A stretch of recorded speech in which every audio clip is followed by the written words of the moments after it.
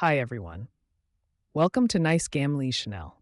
If you find this content interesting or helpful, please don't forget to like, subscribe, and hit the notification bell so you won't miss any new videos. Your support means so much to me, and it helps me create even better content. Thank you so much. I mistakenly thought that the golden circle knot was every month I paid kept him by my side for 3 whole years until after college I was forced to return home. Before leaving, I handed the little vixen a note with one, "Let's end this here. I have to go home to get married." Who knew the little vixen would immediately go into a rage? "You want to leave me? Do you know who I am?" However, I ignored him, left the check, and hurried home. Until 3 days later, at a wealthy family's gathering, he stood beside the main seat, surrounded. My parents were nodding and bowing to him. I froze on the spot. How could the golden retriever I raised turn into the golden circle princess? At this halfway through the banquet, the guests went to my fiancé Wen Yueting also stood up and took my "Let's go toast the Xia family's elder." The main table was surrounded. The elder had already left the table. Only Xia was holding the fort. Seeing the people ahead raise their glasses, and Wen Yueting politely approached Xia. "Miss Xia, I'm Wen Yueting from Rongcheng Wen. I've long admired. I toast to you." Wen Yueting held the glass with both hands, waiting for Xia to clink glasses. However, Xia showed no intention of picking up. The crowd around was curious. How did the Wen family offend this princess? Even Wen Yueting was surprised. Before today, the Wen family had no ties to the Xia. She had never met Xia. Wen Yueting showed a trace of panic. "Miss Xia, may I ask bluntly, did the Wen family offend you in any way?" Xia suddenly stood up. Her gaze passed through Wen and fell on the man behind her. Her expression was her skin was pale. It gave him an ethereal sense, untouched by, but his voice carried a hint of emotion. A ripple, one that grew in an instant. All eyes turned to the man behind Wen Yu. Many had noticed him, the man in the suit.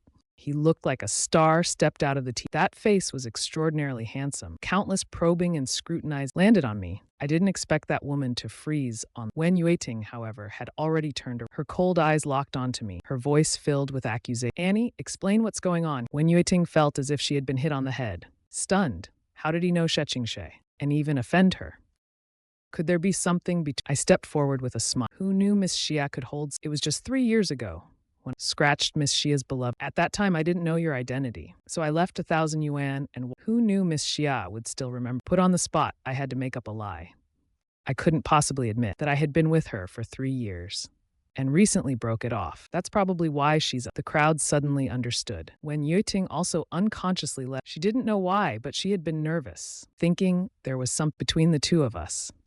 Then Wen Yueting coldly rebuked. "Miss Xia's car must be worth your 1,000 yuan was an insult. Go over and apologize to Miss Xia now." The crowd looked at Wen Yueting's attitude toward and sighed at the lack of dignity for a son-in-law being reprimanded coldly in public but I didn't care at all. Holding my wine glass, I walked toward Xia. 3 years ago, I failed to recognize I was disrespectful. I apologize here to Miss Xia. I hope Miss Xia can be magnanimous and not. Hearing this, Xia smiled maliciously. "Mr. Gu, one glass, and you think it can erase a frustration?" I continued apologetically. Then Miss Xia, what would it take to release? Xia picked up an unopened bottle of liquor from one glass won't. A whole bottle might. Everyone sighed inward. This heiress of the jinn is really petty. It was just a car scratch, yet she held a grudge for 3 years, while warning themselves to never offend her in the future. They cast sympathetic glances at me, but someone had already started pouring the liquor. The entire bottle filled 10 glasses, neatly lined up on the table. Xia fixed her gaze on me. "Mr. Gu, go ahead." Suddenly I felt that a bottle of liquor could end our 3 years. It wasn't a bad choice after all. I stepped forward, picked up one of the glasses, and said, "Miss Xia, if I finish these glasses, our grudge is settled. You must also let go of your prejudice." Xia nodded with a smile. "Of course." Her voice carried a hint of delight. I raised the glass and was about to when someone nearby whispered, "Is so bold. Mr. Gu is all about the greenhouses, but his wife doesn't seem to care at all. Her husband doesn't look formidable." These words clearly reached Wen Yueting's ears. Her face turned pale, then red. Finally, she spoke up. "He is my husband. I can help him drink." Initially, I thought Xia would. To my surprise, she said calmly, "Miss Wen is truly a good wife. Go ahead." Wen Yueting, caught in a dilemma, gritted her teeth and downed the glass of liquor. After drinking Wen Yueting could no longer hold herself, and it seemed like she would collapse at any. I knew better than anyone that Wen Yueting couldn't. There were still 8. "I'll drink them," I said, picking up the glasses. One by one, I finished each. Before long, only the last glass. Everyone looked on in It wasn't rare for men to drink, but to drink with such grace and poise was truly unique. Even while drinking, my demeanor was calm, with a natural air of elegance. When I placed the glass down, those around me couldn't help but applaud. But I remained composed, with only a faint blush on my cheek, making me seem even more vibrant. The drinks are finished. Miss Xia, are you satisfied now? My words carried a double meaning. Qingshui's expression grew colder. After a long pause, she smirked. Mr. Gu and Miss Wen truly share a deep bond. With that, she turned and sat, seemingly losing all interest. Others quickly stepped in to toast, and this little episode came to an end. I helped Wen Yuting away. Back to our seats. Wen Yuting felt terrible, her stomach churning as if she struggled to her, weakly saying, I need to go to the rest. I sat there lost in thought, my gaze unconsciously falling on the main table. While daydreaming, I suddenly felt a glass of red wine had been poured all over me. Then came Gu Haoming's insincere apology. Sorry, brother. I was about to propose and tripped on the carpet as I passed by you. I looked up, a flicker of anger in my eye. Gu Haoming had obviously done it. Just moments ago, he saw me steal the spotlight. Everyone was praising me for my authenticity. He just wanted to humiliate. Gu Haoming said this and looked at Mom next to him. What should I do? I accidentally Qin Huilan glanced at me. Her expression, your brother took so much from you. It's just a piece of clothing. He won't mind. After saying that, she left with Gu Haoming. As they left, Gu Haoming turned back with a provocative, smug. Watching Qin Huilan's back, I still felt a bit sad. Suddenly, I remembered the night 3 years ago, when the paternity test, Qin Huilan slapped me twice harshly. So you're the child of that vile woman? I actually raised my enemy's child as a treasure for so. Why don't you just die? Even after 3 years, whenever my chest still aches. The people around me were already whispering, this is simply too much, that Gu Haoming did it on purpose. And Madame Gu, how could she be so biased? Even if he's not her biological son, does she feel no attachment at all? Several wealthy young ladies were indignant on my behalf. They all came forward to show their. I waved my hand and said it was fine. At that moment, old Master Xia came. You can't clean up so much wine on your own. Linger, go get a clean piece of clothing for Mr. Gu. Change into it, Mr. Gu, and follow me upstairs. I'll find a new outfit for you. I looked up. It was the second Miss Xia who had spoken. After exchanging courtesies, I didn't thank you for the trouble. I followed Xia Wanling upstairs via the side alley. We passed through a long corridor. The corridor was long enough to provide a of the banquet hall below. When I looked towards the main table, I noticed that Xia Qingshui was no longer. Soon, Xia Wanling opened a door. Mr. Gu, please wait here for. I'll get the clothes for you. I nodded and walked in. Shortly after, Xia Wanling came. She was holding a brand new white shirt and trousers. I'm not sure if the size will fit. I nodded and said it was fine.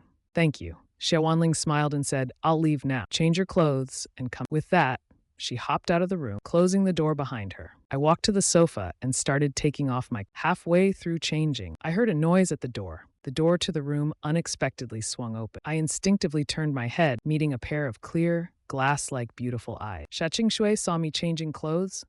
A flicker of surprise flashing. She stepped into the room with facing me as she quickly closed. When I recognized who it was, I let out a sigh of relief. Miss Xia. Xia Qingshui just stared at me, asking, why are you here? I explained. My clothes were accidentally stained, so I came here to change into new. Xia Qingshui gave me a sidelong. Don't you know this is my room? I was taken aback. I really didn't know. Miss Wanling didn't. She only said this room is usually unoccupied. Xia Qingshui raised her eyebrows. She's not wrong. I've been living at the Xingye Villa. For mentioning Xingye Villa, the atmosphere became inexplicable. Unconsciously, my mind wandered to the moments we shared at the villa. Seeing the blush on my cheeks, Xia Qingshui's mood suddenly improved. Change your clothes. We'll talk later. I realized I was still half undressed. Miss Xia, haven't you heard of respect others' privacy? Xia Qingshui walked over, sitting on the sofa where her gaze on me became even more blatant. The woman in front of me, acting so brazenly shameless, was just like the person I had supported. We've lost count of how many what should and shouldn't be seen has been seen. I calmly put down the clothes then grabbed the ones on the sofa to change. At this moment, my perfectly toned abs were fully on display in front of the woman. Xia Qingshui's pupils widened with memories, her mind filled with endless imagination. Eventually, her slender arms reached. She tightly wrapped them around a passionate and fiery kiss followed. I didn't resist. I was well aware of how I had experienced them. Since I could enjoy it for free again, why not? As we kissed passionately, my phone suddenly rang. I tried to push her away, saying I had a call. Xia Qingshui knocked the phone away, ignoring it. Already deeply engrossed, she refused to let me go so easily. Just as things were about to escalate, I smiled and said, it's my wife's call. I have to answer. That one sentence instantly drained all her enthusiasm. She got up from me. I picked up the phone naturally. Where have you been? When Yueting's voice sounded much more awake. I explained, my clothes got spilled with. I'm changing and will be right there. You always have issues. When Yueting hung up after that, I ended the call and started dressing. Xia Qingshui, sitting nearby, suddenly said, let's talk. After changing, I looked at her and asked, talk about what? Xia Qingshui stared at me seriously. Leave Wen Yueting and come to my side. Hearing this, I laughed. Xia Qingshui frowned and asked, what's so funny? I glanced at her. You want me to give up being the Wen family to become your secret lover? Xia Qingshui frowned at me. Is being tied to the Wen family so appealing to you? Of course. Though the Wen family isn't as being their son-in-law, it's far better to live a dignified life than being your secret. Xia Qingshui continued. I never intended for you to be a secret. I looked at her in surprise. Are you saying? Hearing this, Xia Qingshui, I chuckled nonchalantly. Miss Xia, we were just having fun. Why take it serious? You had fun these 3 years, and so did I. You didn't mind my neglect or frivolity, and I didn't mind. Can we just part ways amicably? I couldn't understand this woman's mindset. Clearly, she was born with every privilege, yet she willingly allowed her. I recalled the past 3 years. I truly had sometimes I wouldn't, sometimes I'd stand her up. When I was in a bad mood, to me she was merely someone who could ease my body and mind. Someone to provide emotional available at my beck and call. If I'd known her true identity, I admit I'd never have dared. But even so, she never revealed it over 3 years. Could the heiress of a wealth be born with a masochistic name? Qingshui's gaze turned icy cold. Her pale skin made her look like ready to pounce and bite open my veins. It felt like she wanted to drain every. Guxian, do you love your wife? I nodded, of course. Otherwise, why would I marry? Xia Qingshui frowned and stared at me. She doesn't love you. She has a lover out. I looked at her and said calmly, I know. Xia Qingshui was even more puzzled. You know, so why do you still love her? I explained, we grew up together.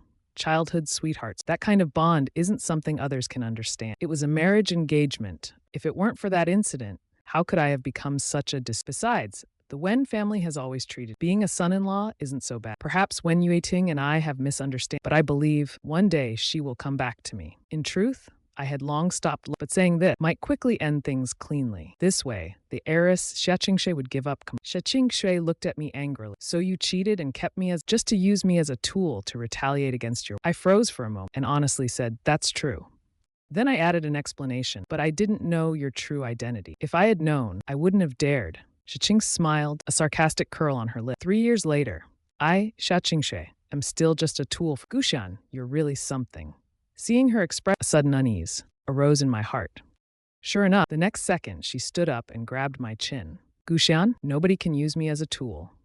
Use me and then discard me. If anyone's leaving, it's. With that, Xia Qingshui stormed out of the room. I stood stunned for a while before leaving the room. After vomiting, Wen Yueting had sobered. She saw I had changed but didn't ask anything about what happened. When the dinner party ended, Wen Yueting and I left the Xia family villa. I rolled down the car window, feeling inexplicably irritated. It felt as though I had provoked a powerful force. As the car entered the city, it stopped near a subway entrance. Wen Yueting closed her eyes and didn't even glance at Guxian. I have something to do tonight. You can take a cab back. I knew perfectly well where Wen Yuting was going. I continued opening the car. I took a cab back to the Wen family. When Wen's mother saw I returned alone, she seemed to guess. She wanted to go and bring her back herself. But I stopped her.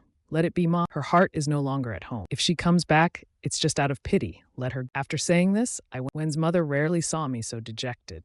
She didn't know what had happened that day. Wen Yuting didn't return until a week later. During that week, my life was as usual. The only difference was I never went back to the Xinhe villa. Normally, I would go there 2 or 3 times a week. But after that banquet, I never saw Xia Qing. Could it be she finally left? Life was peaceful, but I still felt a vague unease. The night Wen Yuting came, Wen's mother lost her temper at the dinner table. Do you even care about this family anymore? From now on, if you don't come home at night, I'll act as if I don't have a daughter. Wen Yuting was somewhat intimidated. She said with a sullen face, I've just returned and am not yet familiar with the company. I've been working tirelessly day and these past few days. I came back today because of work-related matters. Wen's father also spoke up. I asked Secretary Zhang, and Yuting has been sleeping in the company's. Wen's mother's expression, and she shifted the topic. Is work. Wen Yueting put down her chopsticks and snorted coldly. It's not going well. Wen's father frowned and asked, what happened? Wen Yueting replied, today Xia's Xuan group publicly invited, but our family didn't receive an invitation. And all of this is thanks to your wonderful. Hearing this, I was stunned. I suddenly recalled a previous at the Shuyan build. I bumped into Xie Qingshui coming out. I even jokingly said, "Babe, did you change job?" I remember her response at the time, "I'm the owner of this building." I laughed then, thinking she was. Then Xie Qingshui got into my car without hesitation. We went together to the Xingye villa. At that time, we had only been together deeply and passionately, and it turns out she hinted at her identity. I couldn't help but feel regret for getting involved with such a woman. After hearing Wen Yueting's word, Wen's mother was quick to defend me. What does this have to do with his work at Wen Yueting raised her voice? Because 3 years ago, he offended Miss Xia from the and insulted her by throwing her one. Wen Yueting brought up the incident. At the Xia family elder, the atmosphere at the table grew tense. A hint of schadenfreude flashed in Wen Yueting's eye. "Guxian, the mess you made, you clean it up yourself." Old Master Wen finally spoke. "If this project truly can't be secured," Wen Yueting grew agitated. "Grandpa, you told me before that this project was vital to the Wen family. Now that it involves Guxian, it's just so. Is the Wen family's less important than his pride?" Wen Yuting's pent-up grievance finally spilled out uncontrollably. "How can you be so biased? Guxian is just a fake young master. I'm your real granddaughter. The Gu family doesn't even. Why do you care so much about him?" The old master's tone was filled with I don't care what Shaoan's status. I only know that when he was born, I was the first to hold him. The Wen family watched him grow up. The Gu family may have estranged him over but the Wen family doesn't care about. You should understand that the past grudges of the older generation, he has always been a victim.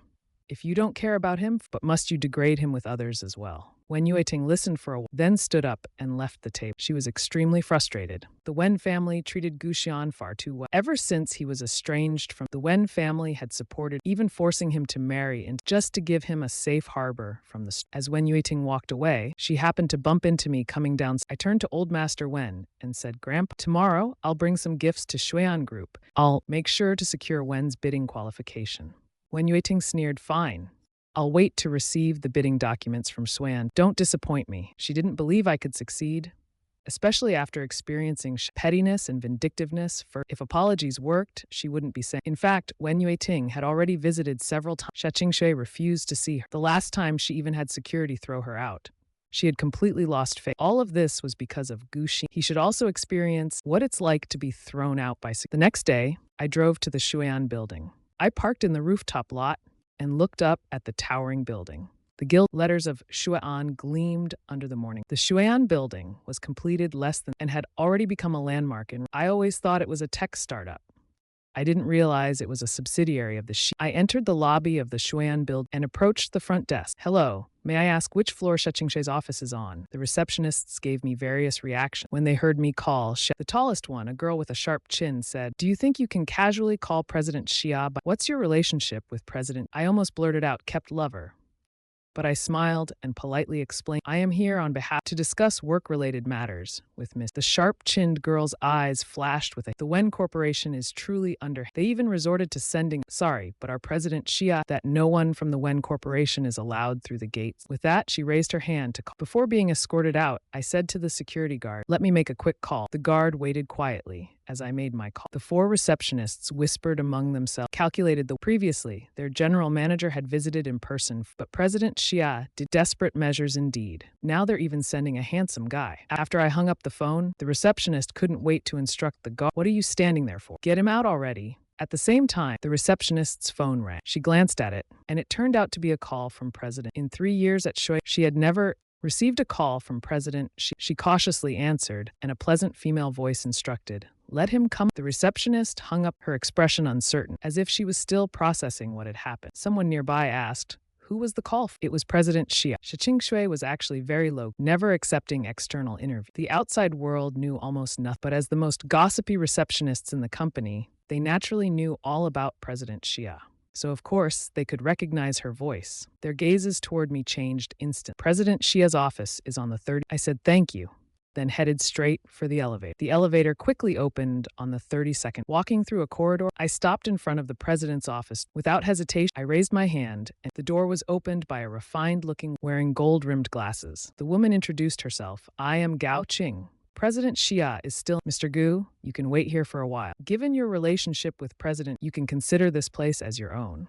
I froze and my ears turned red. "I'll just wait in the lounge." It seemed that Secretary knew everything about my relationship. There was no need for pretense. After pouring me a glass of, Secretary Gao left the office. I sat on the office sofa and glanced around the office. It was spacious, like with several other rooms. Turning around, my eyes fell on the large desk. A crystal photo frame stood out prominently. Inside the frame was a 4 or 5 holding an Ultraman toy and smiling bright. The photo's resolution wasn't high, like an old picture. The boy's face was slightly, but his sunny smile felt like a ray of light, dispelling all gloom.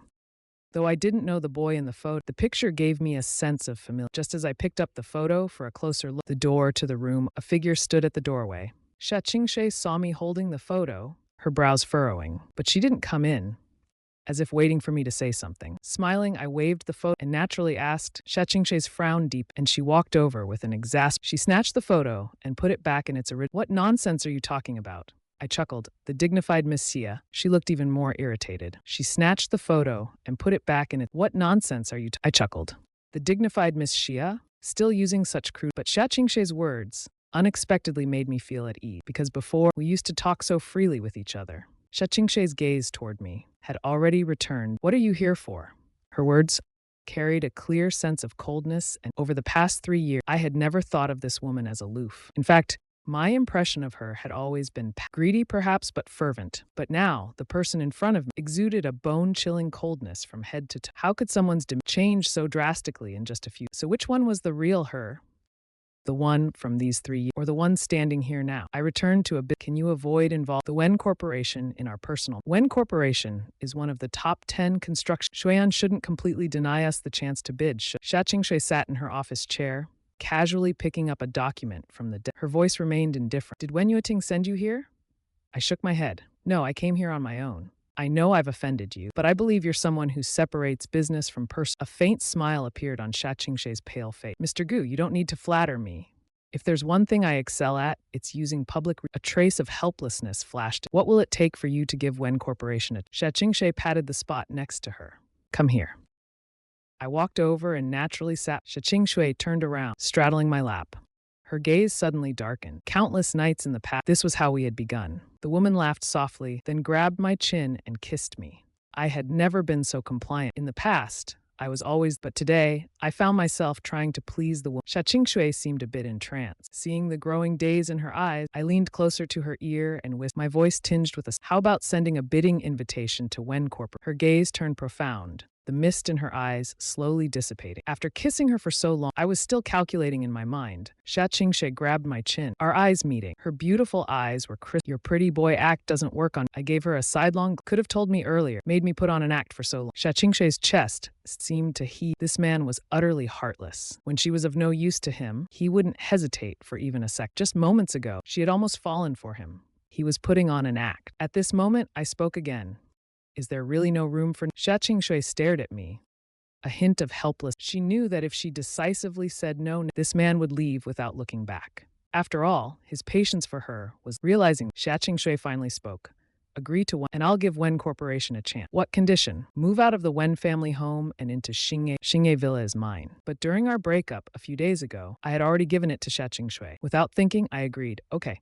Then send the bidding invitation to Wen Corporation. Seeing how readily I agreed, a trace of suspicion flickered in Xiaqingshui. But for now, she had no way to verify it. However, since I had agreed, she kept her promise and sent the bidding documents to Wen. Meanwhile, Wen Yueting was in a meeting discussing Wen Corporation's current. Half of them are losing money. Some are suffering huge loss. If we can't secure the resort project, the greenhouse might really be in danger. However, thousands of companies nationwide are eyeing this. Dozens, even hundreds from Glory City alone. Every day is a battle, but no, it's almost impossible for the greenhouse to. They've been holding meetings all day long, trying to find ways to change Xiaqingshui's mind. They're even studying her preferences. But someone as privileged as her lacks nothing. Just as Wen Yueting was feeling angry, her secretary suddenly rushed in with a general manager. Wen Yueting frowned and looked. What's got you so worked up? Can't you see I'm in a meeting? The secretary still excited. Shuyan sent us the tender document. Wen Yueting was momentary. Then she stood up excitedly. Really? Let me see it. Wen Yueting checked the email. Sure enough, it was the tender document from Shui. She finally breathed a sigh of, but her face quickly filled. Why did Shuyan suddenly change their? The secretary, still maybe Miss Xia, was moved by your sincerity, general manager. Wen Yuting looked thoughtful. She had visited personally but Shuyan never gave the greenhouse a chance. Today, after Guxian visited Shuyan, the tender document suddenly arrived. Was it just a coincidence? On the other side, I saw the tender document had been sent out, so I turned to leave. I walked quickly, and just as I was about to, Shachingshe felt something strange. She called out to my back, "Tonight, I'll wait for you at Shinge Villa." I ignored her words and walked straight out. Watching my hurried departure, Shachingshe felt that something was off. I had just finished my bath and stepped out of the bathroom when I received a call from Shachingshe. The woman on the other end was clearly, her icy tone was terrifying. "Gushi, how dare you stand me up?" I chuckled and replied lightly, "What do you mean by that?" Shachingshe's furious roar came through. "You clearly promised me you'd move from the Hearing my voice, calm and deliberate, Shachingshe could already imagine my lazy, relaxed demeanor. I said, "I did promise to move from the Wen residence to, but I never said when I'd move. I plan to move there in 5 years. By then, the resort project will already be completed." At that time, Shachingshe would no longer care. The woman on the other end burst into, "5 years? Why not make it 50 years? I still had a cheerful tone. "Is there anything else, President Xi? If not, I'll hang up. Good night." I ended the call immediately. Standing on the third-floor balcony of Xingeville, Shachingshe, in her anger, threw her phone down. "Guxian, you're really something. How did I not realize before that you could be so shameful?" Meanwhile, I lazily lay in bed, humming a tune. After all, I had already completed. The resort project is a special state, so it must go through open bidding. As long as the greenhouse received, everything would proceed. The entire process would be supervised by Xuan wouldn't be able to pull any to kick the greenhouse out. If the greenhouse didn't win, it would simply be fate. It would have nothing to do. I had a wonderful night's sleep. Early the next morning, I went to the TV. Although I am a host for the 5 p.m., our TV station integrates reporting. I'm not just a host. I'm also a journalist. Many news stories require us to gather. As soon as I arrived at the office, I heard they said, "The new hire graduated from the Royal Academy and even interned at NBC. With that resume, they could host at Jintai TV. Why would they come to Rongcheng TV?" Hearing this, I felt my prized position. As the Golden Mail anchor was, the gossip continued. "This guy Tang Lin hired must have an extraordinary This is perfect. What does Guxian have? Just a handsome face that attracts advertisers to spend. He's just loaded with endorsements. He's only been here a year.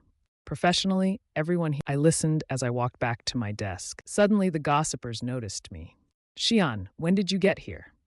I smiled and replied, "Right when you were." They forced a laugh, but inside they were fuming. He always acted so magnanimous, making everyone else seem like. At that moment, Tang Lin, the news director, walked in. He called out, "Today, we have a new colleague." Tang Lin smiled warmly and looked at them. "Song Xinyu, introduce yourself." "Hello, everyone. My name is Song Xinyu." All eyes in the room turned to the man who spoke. He was dressed in a typical, although his features weren't particularly together, they gave off his gentle smile was non-threatening. My gaze also landed on Song Xinyu, but it was filled with coldness. "So this is Song Xinyu," he continued politely. "I'm new here, so I hope to learn from all of you experienced seniors." After saying, Song Xinyu bowed to everyone in the room. Despite his impressive resume, he carried himself with such humility. Everyone present began to show goodwill towards Song Xinyu. After greeting everyone individually, he finally approached me and said, "From now on, we're colleagues. There's so much I don't know yet. Please take good care of me." There was a flicker of surprise in everyone. At that moment, Li Wei, one of the news anchors, asked, "You two know each other?" Song Xinyu smiled and nodded to everyone. "Xian and I were high school and used to be the best of friends." I smiled as well.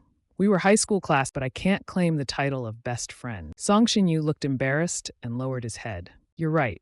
I'm not worthy. I come from a humble background. It was all just wishful thinking." The atmosphere instantly grew quiet. Even an uninvolved bystander would have felt a pang of sympathy for Song Xinyu. As expected, stepped forward and scolded me. "Xian, what are you so proud of? Song Xinyu is an outstanding overseas graduate. Him calling you a friend is a compliment. You're really ungrateful." After saying that, Li Song Xinyu's arm and said, "Don't. He's infamous around here for being impossible. From now on, we'll all be." Tang Lin looked a little awkward and said, "Song, go with Li Wei to get familiar with things. Don't forget the 9 p.m. news." Watching Song Xinyu leave, surrounded by I felt a momentary wave of emotion, but it quickly subsided. Song Xinyu is extremely skilled at pretend. Otherwise, back in I wouldn't have been fooled by him for becoming a news anchor was just a childhood dream of mine. It doesn't mean that I'd have no other skills to rely on. On the contrary, I have many and a lot of skill. Every item is enough to support me. I don't know why Song Xinyu came here, but I'm already tired of competing with him. Perhaps leaving this place isn't so bad. At 9 o'clock, everyone will meet. I'm not only a host, but also a journalist. Tang Lin started speaking, and she'll finish the handover and leave the TV station. So within this, we must decide on the primetime host. At this point, Li Wei spoke up. "I think Song Xinyu is quite suitable. I just saw his footage from working at BNC. He's fluent in switching between. His hosting is also very. Tanglin smiled and said, Xiao Song isn't, but this position was originally meant for. After all, he has the most advertised and the highest popularity. Li Wei glanced at me and said, Our news department is not an advert. What matters is solid professional. If it's just about who has the most ads. In the future, focus on finding sponsors instead of. Li Wei emphasized the word finding sponsors. It was obvious whom he was mocking. I kept a nonchalant. 2 days ago, at Tianheng Group's business, I overheard their employees talking. They said there's a single-eyed girl who goes to see President Li every day. Mrs. Li saw this girl sitting on President Li's lap and directly slapped him in the face. I'm curious if such a person exists. Li Wei instantly, Xian, don't make baseless accusations. I smiled and said, I never said it was you. The station is big and there's more than. I just think you're absolutely right. The focus should be on doing. Finding sponsors can easily backfire. Coincidentally, at the last business, I added Mrs. Li on WeChat.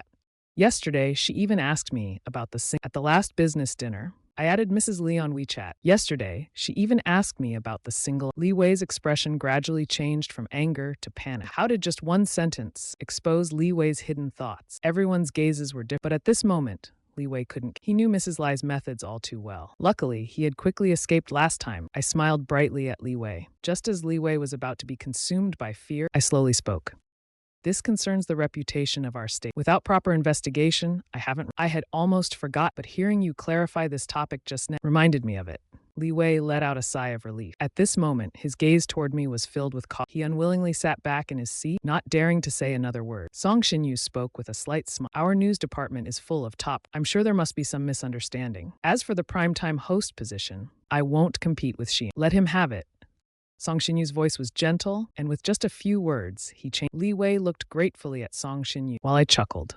By saying this, it sounds like the host position was, and now you're just giving it. That's not what I meant. Then what do you mean? I sneered.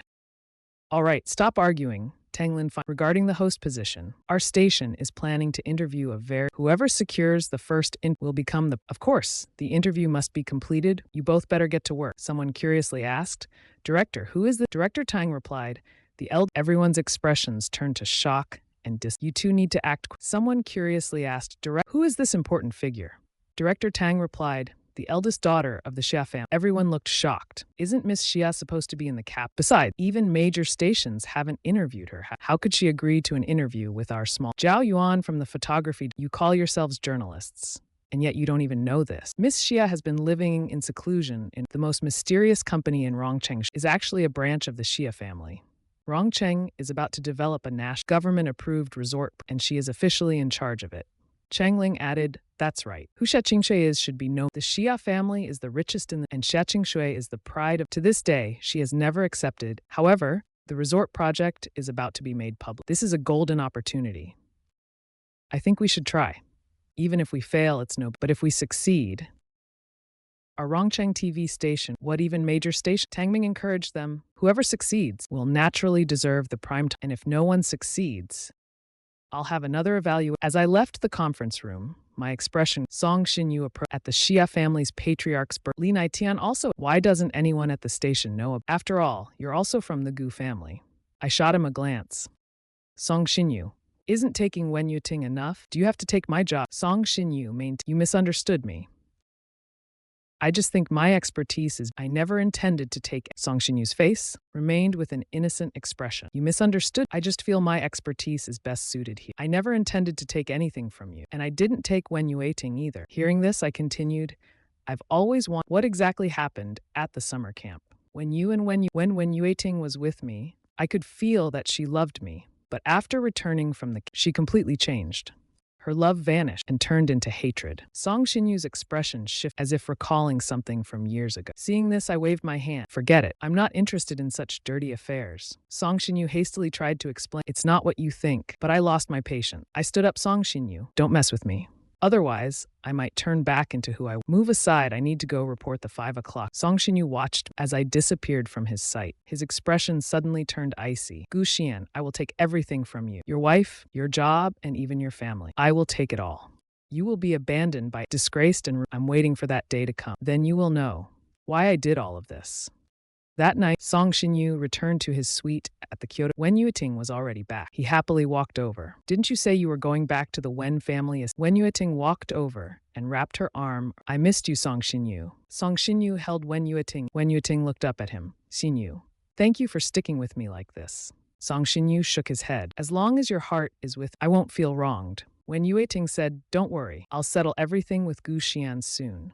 At the mention of my name, Wen Yueting's, he seemed to have thought of something. Today is your first day at the TV. Did he bully you? Song Xinyu's gaze seemed to flicker slightly. You know he's upset that I took you away. He's always been like that with me. Wen Yueting instantly frowned. So he bullied you after. I'll go find him right now and settle. Before she could, Song Xinyu grabbed her hand. If I can be with you, this is nothing to me. Going back will only escalate. Your parents will dislike me even more. Some things I can endure and let go. Thinking about her parents' prejudice, Wen Yuting stopped in her tracks. If you're wronged, you must tell me. I won't let Gu Xian keep bullying you. And remember, I've never belonged to. It wasn't you who took me from him. It's that Gu Xian is unworthy. A golden light flashed in Song Xinyu's eyes. Then she spoke gently. Yuting, have you met Xie Qingxue? Do you know this heiress of the Xia family? Wen Yuting replied, previously, for the Paradise Resort project, our company studied her preferences, but she's extremely low profile and her whereabouts are so we don't know her well. Wen Yueting looked up and asked, why are you asking about? Song Xinyu sighed and said, the station's, if I can secure an exclusive interview with the primetime host position at 7 p.m., but today when I called Shui on, they said if it's a TV station booking, the waitlist is half a year. Wen Yueting frowned and thought for a while. The only thing we've found out is that this Xia family heiress has a habit of playing golf at the Royal Golf Club. Song Xinyu still looked troubled. But the Royal Golf Club is the most exclusive members-only club in membership fees are 10 million. How could I possibly get in? Wen Yueting began to, my grandfather is a member of the Royal Golf. I used to go there with him frequently. Tomorrow, I'll call the club. You can go as the Wen family's son-in-law. A light flickered in Song Xinyu's eyes. Really? I can enter. Wen Yueting smiled at her. Of course. In my heart, you are the true Wen family. While Song Xinyu was showering, Wen Yueting made a call. Guxian, if you dare bully, don't blame me for being unkind. I replied with a laugh. Did Song Xinyu complain? Wen Yueting sternly responded. She wouldn't say one thing to your face and another. You already have enough. Stop trying to take everything. After hanging up, I felt clearly it was Song Xinyu who took. In the end, I stared at the document on a resignation letter I had. Suddenly, I closed the laptop. Why should I resign? Back then, when Yueting was I was painted as the bad guy. And now I have to give up my job too. I had considered this, but now I've changed my mind. If I resign, it will be after After closing the laptop, I picked up my phone, opened my contacts, and found a number labeled Canary. Without hesitation, the call was answered quickly. Mr. Gu, is there something you need? The voice was distant and cold. Perhaps they were upset about being, or maybe they've made up, maybe they want to cut ties with me, which of course is what I hoped for. For once I spoken as, Miss Xia? I'm a journalist from Rongcheng. I'd like to arrange a personal interview with you. Would you have time? I am a journalist from Rongcheng TV. I'd like to arrange a personal interview. Would you have time? There was a cold scoff from the other. Xie Qingxue immediately understood if not for this, after a few seconds of silence, she said, you really have thick skin. You stood me up last time, and now you want to schedule an interview. I paused for a moment. Calmly, I replied, that's a separate matter. Miss Xia, perhaps you don't. I'm someone who keeps work and personal. She seemed amused by my response. If you want to interview me, fine. Come to Xingye Villa now, apologize, and make amends. Then we'll discuss everything else. I glanced at the clock on the wall. It was 10 p.m. I knew very well what would happen if that place never comes, so I refused directly. Since this is work-related, let's schedule it for the Miss Xia, you name the time, and I'll come to apologize. Xie Qingxue knew my temperament. She didn't press further and cold. Then tomorrow at 9 a.m., see you at the Royal Golf Club. I'd never been to that place before, but I knew Wen Senior was a member. The club has the benefit of allowing family members by simply providing them one card covers the whole family. The next morning at 9 a.m., I arrived punctually. After entering, I went where a pretty young receptionist greeted me. Sir, are you a member here? I nodded and replied, when you Yuandong, I should be allowed entry, right? The receptionist looked surprised. You're also a Wen family son. She pointed to a figure in the distance. That person also claims to be Wen Senior is a prominent figure in. He has only one son and one daughter. It's impossible for there to be two sons. I followed her gaze toward the figure she pointed at. I followed the receptionist's gaze. It was Song Xinyu. Song Shinyu noticed me as well and seemed the receptionist looked troubled for a moment. Wait a moment. I'll check with our manager. The manager arrived, scolding. Miss Wen has already informed us in advance. Just let them in. What's the delay? Don't offend Mr. Gu. The manager scurried over, reprimanding the receptionist along the way. The receptionist protested with a, you mentioned Mr. Gu, but you didn't say there'd be two Mr. Gus. The manager was also surprised. How can there be two Mr. Gus? At that moment, Song Shinyu had already approached me. Xian, why are you here too? I smiled at him and replied, if I didn't, how would I know someone's impersonating and flaunting it around? The manager had just arrived. He looked at me, then at Song Shinyu. Which one of you is the real Mr. Gu? There were many guests playing golf. Among them were socialites and young masters with idle lifestyle. Hearing the commotion, they gathered. What a show so early in the... Someone teased. The real and fake Mr. Xiaqingshe, surrounded by a group of admirers, walked toward us. With her skin much fairer than most, she exuded a sense of nobility and aloofness. I looked at her too. To be honest, I rarely saw her dressed up in the past 3 years. That's why I was so shocked to see her at Madame Gu's. It wasn't her prestigious status, but how completely her aura had changed. I wasn't used to it at all. A young lady, Murongxie, beside Xiaqingxi spoke. Rongcheng really is a land of fortune. No wonder our Miss Xia couldn't bear to leave 3 years and refused to return. The others started gossiping as well. The manager of Datong is looking at the two people in front of him. Song Shinyu was too nervous to speak with so many. He was about to become the host of the prime. He couldn't afford to have such a stake. Moreover, he understood my... Back in school, I never argued with him. I always gave in. This time, Song Shinyu also hoped I would take, but things did not go as he expected. I smiled coldly at Song Shinyu, neither speaking nor backing. As the stalemate, someone next to Xiaqingxi suddenly spoke up. Miss Xia, I remember at the old master's 70th birthday it was Miss Wen and Mr. Gu who attended. You should know who the real Mr. Gu is, right? For a moment, everyone's eye turned to Xiaqingxi, including me and Song Shinyu. Song Shinyu's heart skipped. It turned out that was the heiress of the elite circle. She was also the subject he was. His heart started pounding nervous. I also looked at Xiaqingxi. Considering we've been together for... This isn't a big... It wouldn't be too much to lend a helping hand. At this moment, the manager had already walked up, clearly waiting for her Xiaqingxi glanced at me. She spoke calmly. I don't know any Miss Wen. If you want to know who the real Mr. Gu is, have a video call with Miss Wen. Let her identify him personally. She surely wouldn't fail to recognize her own husband. Right, how foolish of me. Thankfully, Miss Xia pointed it. My heart sank instantly. I noticed Xiaqingxi frowned slightly as well. She did it on purpose. Soon, the video call connected to Wen Yu. Her voice came from the other end of the phone.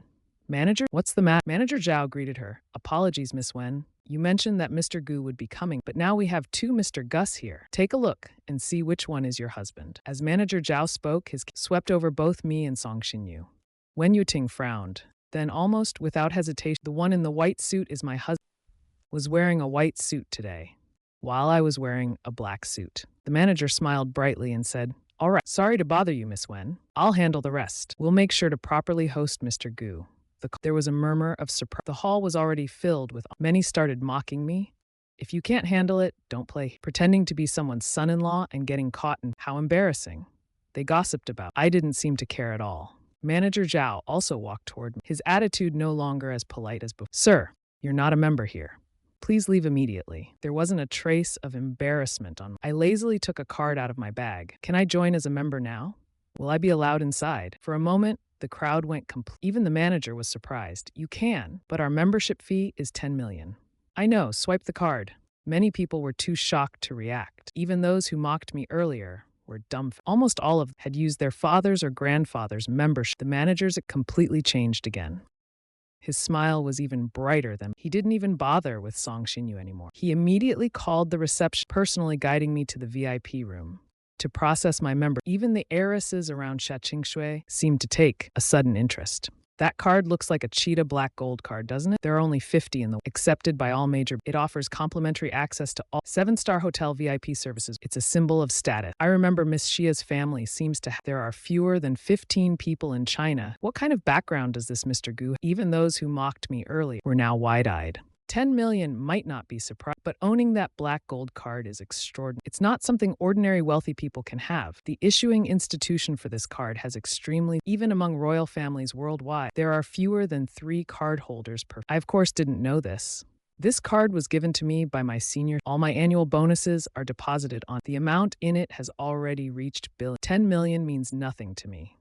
After seeing me take out that card, Xia Qingxue seemed deep in neither the Gu family in the past nor the Wen family could possibly qualify to own such a car. The royal golf course is vast. The people around Xia Qingxue were already holding golf, eager to play. Only Xia Qingxue sat down at the resting pavilion, bringing herself a sandwich and some exquisite dessert. She was used to having breakfast here. Her dining posture was also accepted with an elegance tinged with lace. She carried a temperament similar to mine, a natural poise and confidence, unique to those born into Song Xinyu walked over. "Miss Xia, may I sit here?"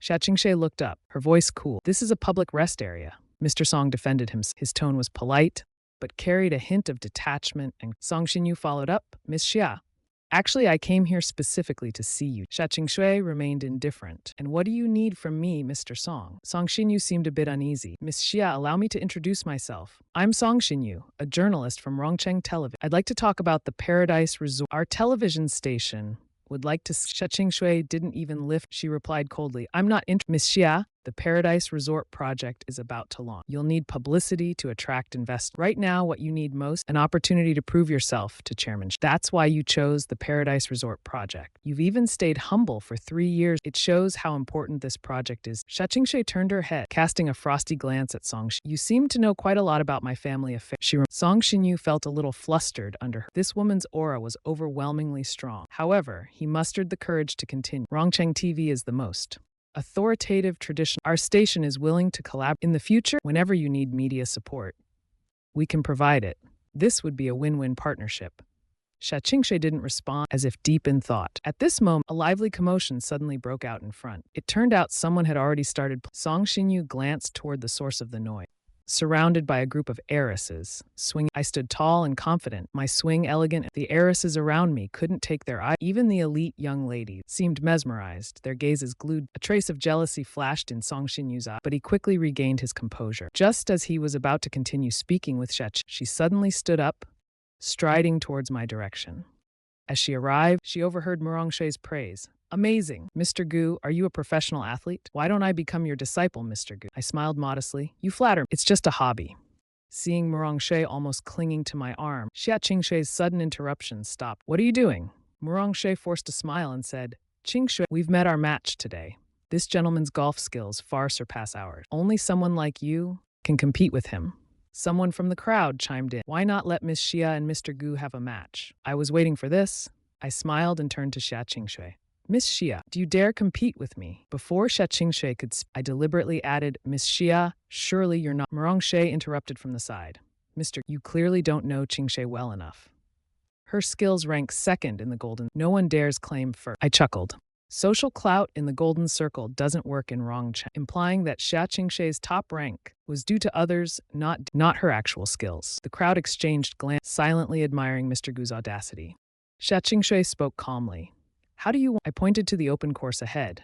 "Let's compete on this par." Someone said from the side, "Mr. Gu just scored in 3 strokes early." Xia Qingxue's voice remained indifferent as she instructed her caddy to bring her clubs. I continued, "Since it's a match, there should be stakes."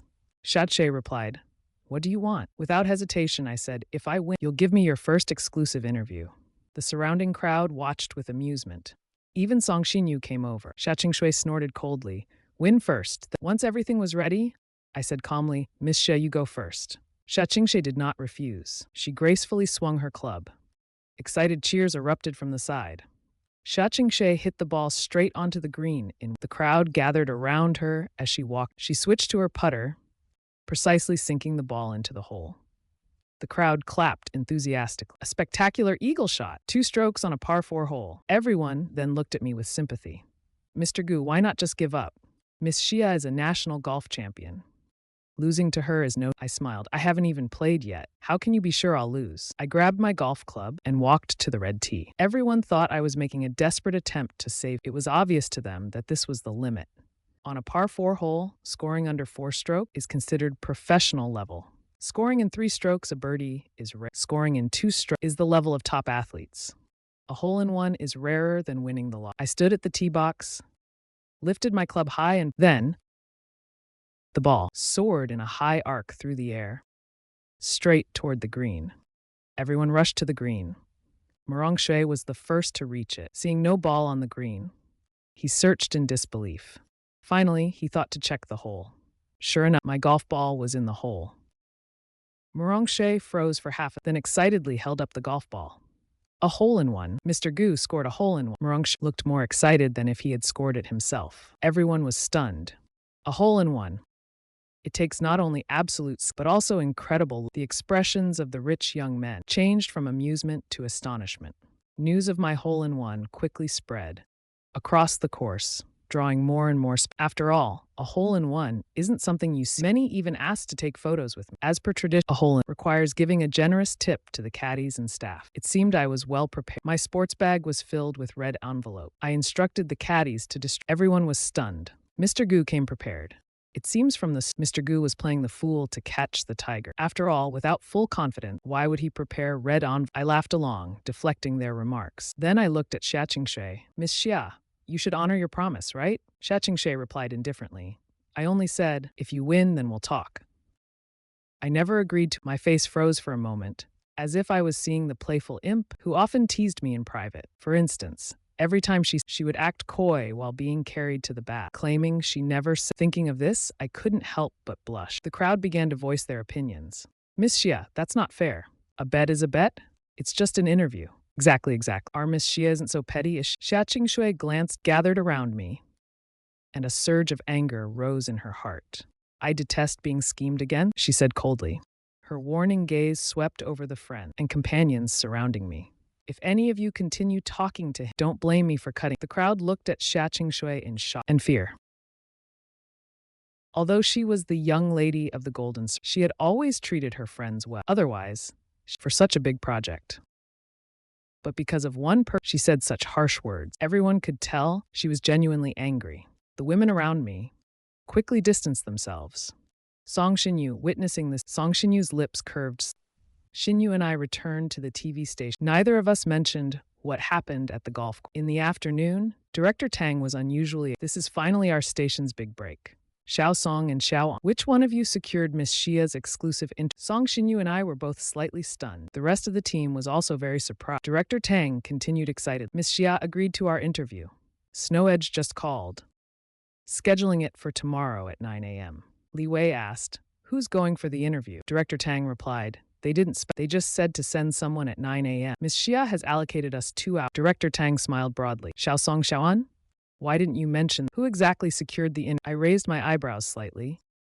This morning, Xiaqingshui clearly indicated she had. Why did she change her mind now? As I remained silent, Song Xinyu calmly spoke up. Director, it was me. Director Tang beamed. Good. Xiao Song, I knew you had the ability. Prepare yourself. Tomorrow at 9 a.m., you'll conduct the interview with Miss. If you handle this well, your future. Director Tang excitedly picked up his. I need to report this to the station. This is big news. The station chief at Golden Station has invited many times but failed. I can't believe wrong station 6. The station chief will be thrilled. After Director Tang left, everyone gathered around Song Xinyu. Xiao Song, you're amazing. How did you manage it? A top graduate as expected. Your skills are different from some other. When you become a prime-time host, you must treat us to a meal. Song Xinyu smiled warmly. However, a modest expression lingered on his shop. I was just lucky. Tonight, it's my treat. I'll treat everyone to Japanese cuisine. Taigu House is a high-end Japanese restaurant. They work at a TV station, but their salaries aren't particularly high. So, none of them had been to such a fancy. Everyone cheered with excitement. They praised Song Xinyu enthusiastically. Song Xinyu walked over to me, who remained silent. Xian, come join us for Japanese cuisine. I packed up my files, smiled at Song Xinyu and said, sure. If someone is treating, of course I'll. In the evening, the group arrived at. Song Xinyu had already reserved a private room. About 10 people admired the upscale. They praised Song Xinyu even more. Song Xinyu, do you often eat here? Song Xinyu humbly replied, no. I just come occasionally. This kind of place isn't affordable for ordinary people. Song Xinyu, stop fooling. Your family can't be poor if you studied abroad. How could your family be struggling? Come on, tell us. Which wealthy family are you from? Song Xinyu said, I'm not lying to you. My family conditions really are. I was able to study abroad because of my girlfriend. After saying this, he glanced at me. My girlfriend's family is well off, and she loves me very. I went abroad to study with her. Everyone made envious remarks. We haven't even eaten yet, and we're already stuffed with dog food. Someone teased. When? Song Xinyu smiled. Sure. When there's a chance in the future. Although Song Xinyu his gaze never left my face. But I seemed indifferent. A hint of disappointment flashed in Song Xinyu. At that moment, the waiter arrived with the tablet for ordering. The tablet for ordering was. Song Xinyu handed the tablet directly to Xian. Order whatever you like. Don't be shy. I confidently took the tablet and began ordering. I ordered quickly. A few minutes later, I returned the tablet to Song. Want to take a look?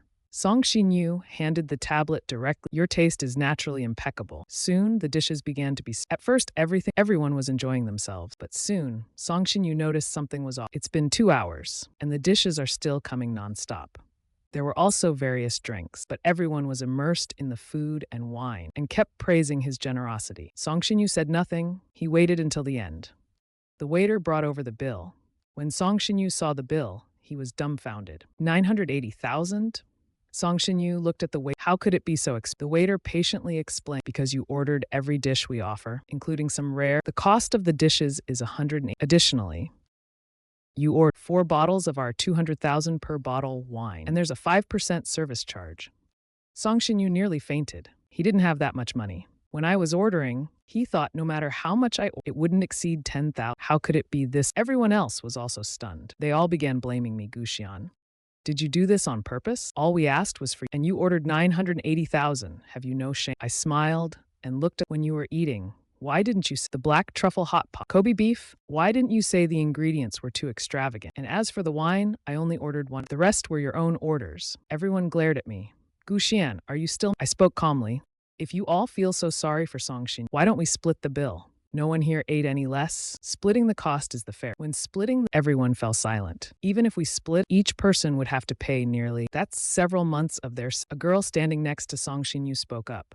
Xinyu would never hold a grudge over a meal bill. Song Xinyu seemed like he was caught. In reality, he and Wen Yueting didn't have much. After Wen Yueting went abroad, her family stopped providing financial support. For the past 3 years abroad, they didn't live as glamorously as others. Wen Yueting cared about her pride and refused. Song Xinyu's account had only which he had earned through tutoring over the past. He definitely couldn't afford a nearly million. He had no choice but to call Wen. When Wen Yueting heard the meal cost over 900, her tone carried a mix of anger. Song Xinyu, were you eating drag? A meal costing 900. Song Xinyu's voice was hoarse. I got an exclusive interview with so I treated my colleague. It was Xian who ordered. I didn't know he ordered so much or such expensive wine. When she heard my name, Wen Yueting frowned. Her tone toward Song Xinyu softened considerably. Sorry, I misunderstood. So it was his doing. Wen Yueting paused for 2 seconds. I'm nearby. I'll come right over. 10 minutes later, Wen Yueting appeared at Taigu House. She first went to settle the bill. Then she came to the private. When Song Xinyu saw Wen Yueting, he immediately walked up to her. Yueting, you're finally here. Wen Yueting, in front of everyone, she gently placed her arm around Song Xinyu's shoulder. I've already settled the bill. Everyone immediately breathed a sigh. Li Wei was the first to praise. Song Xinyu, you're really lucky. Your girlfriend is both beautiful. Song Xinyu smiled and introduced her to. Let me introduce. This is my girlfriend, Wen Yue. Li Wei looked surprised. I've heard before. The heir of the Wen family is named Wen. Could it be? Wen Yueting calmly replied. It's just the same name. After saying that, she turned her gaze to me.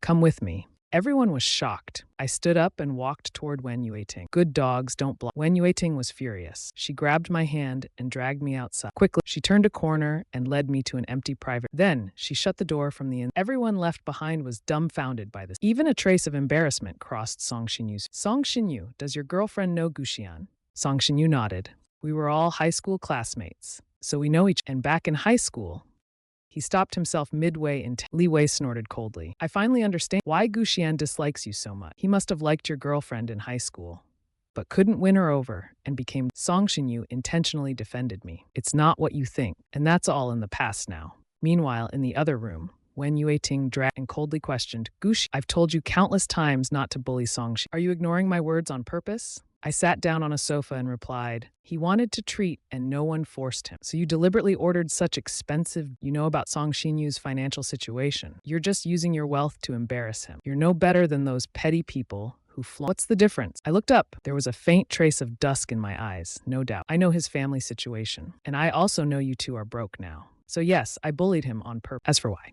I just treated him the way he that's all. I sneered and continued. 3 years ago, didn't you know about my situation? But you both still betrayed me. At my most desperate, compared to you, my little tricks are nothing. Wen Yueting's expression. Guxian, you ended up in this situation because of it was your own doing. You betrayed me first. Wen Yueting glared at my face with hate. Guxian, during that what happened? Do you dare to tell me? My face instantly turned pale. Wen Yueting, how do you know? Wen Yueting looked at my pale face. Her eyes were filled with obvious what's hateful even at my most panicked moment. This face of mine still looked. So who exactly is that woman? I stood up. My gaze turned cold. Shut up! Wen Yuting was instantly furious. Why did you marry me? Wasn't it for the good? You can't go back. If you were still the eldest son of the good, would you still marry me? Would you still choose to join the Wen? Now you're madly in love with me. Only because you're afraid of losing your lap. Losing me would mean losing your luxury. You're so hypocritical and dirty. You're not even worth a strand of Songxin. Enough! Wen Yuting, my fingers trembled slightly. I had a secret buried in my heart, a secret no one knew. I never told anyone, always convincing myself it was just a nightmare. I had already successfully buried that, erasing it from my memory. I thought no one in this world would ever know, but I didn't expect that Wen Yuting already knew long. I opened the door and went straight out. At this moment, Song Xinyu was. I looked deeply at Song Xinyu, said nothing, and left straight. Wen Yuting also came out from it. Song Xinyu quickly asked, Yuting, what did you say to him? He looked so upset. Wen Yuting said, nothing much, just mentioned that incident. Song Xinyu's face changed dramatically.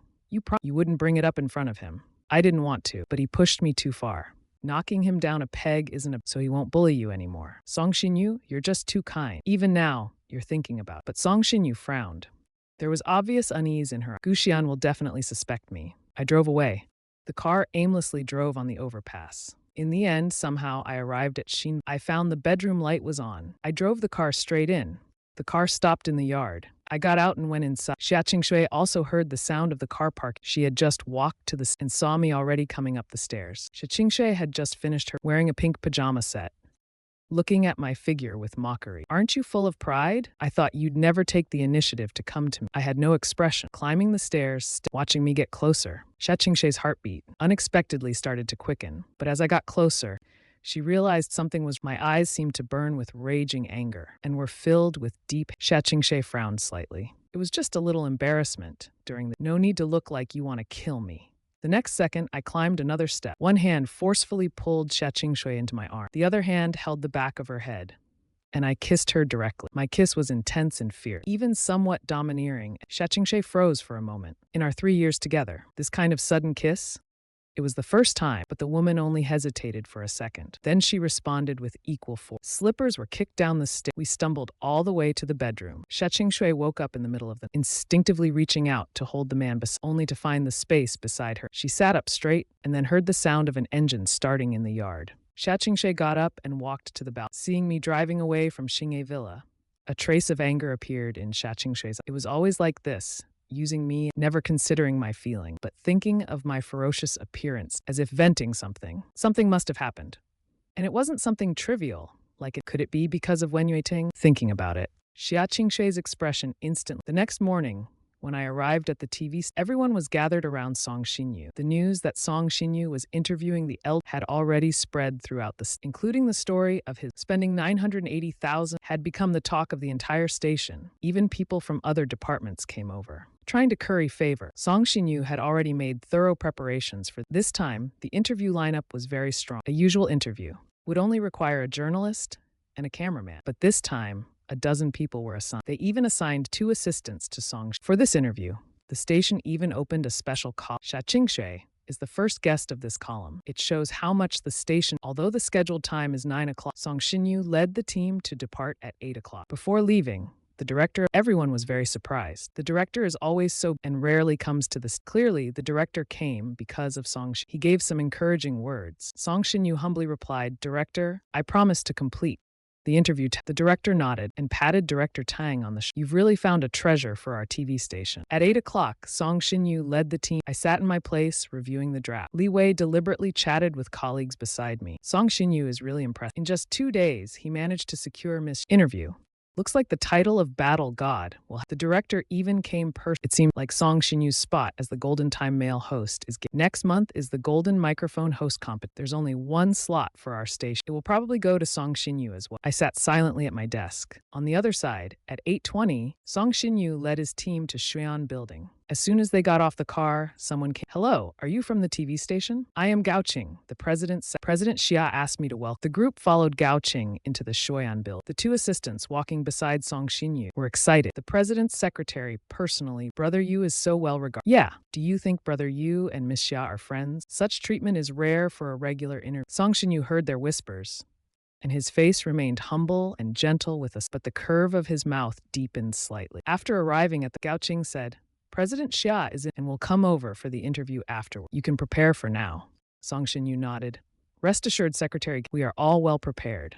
10 minutes later, the conference room door opened. Song Xinyu quickly stood up from his seat and walked over. Standing before Xia Qingshe, he politely extended his hand. I'm today's interview host, Song Xinyu. We met yesterday. I'm glad you agreed to our exclusive. I'm also honored to host President Xia's first exclusive interview. However, Xia Qingshe showed no intention of shaking. Her brows furrowed slightly. This gave Song Xinyu an ominous feeling.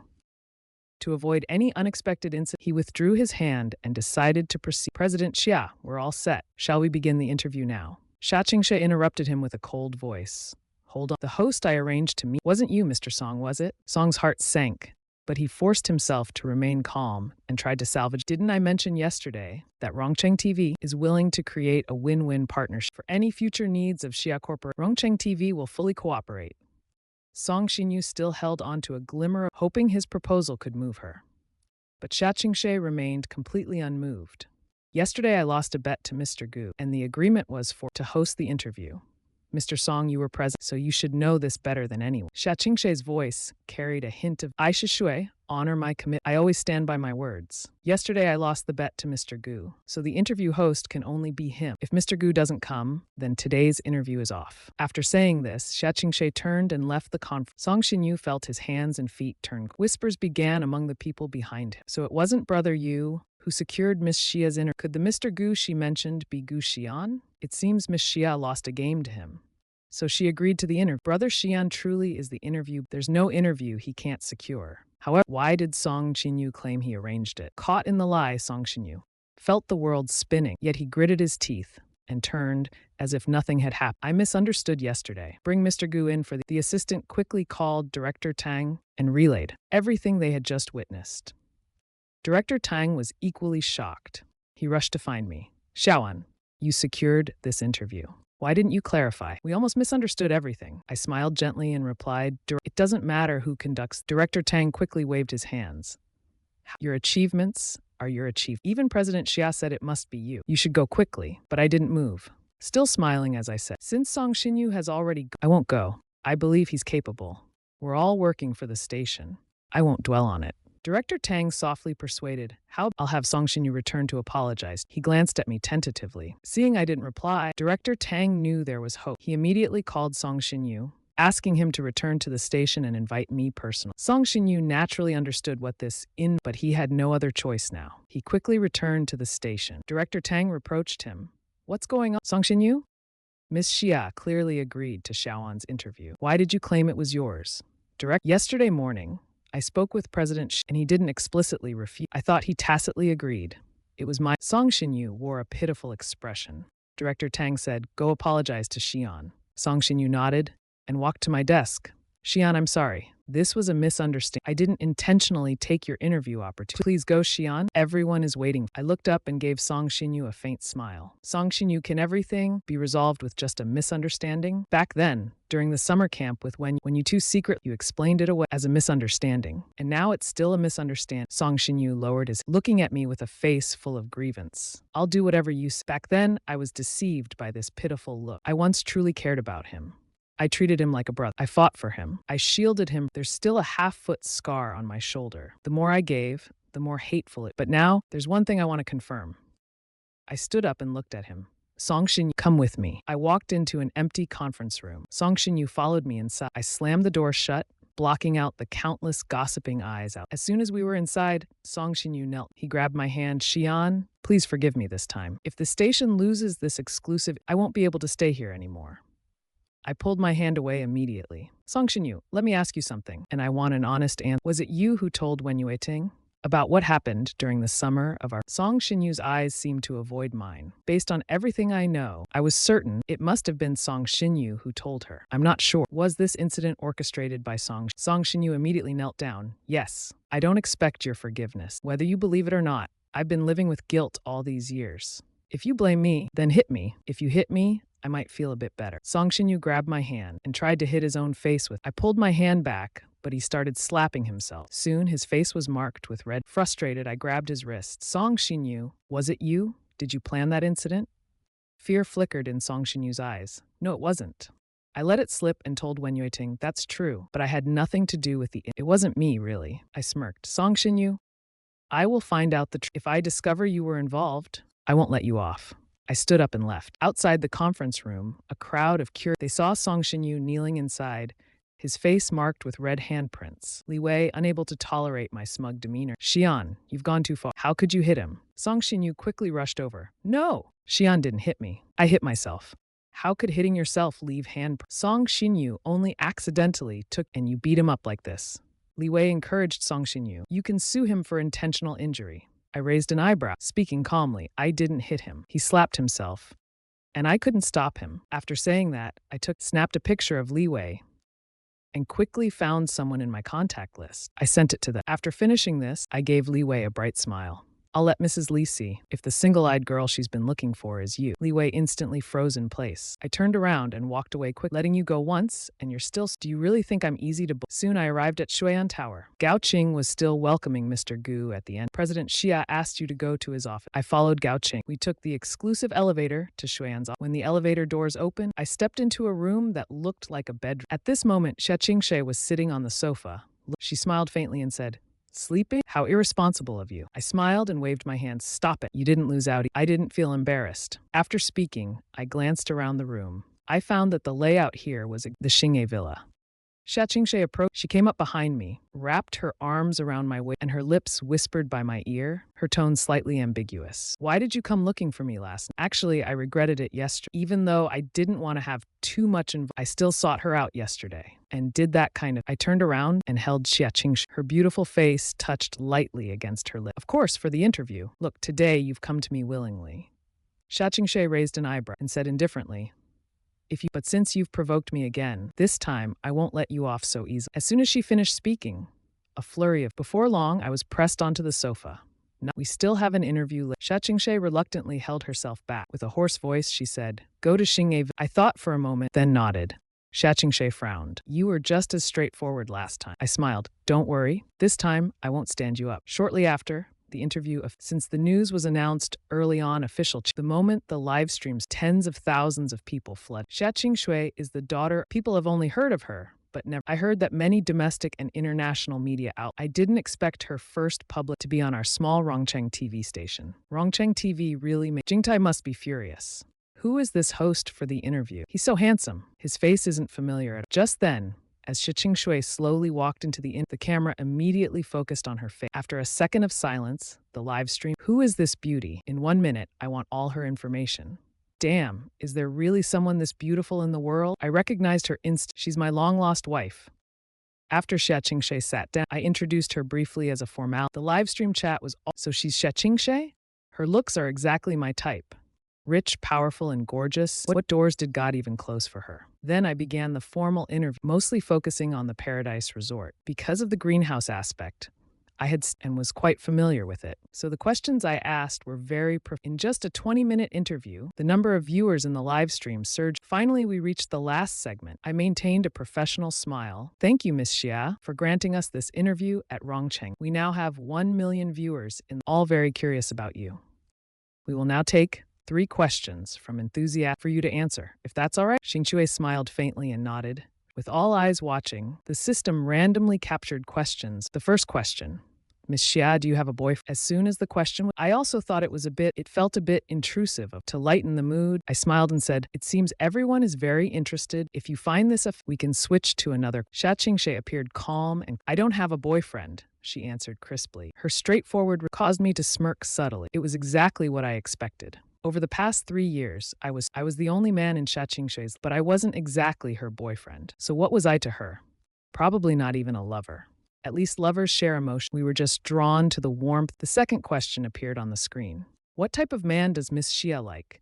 The second question, Xia Qingshui seemed to ponder for a moment and then casually replied, and has a mole at the corner of his eye. My heart stirred slightly. So Xia Qingshui already had someone. Of course, I wouldn't be to think it was me she liked. After all, in 3 years, so she had no idea about my cooking skills. As for the mole by the eye, I did have a very small, barely noticeable mole at the corner of only close. Perhaps she had already liked someone else. Maybe she was drawn to me initially because I resembled her with a similar mole at the corner of the live stream chat. I'm bad at cooking, and I have a mole by my eye. Miss Xia, how about me? The third question appeared on the screen. Actually, there was no need for a random. The same question filled the. I asked Miss Xia, does the person you like? Hearing this question, Shachingshe heard this question and suddenly turned to look at me. What do you think, Deputy? I put on a surprised expression. Miss Xia, I don't know the person you like.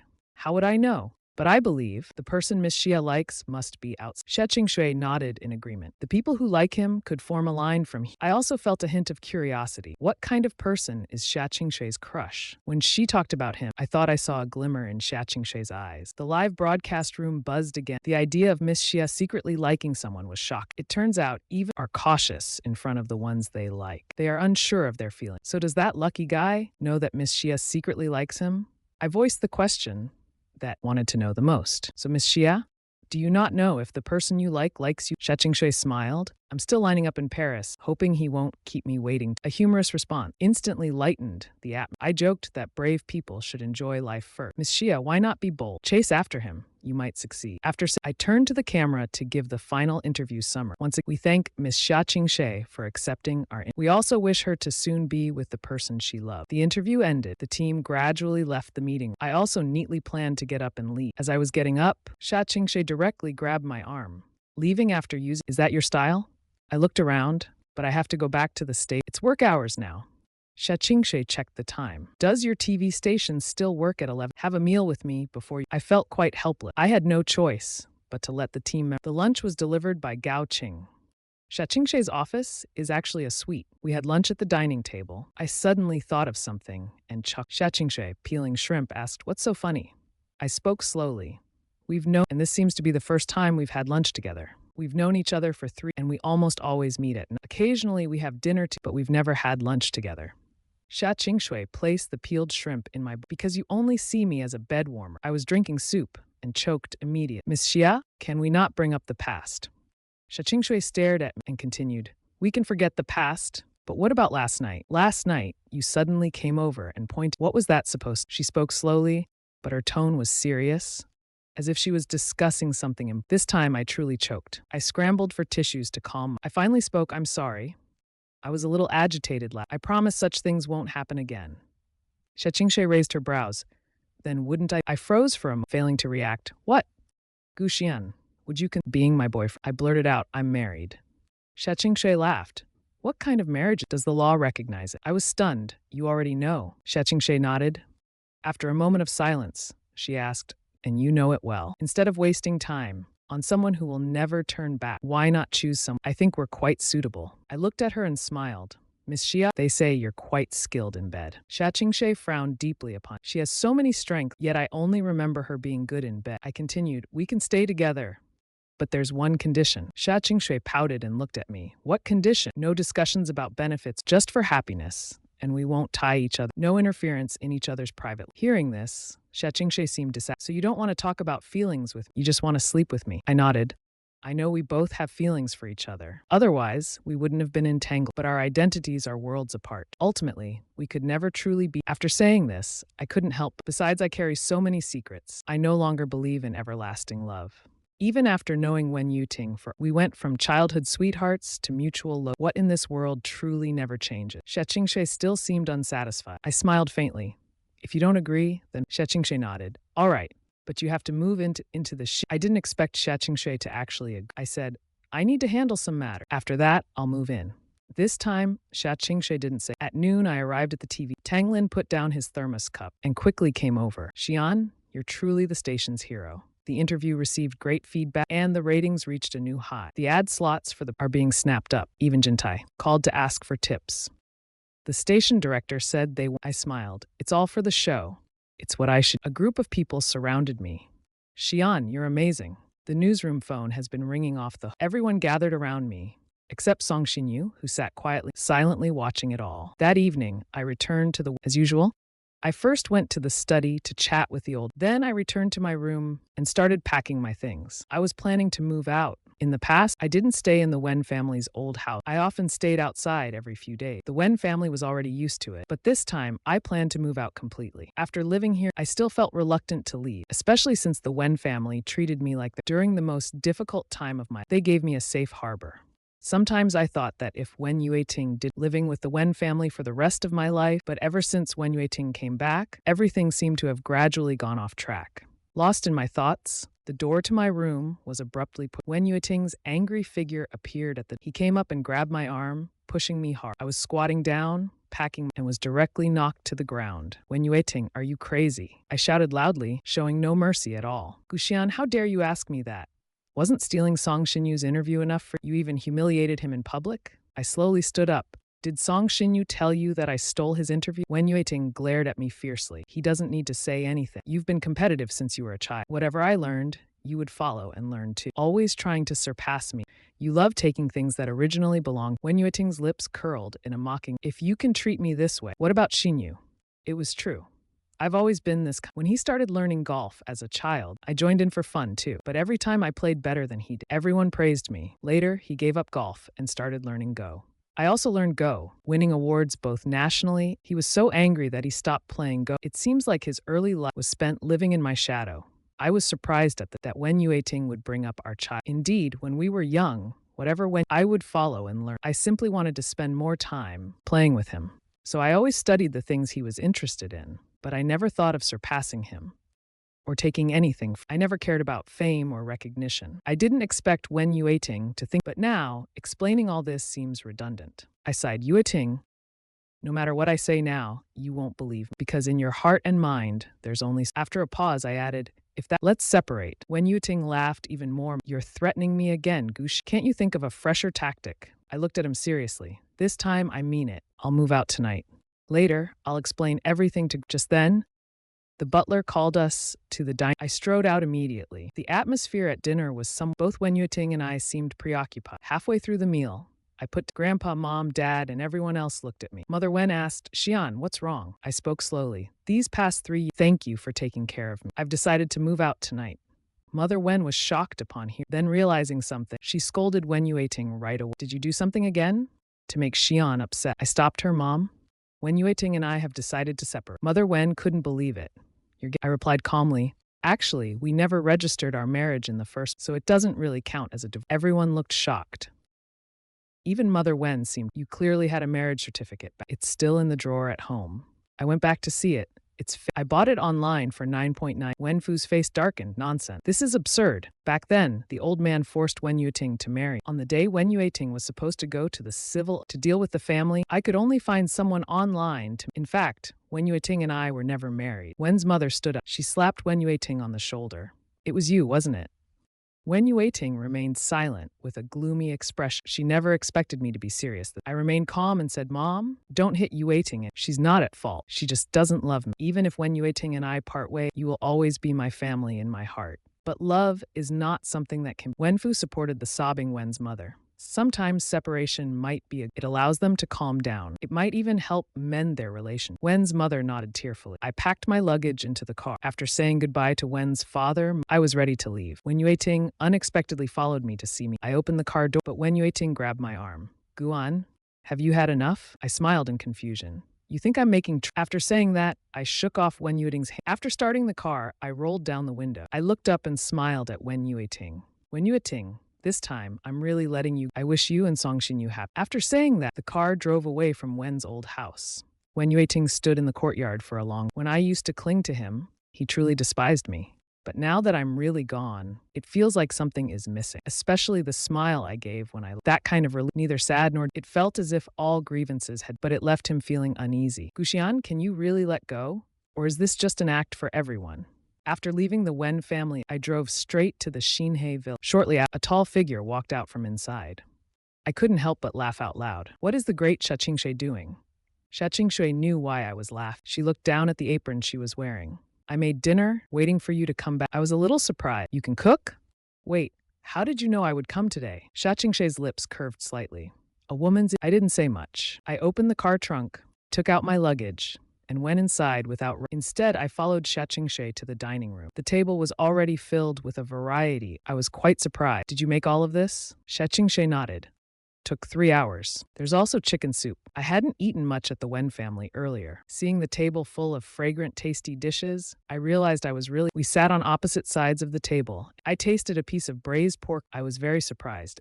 How did you learn to cook? I was sent to study in the UK at 13. I stayed there for 7 years. With just that one sentence, I understood. The UK is a culture. If international students want authentic Chinese, they have to make it themselves. So most students develop impressive cooking skills. Do you usually cook for yourself? Xiaqingshui shook her head. Today is a celebration. I asked calmly, a celebration of what? A celebration of. Xiaqingshui took the initiative to clean. Of course, to celebrate Mr. Gu seeing the light. After dinner, I stood at the doorway with a cup of coffee, watching her wash the dish. This woman had a model's figure, and even just her silhouette could make one's heart race. In public, she was always cold, as if on a pedestal. But in front of me, it was as if she was a different. Thinking back to the 3 years I supported, it was always this who did the chores, and she was always innovative in bed. And afterward, she would gently help me. I always thought she was meticulously trained to be an enchanting yet she also had such a prestigious back. Even now, I find it hard to reconcile. Xiaqingshui finished cleaning and walked. Seeing me holding a cup of coffee, she frowned slightly. Drinking coffee, don't you want to sleep? I smiled. I already have insomnia. It doesn't matter. I've always had. If I could sleep for 3 hours a day, it was good enough. Xiaqingshui knew this, having slept beside. She was aware of it. Xiaqingshui raised an eyebrow slightly. Not sleeping is fun. We can do something else. As she said that, she walked up to me, naturally wrapping her arms. I turned my face slightly. Why did you hide your identity? Xiaqingshui remained calm. You've never asked about my identity. I pursed my lips. Indeed, in 3 years, I never cared about her. Nor was I curious about. Though we often shared a bed, I knew nothing about her daily life. I asked again, you've known all along that when and I weren't truly married? Xiaqingshui replied nonchalant, I'm not interested in someone else's husband. I looked at her and asked, when did you know? Xiaqingshui smiled. That night at the Black Horse, you were drunk. You talked all night? I couldn't ignore it even if I was a little surprised. Nothing happened that night, right? Xiaqingshui shook her head. Nothing happened. You just got tired of venting later and fell asleep leaning on me. Why didn't you tell me nothing happened that day? I was inexplicably a little. Xiaqingshui laughed. Then would you have. At her words, I suddenly felt like you, a prominent socialite, how could you have such a peculiar hobby? You actually enjoy being supported? Xiaqingshui's hand around my waist tightened slightly. Who doesn't have a little hobby? Any other questions? I shook my head and said none. Xiaqingshui smiled. Then can we start now? As she spoke, she leaned in to kiss me. I placed my hand on her lip. This time is different from your status now isn't the same as it was. If we're going to be together again, there need to be some ground rules. Xiaqingshui caught my hand, brought it to her lips, and she looked exceptionally patient. Rule 1. We only talk about frivolous matters. Don't fall in love with each. Rule 2. Respect each other's privacy and person. The second floor is you. The third floor is mine. Rule 3. During our time together, neither of us can have another partner. I'm not planning to share my woman. If you find a better choice, let me know in advance. I'll leave on my own. Xiaqingshui nodded in agreement. I don't have the habit of sharing a man either. Deal. I lightly touched Xiaqingshui's cold and exquisite. If you have any requests, feel. Xiaqingshui leaned closer to her voice tinged with desire. I only have one request. This time, I decide when it ends. I looked at Xiaqingshui and as long as you follow the rules of the game, it's up to you. Once any of our rules are broken, the relationship ends. Xiaqingshui's expression was dark. Her face was serious. It seemed like she was, but the next second, a flurry of kisses fell down. He agreed. This night was the same as you, but his identity had changed. From the kept canary for 3 years, he became the unreachable elite of the golden. Psychologically, it still felt a bit. I have always had poor sleep, but perhaps I was too tired last. I slept through till dawn. When I woke up, there was no one beside. I thought Xiaqingshui had already left. But to my he had made a lavish breakfast in the restaurant. I generously praised him. Then I sat at the table and ate without hesitation. I didn't understand why, despite his natural before. I had thought of him as a playboy. Xiaqingshui suddenly met my gaze. Were you satisfied with? I didn't react at first. Xiaqingshui smiled. I thought you weren't satisfied with my performance. Should we do it again? After a hint of playfulness appeared in his beautiful, the corner of his mouth also curled. I finally understood. A promiscuous woman is still the same. After breakfast, I went to the TV. Everyone gathered around me early. They all congratulated me on becoming a prime. After a while, Li Wei came out of Tong Ming's office. When he passed by me, his face was full of resentment. I won't let you go, he said and left. The crowd started discussing. Li Wei and the CEO of Hengli. Li Wei's wife found out. Yesterday, Li Wei's wife had someone tear it ended up trending. How can he have the nerve to blame brother? It's his own fault. He ruined the reputation of the TV. How can he still stay at the TV station? The TV station is a place where everyone pushed. This group of people used to say the same. As for me, I just smiled and didn't. During the morning, Director Tang spoke, announcing two things today. First, Li Wei has resigned due to personal health. The second thing, Director Tang looked at. His gaze was somewhat calm. A colleague who was on good terms with me spoke up, must be announcing that Brother Shi has become the primetime host. Everyone else echoed in. They all seemed to be waiting for compliments. Only Song Xinyu quietly sat in the corner of the meeting. Tang Lin's face showed a troubled expression. I had said before, whoever got the interview with Miss would become the primetime host. But just this morning, Song Xinyu got the 5-year advertising contract from the contributions of Xian and Song Xin cannot be ignored. So I plan to let the two of you compete and win the position based on your profession. As soon as everyone was shocked. The 5-year advertising contract, Wen Shifu's annual advertising fee is 10. Song Xinyu, you're amazing. The whole meeting started to shower Song Xin. Wen Shifu is one of the top companies in Rong. The value of the advertising is equivalent to dozens of others. Not to mention, Song Xinyu signed for. Even the station probably needs to personally open the champagne. For a moment, no one cared about. I knew in my heart, this place is all about relation. After the meeting ended, Tang Ming came over. Actually, I still have confidence in you. Your show has always been the highest rated on. I believe in this. I believe in this. In this aspect, you won't lose to. This hosting competition is just a format. So in the next week, Song Xinyu and I took turns hosting the primetime. The TV station also held a public vote for the most popular host. Today is Sunday. It's also the last day of our competition. The two of us have already alternated hosting for From the data, I have been overwhelmingly surprised. Today, the station set up a dual host. The audience will vote together to decide who will be the primetime host. Looking at the current data, this position undoubtedly, both in appearance and professionalism, I have no flaws. Especially since I hosted news programs for 5, I already had a fan base. So from the start of the news broadcast, my voting data has been far ahead of Song Xinyu. When everyone thought the primetime could only be me, an unexpected event happened. During the news broadcast, a trending topic shot up on Weibo. It quickly took the top spot. The trending topic was the mother of primetime host Gu Xian, a murderer. The internet exploded instant. Criticism against me flooded in from all directions. The son of a murderer as a primetime host? What does he deserve for? His mother is a murderer, but he's not a murderer himself. Those are two different things. A crooked foundation will lead. The mother killed the father. As a child, his mind must be twisted. Having to watch the son of a murderer on the news would give me a psychological. 10 minutes after the incident, the voting quickly shifted. My votes almost stopped rising. Instead, on Song Xinyu's, the votes surged dramatically. During the broadcast, it was obvious that the voting process was I could guess that something must have happened, but I still calmly and professionally finished the broadcast, and Song Xinyu and I walked out of the studio. Everyone had that look of wanting to say. Their gaze towards me was very complicated. I asked in confusion, what happened? Cameraman Zhao Yuan spoke. Xian, take a look at the Weibo trending top. I immediately picked up my phone and opened. Seeing the news, my expression gradually. A colleague carefully asked, Xian, is this true? Others also gathered around. Is it true that your mother is a murderer? I heard your mother killed your father. Xian, you've never mentioned your family or parents. At this moment, Song, this is not Xian's fault. He then looked at me with a word. Yeah, are you okay? You don't need to pay attention to what's on. Your parents' lives don't define your life. It seemed like a comfort, but it only highlighted the fact that I turned off my phone and looked up. A slight smile appeared, but my gaze was chillingly cold. Song Xinyu, was this you? Song Xinyu looked surprised. Yeah, what are you talking about? I only just saw the news. I smiled deeper, my gaze colder. Better not be you. Otherwise, you know my temper. Song Xinyu was about when Tang Mei came over. Yeah. Your family matters have nothing to do, but this has blown up too much. The public resistance. I also have to consider the position of primetime host will temporarily go to Song Xinyu. After the situation calms down, I forced a smile, maintaining my composure. I'll follow the director's arrangement. Tang Ming sighed in relief. You've probably not taken a break for a while. I forced a smile, always maintaining my. I'll follow the director's arrangement. Tang Ming sighed in relief. Maybe you haven't taken a break for a long time. I'll give you a week off first. Rest well.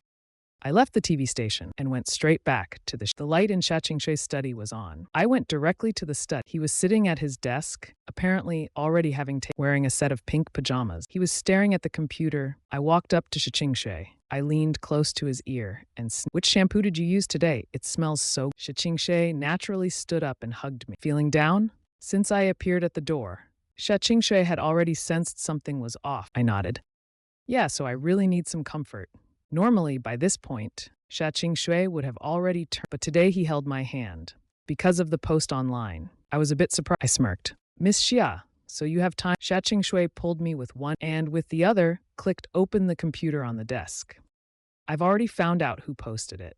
Take a look. I was a bit surprised and looked at the computer. There was a video on the screen. The woman in the video was wearing a cap and was posting at an. The content of the post was the same as the trending topic. Shui continued. I've also found out who this person is. Your colleague from the news, Li Wei. She was once the host of the morning news. Do you have any issues with? I didn't show any surprise on my face. In fact, we have some history. I smiled as I looked at the figure in the video, but she's just doing someone else's dirty work. Shui, however, stared at my perfect profile. So you mean she was instructed by someone else? My expression suddenly turned cold. I know exactly who it is. Shui said coldly.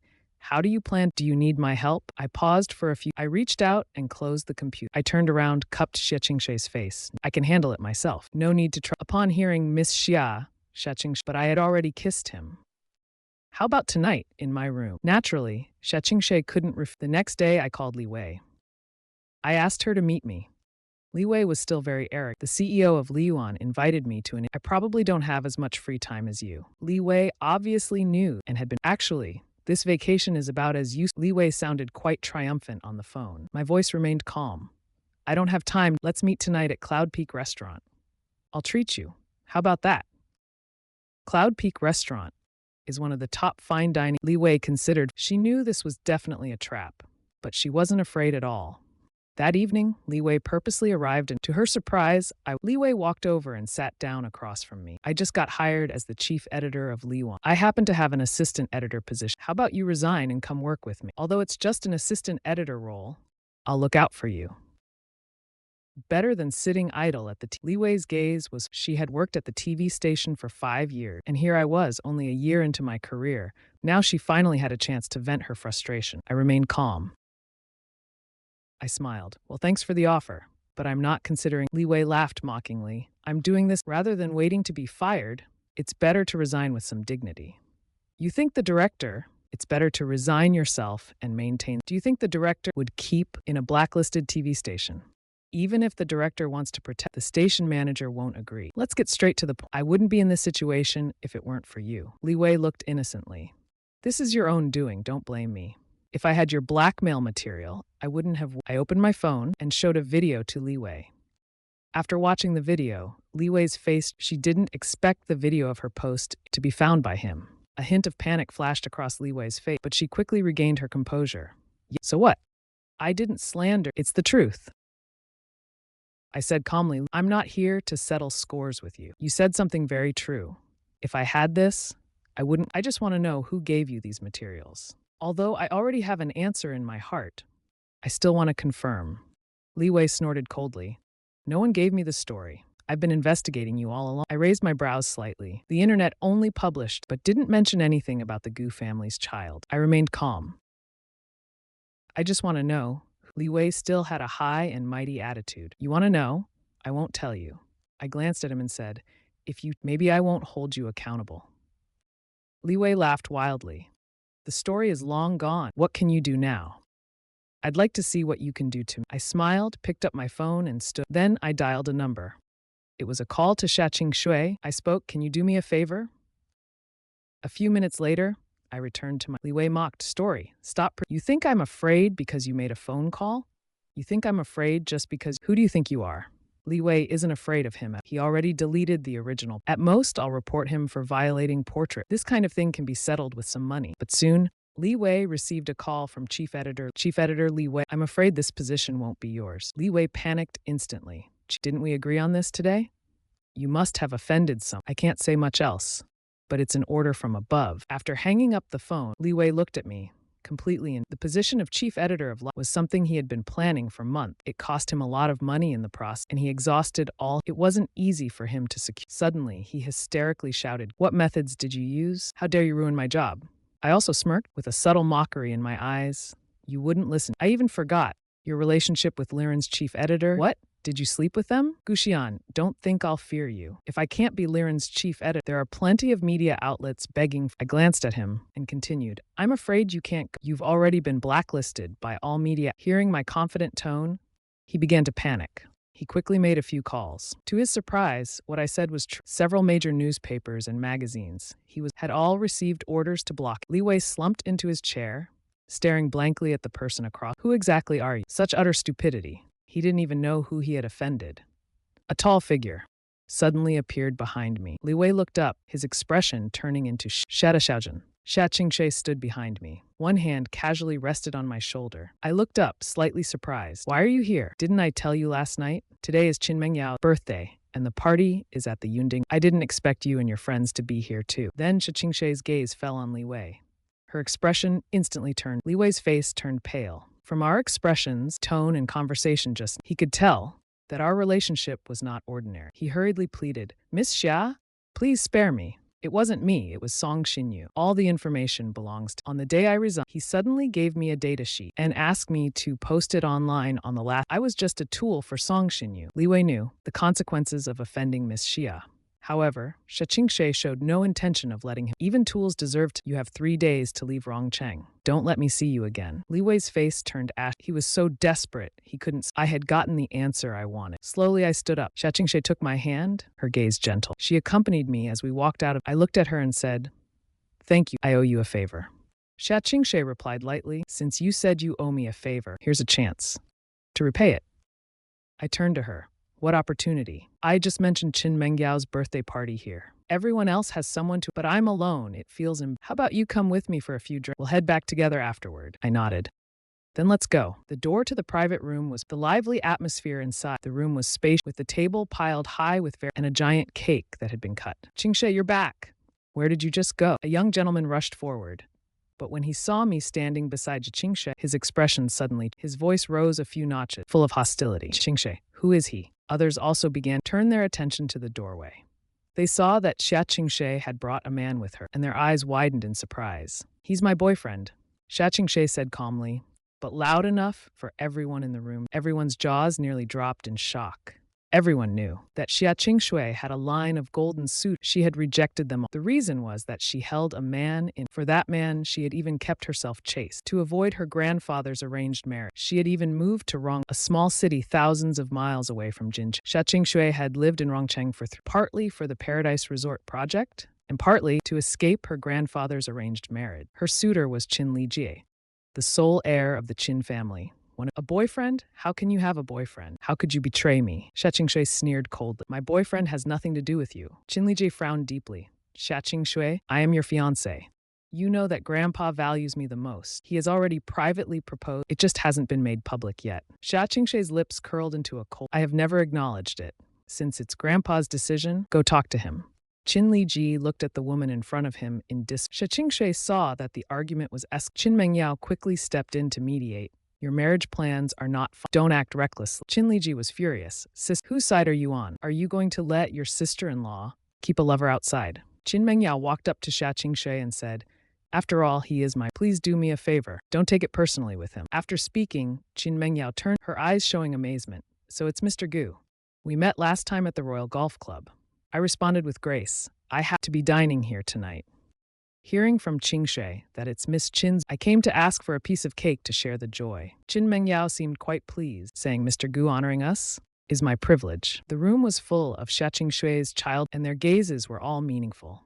They speculated on Xia Qingxue's intentions in bringing me here today. What did she have, openly acknowledging me as her boyfriend? The title of boyfriend alone was enough to guarantee her a life of. Qin Lijie, however, was furious. At the old lady's banquet Xia Qingxue completely ignored him. He had even given up his opportunity to study abroad and traveled all the way to this small just to see her a few more times. Unexpectedly, she brought a man along and openly declared him, humiliating him publicly. If word got out, he would become a laughingstock. Qin Lijie sat on the sofa, glaring at me. Xia Qingxue sat beside me, eyes full of she even peeled fruit for me herself. The dignified Miss Xia had never done such a thing for the flames of jealousy and anger in burned fiercely. In the end, he couldn't hold and took advantage of the moment when he picked up a piece of cake and walked in my direction. In the private room, everyone was and no one noticed him. Step by step, he walked behind me. He raised his hand, intending to smash the cake. However, as I sat at the mahjong, it was as if I had eyes on the back of my... The moment the cake came down, I suddenly stood up. My shoulder bumped into Chinliji's elbow.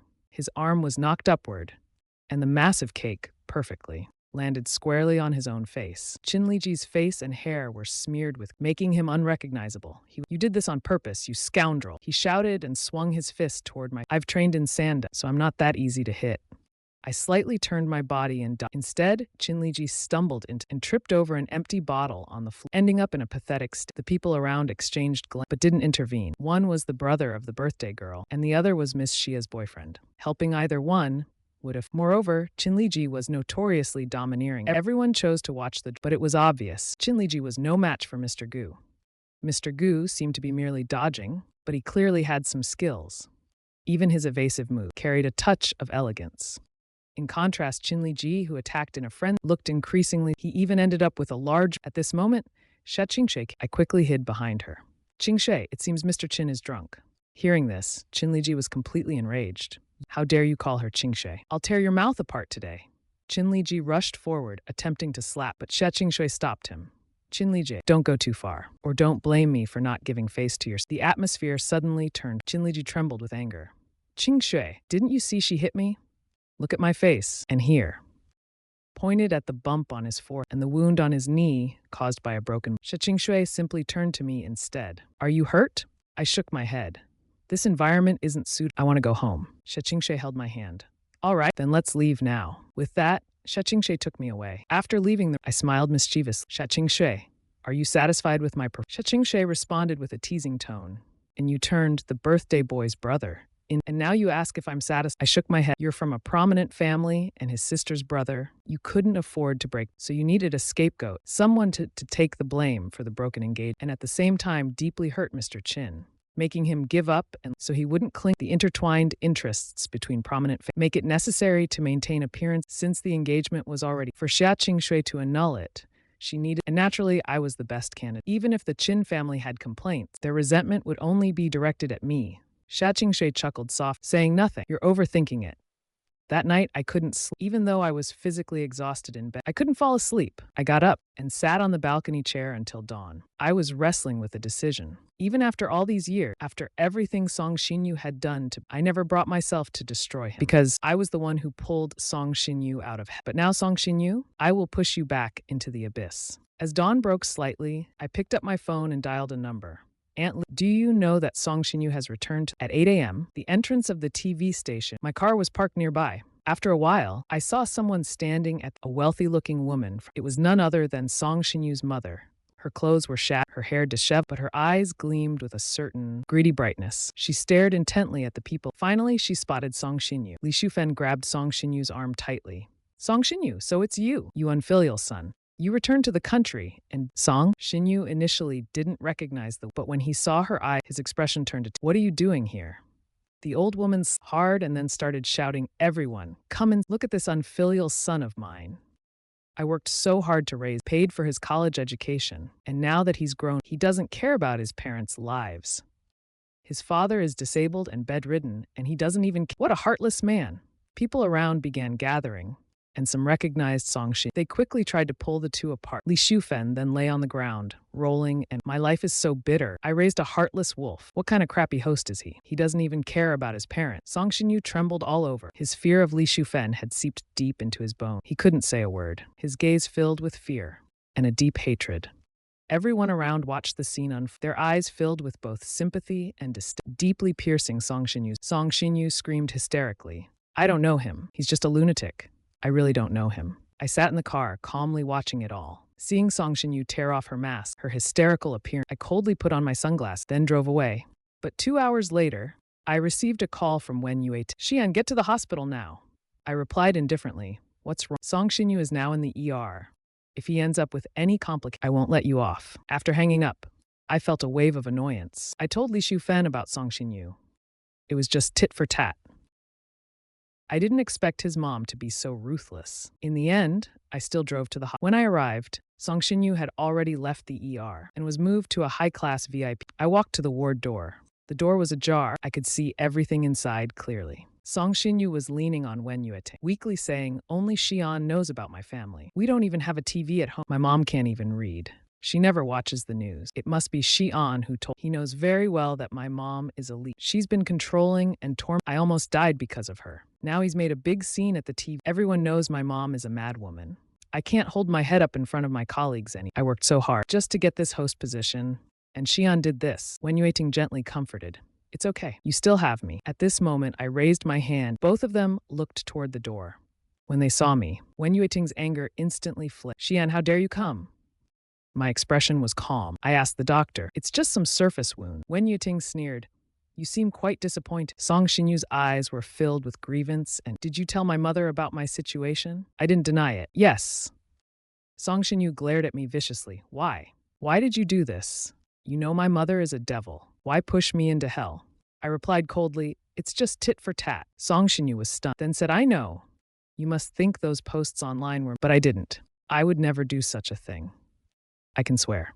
I interrupted him. Don't bother swear. What's the point of continuing to pretend? Hearing this, Song Xinyu turned pale. But Wen Yueting couldn't hold back any longer. She stepped forward and raised her hand. I firmly grabbed Wen Yueting's wrist.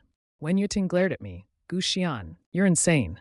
The biggest regret of my life was ever loving you. I smiled even wider. You loved? If you truly loved me, you wouldn't have been swayed by Song and stood against me. If you truly loved me, you wouldn't have stabbed me twice. At my lowest point, haven't you ever doubted Song Xinyu? As we ended up like this, we grew up together, playing together as kids. Even if there was no love, we had over 20 years of camaraderie. We used to be friends who shared everything, each other's first love in our youth. But now we hate each other.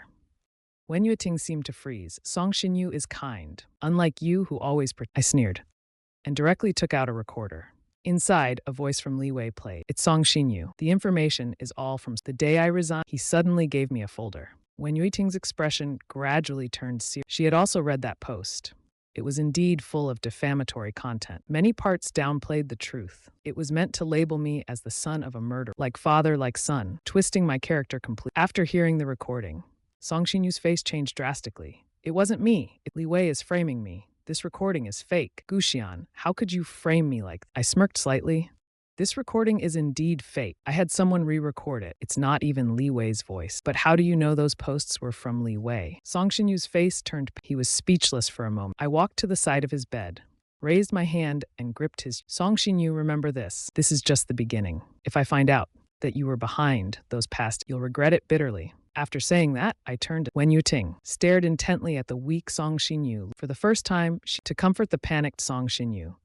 Yueting, believe me, it's Xian who's harmed. This is all his plan. You know how much he hates me. My head hurts. Song Xinyu suddenly clutched his head. Wen Yueting hurriedly called for a doctor. She held Song Xinyu's hand. I believe you. Don't get agitated. Xinyu, I've always believed in you. Song Xinyu finally breathed a sigh of relief. But once suspicion is planted, it will grow uncontrollably. Later that night, Wen Yueting returned to the apartment she shared with to pack some clean clothes for him. But all day, my words kept echoing in his mind. Wen Yueting, how did we get here? Have you never doubted Song Xinyu? As he reached the study door, Wen Yueting's steps faltered. Song Xinyu's laptop was on the desk. For the first, he opened Song Xinyu's laptop. The laptop was password. Wen Yueting tried several guesses. Song Xinyu's his own birth, the date they went abroad together. None of them worked. He almost gave up. But then something clicked. He entered another sequence of numbers. To his surprise, the laptop unlocked. The password was Gu Xian's birthday. How much did Song Xinyu care about him to set his birthday as the password? Frowning, Wen Yueting opened the laptop. It didn't take much effort. Wen Yueting found a folder. Inside were original images. From the recent post, identical to the ones on, but these photos were stored over a year ago, back when they were still abroad. This meant these images were collected by Song Xinyu and given to others. Even back then, Song Xinyu had gathering dirt on me. Additionally, Wen Yueting found several other categorized, all about Gu Xian, filled with materials meant to ruin his reputation. Most of it was out of context. Deliberately fabricated fake news, for example, claims of school or harassment of female classmates. We spent our high school years together. Wen Yueting knew very well. I never bullied anyone and wasn't a delinquent. On the contrary, I was generous, straightforward, and sincere. Excellent academic, loved by both teachers and students. Obviously, these are once exposed, any one of them could drag me, a public figure, into an abyss of despair. The room was unlit, flickering light shone on Wen Yueting's emotionless face, making her appear unfathomable. I've had rare leisure these past few, sleeping in until late in the morning. Senior sister has been urging me about. I took the time to create 2 drafts and sent. Xia Qingxue went abroad on a business trip and just returned today around noon. I received a message from Xia Qingxue asking me to join him for lunch. And feeling bored, I went my car. Drove directly into the underground parking lot, then took Xia Qingxue's private elevator directly up. As soon as I opened, I ran into Xia Qingxue's personal secretary. Gao Qing wasn't surprised at all. Mr. Xia is on his way. He'll be here in about 10 minutes. I nodded, and then sat on Xia Qingxue's office chair. There was a pile of documents. I casually glanced at it and noticed a familiar photo. The photo was of Gu Haoming. I couldn't resist picking up the file to look at it. It was a job application. Gu Haoming was applying for the position of. A glimmer of sarcasm appeared. In sophomore year, Gu Haoming barged into the Gu family with a paternity test, and both our lives were turned upside down. Gu Haoming's adoptive, who is also my biological mother, sought revenge and deliberately swapped 2 children. According to Gu Haoming, he was abused growing up, which deepened Qin Huilan's guilt toward her and the hatred toward my biological. Both reached their peak, so Qin Huilan vented her immense anger and hate onto me. The mother who once cared for me suddenly wanted me dead overnight. I couldn't accept it. At the time, I wondered if my death would awaken even a trace of her former love, so I chose to slit my wrist, but it proved to be in vain. Thinking of those unbearable memories, there's still a place in my heart. I closed my eyes and looked at the photo of Gu Haoming, the rightful heir to the story group. He was doing well at the company. Why would he apply for a position at It must be because of Xia Qingxue. Just then, the office door opened. Xia Qingxue's figure appeared at the. I didn't stand up, but glanced at him. You're back. Xia Qingxue walked over and hugged me directly. I smiled and said, Missed me that much? Xia Qingxue's eyes were deep. Not seeing you for 3 days felt so long. I must be addicted to you. After saying that, he sat on my lap and leaned in with his rosy lips. I stayed in Xia Qingxue's office for skipping a long story here. In the afternoon, I received a phone call. It was from Gu Yuandong. Come home for dinner tonight. You haven't been back for a while. Dad misses you. Hearing Dad misses you made my nose. Gu Yuandong was actually quite good back then, when Qin Huilan insisted on kicking. It was Yuandong who. Moreover, at the banquet where Gu Haoming was, Gu Yuandong publicly declared that I would always remain the eldest son. I agreed and said, "Oh, I'll come home tonight." In the evening, I arrived at the Gu family. The housekeeper, Sister Yu, was particular. She cheerfully welcomed me. Young master, you're finally back. Grandfather said you'd be I made your favorite dishes, especially. Eat a bit more later. Okay. Sister Yu has watched me grow up and cares deeply. After the incident, she was heartbroken, but powerless to help. A trace of warmth welled up in my heart. Thank you. Just then, Gu Haoming came down the stairs. What did you do to make the kitchen so smell? Sister Yu quickly explained. I made durian milk pastries that the eldest young man. I just thoroughly cleaned everything. The kitchen doesn't smell at all. Gu Haoming glared at us. What eldest young? He's just the son of a murderer. How can he be the eldest young? Sister Yu, remember this. There's only one young master and that's me. Got it?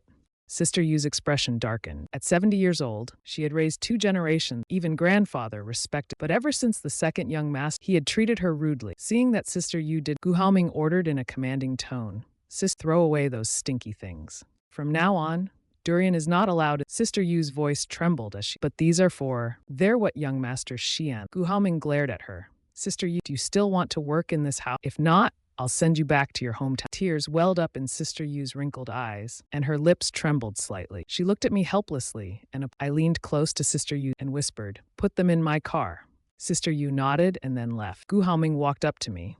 His expression, I heard you've been suspended by the. I smiled and said, Brother, you seem quite Gu Haoming also smiled. Your scandals have been trending for days. It's hard not to know about. Guxian, don't think you're still the eldest young master of the. You lost your job, and now you're back trying to gain sympathy from mom. They're my parents, not yours. You're just the son of a murderer. You don't deserve the spotlight. You belong in the shadows. I smirked, unfazed. Compared to me, who barely saw that woman as my. You're the one she raised for 20 years.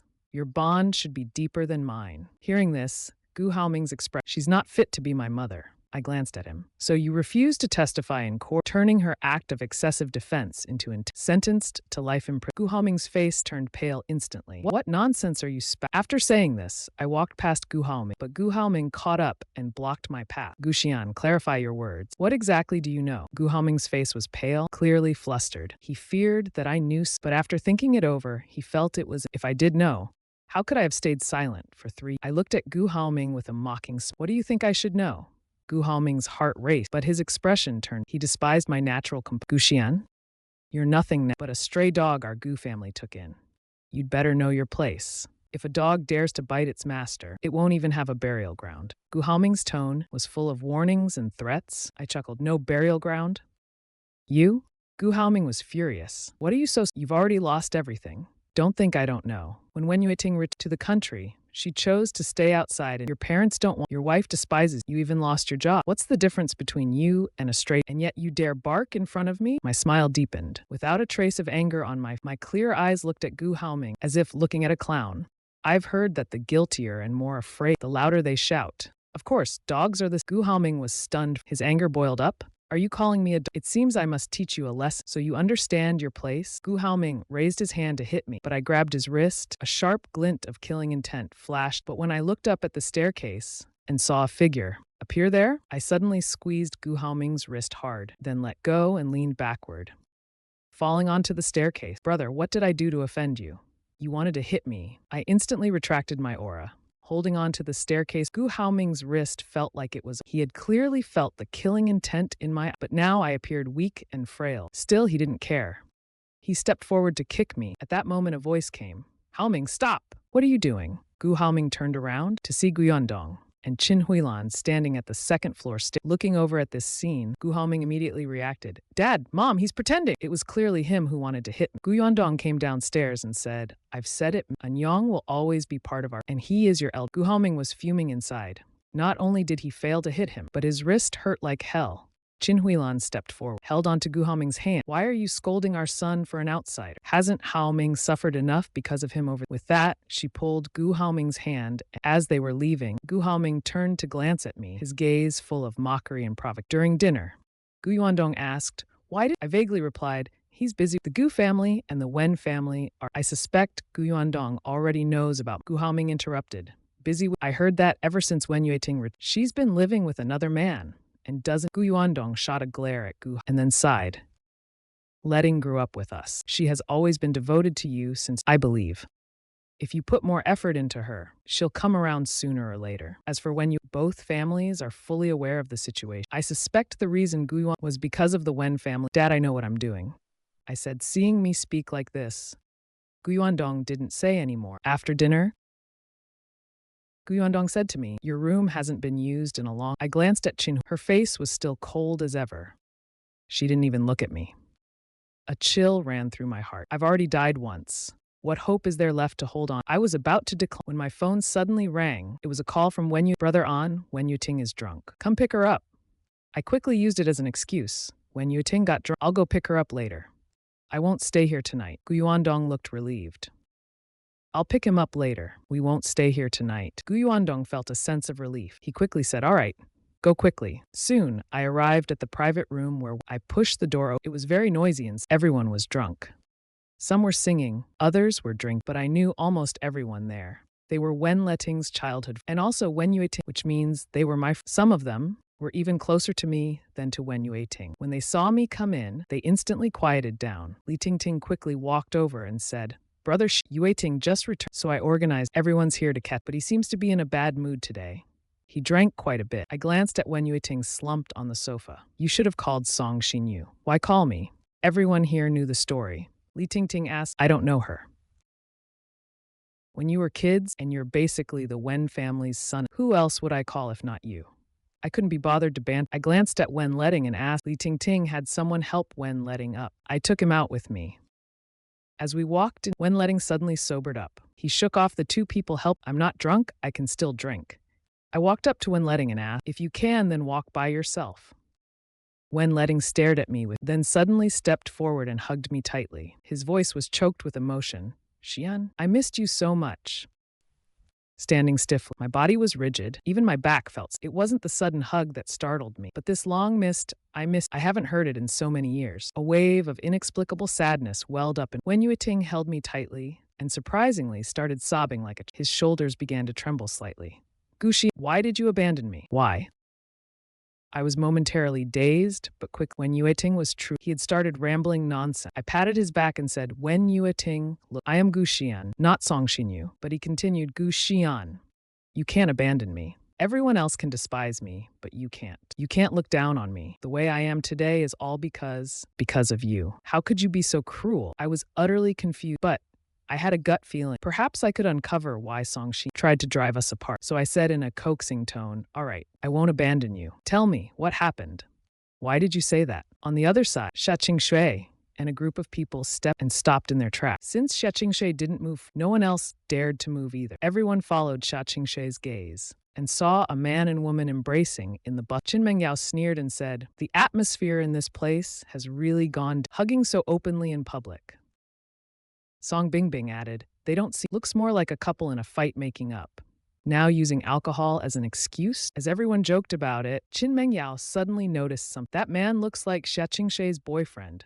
At that, everyone seemed to recall something. They all turned to look at Xia. Sure enough, her face had turned ice. Qin Mengyao's eyes seemed to catch another clue. The woman hugging him looks like Miss Wen.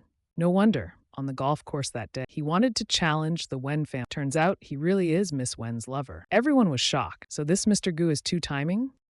On one side, he's stringing. On the other, he's also playing. Everyone turned to look at Xia. At that moment, Xia Qingxue's face showed no but her aura was icy and terrifying. No one dared to speak. On the other side, I didn't manage to get the answer I want. Wen Yuting passed out again? His whole body almost slumped against mine. I could only support him as we walked out. Meanwhile, everyone cautiously observed Xia Qingxue's expression. Song Bingbing sneered, Rongcheng is small, but this man is bold beyond belief. Playing around with our Miss Xia. Sister Qingxue, why not leave him? I have ways to deal with people like him. I'll make sure you get your justice. Xia Qingxue said nothing. Everyone assumed she agreed with Song Bingbing. The next moment, Xia Qingxue suddenly and slapped Song Bingbing across the face. Song Bingbing was dumbfounded. Xia Qingxue stepped forward, grabbed Song Bingbing by the collar, and said, try touching him. After that, Xia Qingxue let go of Song and strode toward the door.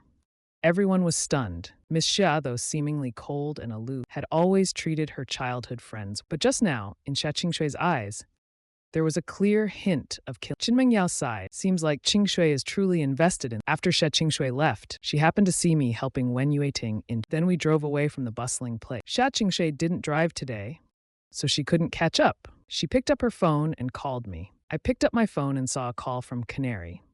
I was just about to answer, but my phone ran out of battery and shut. The car sped along the elevated road. I took Wen Yueting straight back to the old. The Wen family had gone. I could only bring Wen Yueting to his room by myself. Originally, I planned to leave after drop, but Wen Yueting suddenly woke up again. He kept holding on to my hand. Seeing him half asleep, I had the idea to get some answers. But Wen Yueting seemed to have lost all memory of the past. He only talked about the old days, mostly about our childhood. As he talked, Wen Yueting suddenly lifted his shirt. Gu Xian, you despise me, don't you? But you said you'd take responsibility even if I became disabled. I stared at the scar on his waist. This was from when we were 12, during a summer outdoor adventure camp. I got hungry in the middle of, so I crawled out of the tent and dragged Wen Yueting along to steal. We set up a small stove by the fire and cooked the noodles in a kettle. But just as the noodles were ready, when Wen Yueting was lifting the kettle off the fire, the handle on one side of the kettle, a pot of boiling noodles, spilled all over Wen Yueting's waist. He suffered severe burns. I remember how serious the injury was. He stayed in the hospital for. Back then, I stayed by Wen Yueting's bedside day and night. At its worst, the doctor said if the infection, amputation might. I cried and told Wen Yueting, even if you become disabled, I will take care of you for the rest. After Wen Yueting was he never brought up the incident again, nor did he tell me how bad the injury was. This was my first time seeing Wen Yueting's. The skin was uneven, and it was shocking to look at. The memory instantly came. I looked at his scar, my eyes turning red. Yuting, why would you say that? When have I ever despised you? Wen Yuting looked heartbroken. Your own diary. You're still trying to deny I'm this badly injured and disabled. I'm not worthy of you. I was confused, about to ask more questions, but Yuting suddenly went wild. He shoved me out of the room. Go, I don't need your sympathy, nor your pity. With that, he slammed the door shut with a. I initially planned to leave, but ran into Wen's mother on my way. She was overjoyed to see me, holding my hand and asking how I was. In the end, she insisted it was already late, and I still had questions I wanted answered. So I stayed in the room next door. That night, I tossed and turned. What did Wen Yueting mean by his word? And what was the deal with the diary he meant? I woke up early the next morning. When I went to the dining room for breakfast, I saw when he saw me, a flicker of an seemed to pass through his eyes. Did you bring me back yesterday? I casually sat down and started eating breakfast. You were drunk. Li Tingting called me. Yueting was silent for a moment. Next time, I'll tell them we've broken up, so they won't bother you again. I kept a calm expression. When Yueting stared at me and said, I've looked into the matter about the post. It was Song Xinyu's doing. I don't know why he targeted you like this, but I'm apologizing on his behalf. I glanced at Wen Yuting, saying nothing. Wen Yuting continued, I can make it up to you. You can ask for anything. I raised my eyebrows slightly. Anything at all? A flicker of wariness flashed in Wen Yueting. As long as it's something I can. I felt like he was guarding against me in some. Don't worry. I won't stop you or bringing Song Xinyu back to my. Wen Yueting's brows furrowed even more. I lazily tore off a piece of bread and Song Xinyu set me up, so I retaliated in kind. Please tell him this matter is settled. But if he tries any tricks behind my, don't blame me for being rude. Song Xinyu slandered me online, costing me my primetime hosting position. I brought Song Xinyu's mother to the and caused a scene, getting some payback. Moreover, Song Xinyu's future will likely be even more trouble. Wen Yueting was silent before finally saying, did I say anything? I thought of the scar on Wen Yueting's and my gaze unintentionally drifted. Wen Yueting seemed to notice, and his face turned. You saw it. His face showed a trace of guilt. I didn't know your injury was so. A flicker of anger and disgust passed through Wen Guxian. She saw through the guilt and pity in my eyes. If it were real, that'd be one thing. But it's fake, an act. She clearly finds it disgusting, yet puts on this guilty face. It's truly revolting. I looked at Wen Yueting. Even your injury is because of me. Hearing that, Wen Guxian, stop acting in front. You clearly hate me, and even cursed me to die. So why pretend to be a saint? I caught the key in his words. What did I do to make you think this way? Your diary back then was very. Are you still trying to deny it? I did have a habit, but I don't recall ever writing in my diary about hating Wen Yueting or cursing him. I wrote about my dislike for Wen Yueting and cursed, and it seems like I lost a diary from my university. I haven't kept a diary since then. Have you read my diary? Tell me what exactly I wrote. Even though so many years, thinking about what I wrote, it still brings a sharp pain to Wen Yueting. You know exactly what you wrote. Since you won't say it, then bring out my diary. Let's confront this direct. I suspect that the diary I lost is in Wen Yueting's hands. Wen Yueting sneered, I already burned it. The atmosphere was stiff and the air was thick with tension. I calmed down first. Previously, I said it was Song Xinyu who stirred up, but you probably didn't believe. Now, you should be able to see it clearly. Song Xinyu isn't the pure who seems detached from the world. But since you've already chosen him, the past doesn't matter anymore. A hint of gloom crossed Wen Yueting's face. I continued, I'm tired. I don't want it to compete with Song Xinyu anymore. Pass a message to him. I've already given you to him. Tell him to stop bothering me. Otherwise, what's mine and not mine, I'll take it all back. Wen Yueting lifted his head and stared at me. His expression was cold. There seemed to be a chill in his eye. His voice was icy as well. Guan, I am a person, not an object you can casually give away. I found it somewhat amusing. Isn't this the result you two wanted? What else do you expect from? After leaving the Wen family, I went to the Xinhe villa. Last night, I didn't sleep well at all. I originally planned to take a nap, but as soon as I entered, I saw Xia Qingshe coming down from the second. When he saw me, he stopped. I greeted him casually, heading to the office. Xia Qingshe didn't answer. She just looked down at me from above. When I passed by her, she spoke. Why didn't you answer the phone? I took out my phone from my bag and saw it was dead. I noticed that Xia Qingshe's expression wasn't pleasant. I gently asked, did you wait for me last? Didn't I say I had something to do and told you not to wait for me? Xia Qingshe stared into my eyes. You didn't say you wouldn't come back. I smiled. I leaned in to comfort her, lightly kissing her lips.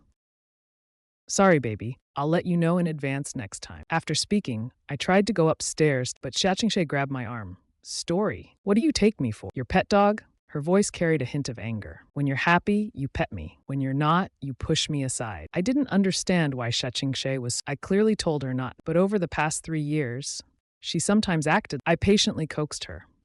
Yesterday, I really had. How about I make it up to you tonight? Usually at this point, Xia Qingshe would let it go. But this time, her expression didn't soften. Instead, it became even colder.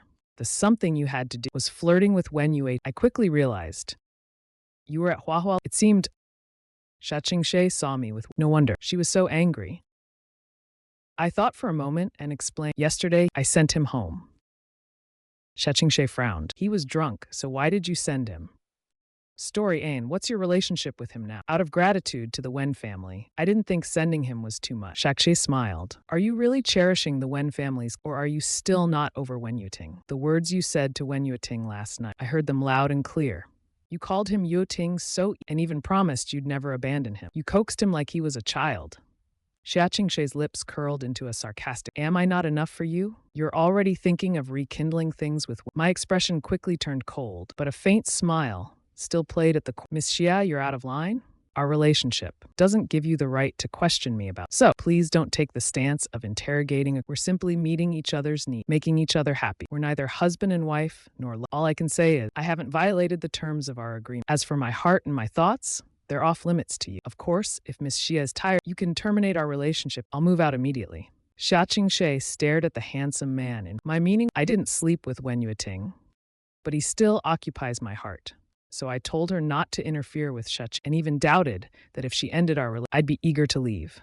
I might even pop champagne to celebrate Xia Qingshe walking away with. Suddenly, I felt even more. After having an argument with the Wen family, this was happening now too. I can understand that everyone has a bit of possessiveness. It's normal, but I haven't violated our agreement.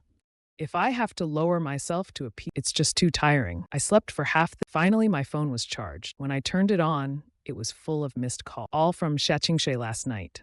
She even called once at 4 a.m. She had waited for me the whole... I let out a sigh. An inexplicable emotion surged in my heart. In truth, I'm not as carefree as I seem. After Wen Yuting returned to the country, why did I choose to break up with Xia? Because I realized I might have some unusual for this golden princess. I wouldn't allow myself to fall into it, so I decided to completely sever the relationship. But unexpectedly, I had provoked a lady from the The situation instantly reversed. It wasn't up to me to end it. The initiative was in Xia Qingshe's hands. But deep down, I didn't want too much entanglement with her. Xia Qingshe is an even bigger player than Wen Yu. If our relationship turned sour and Xia Qingshe decided to it wouldn't necessarily be a bad thing. As I had predicted, Xia Qingshe didn't return for several days afterward. I didn't send her a single message either. Every night, I wondered, is this the end of our relationship? As time passed day by day, the weight in my heart slowly lifted.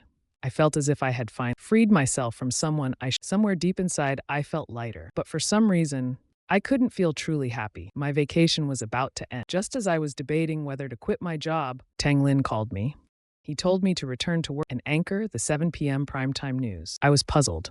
Tang Lin wouldn't reassign the primetime host to me without reason. Sure enough, when I checked the internet, the previous post had taken a surprising turn. First, someone exposed that my biological father was addicted and had a long history. Then, someone claiming to be a justice warrior spoke out online, seeking justice for my biological mother. It was said that Yang Ruyun was a very kind, and before Yang Ruyun, she was a nanny. Several families she once worked for also came forward, saying that Yang Ruyun and was not the cruel murderer as rumored. A neighbor told the media in an interview that they had personally witnessed domestically abusing Yang Ruyun, so it's highly possible that Yang Ruyun and accidentally. There were also revelations that the host of Golden Slot was switched at birth. I was mistaken. Raised as the young master of the Gu family, this caused a massive stir online. One controversy was the questioning of the verdict, with some even calling for a retrial.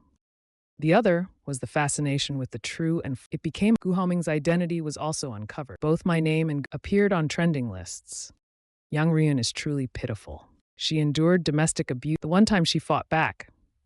And now faces life. The host should not be affected by this incident. And since he grew up as the Gu family, he could have cleared his name. When people insulted him, but he didn't deny his biological mother.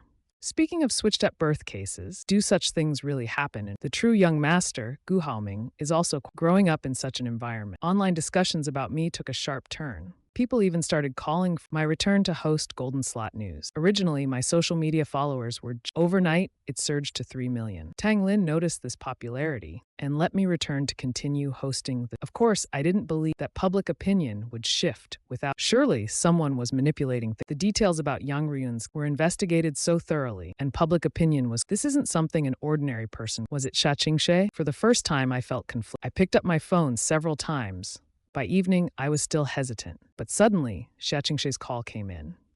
I stared at the phone for a few seconds before answering. After connecting, I didn't speak first. Xia Qingshe remained silent then her voice came through from the other end of the line. If I hadn't called you, would you never have reached out? I countered her question. Was all that online you're doing? Qingshe laughed. Yes, It cost me a lot of money. How will you thank? I chuckled.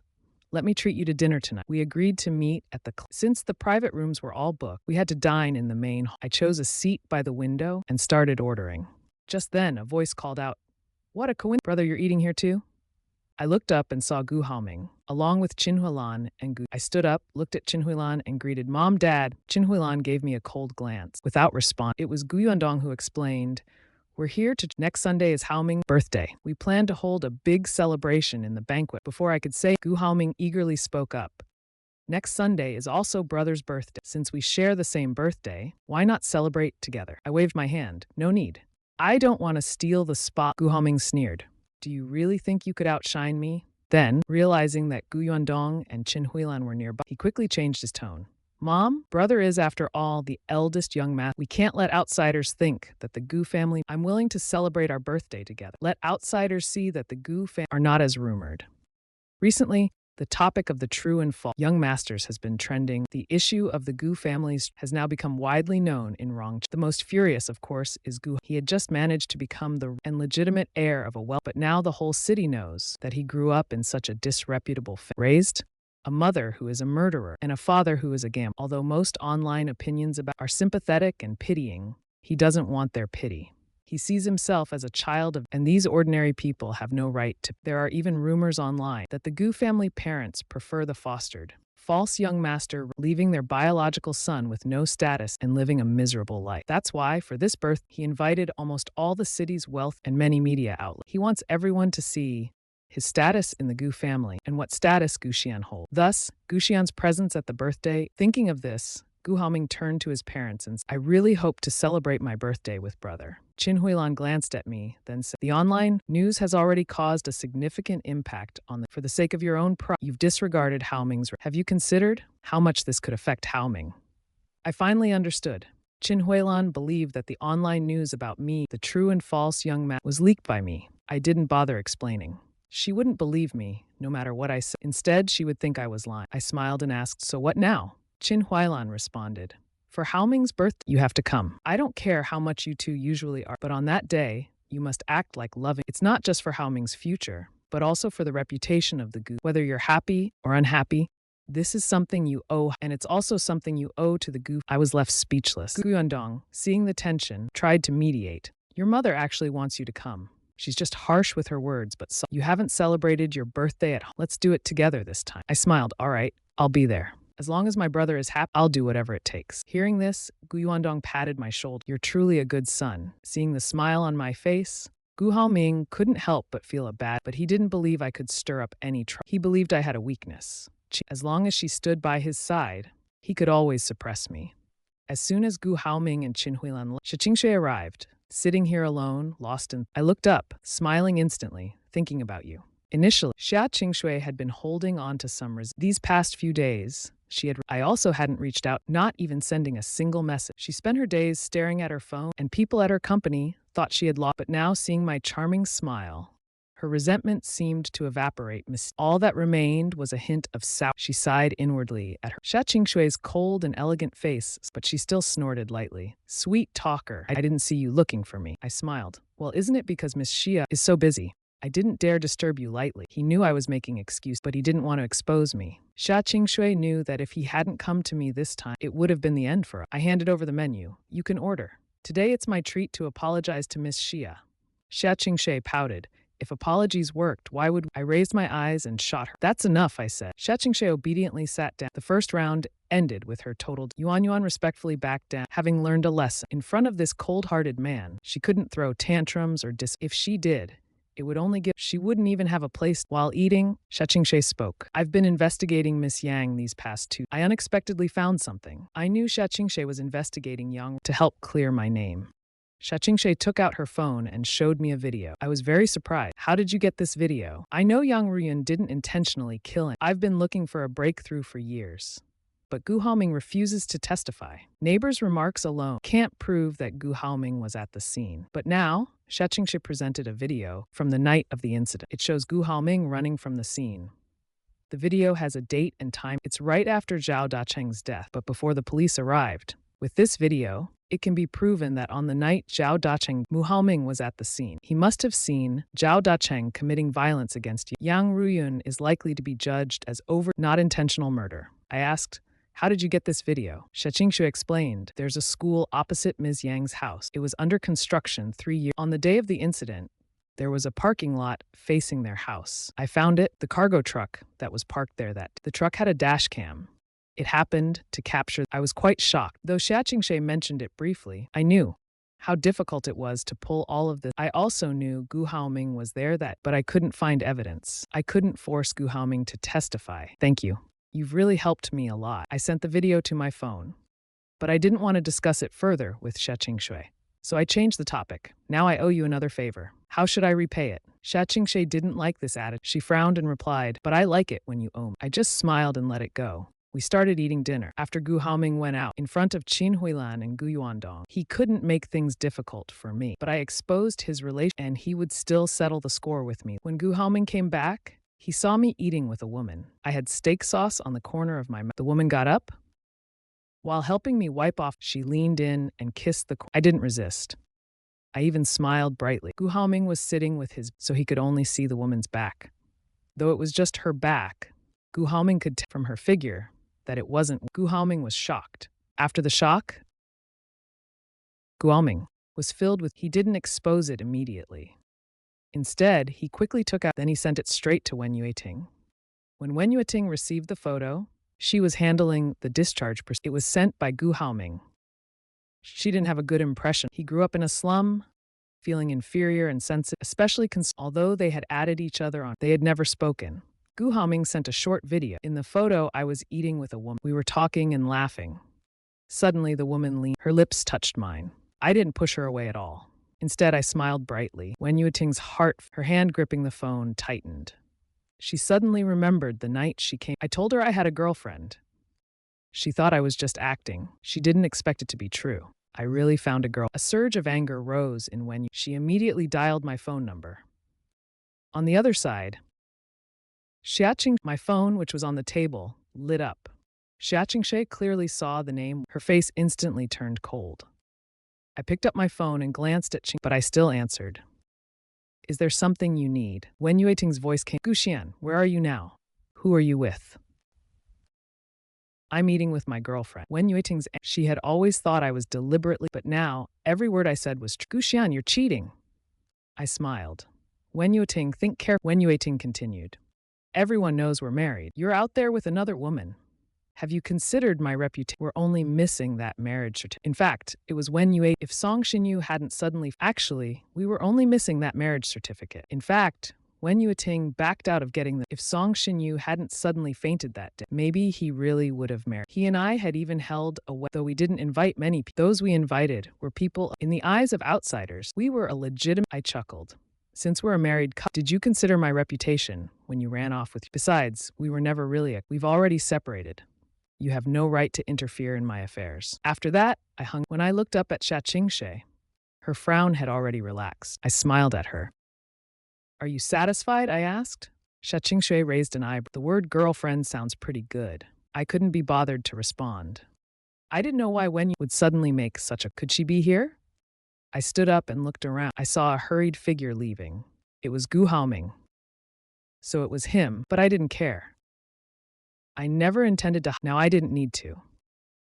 On the other side, Wen Yueting, having been hung up, coldly threw her phone across the room. This scene was seen by Song Xinyu.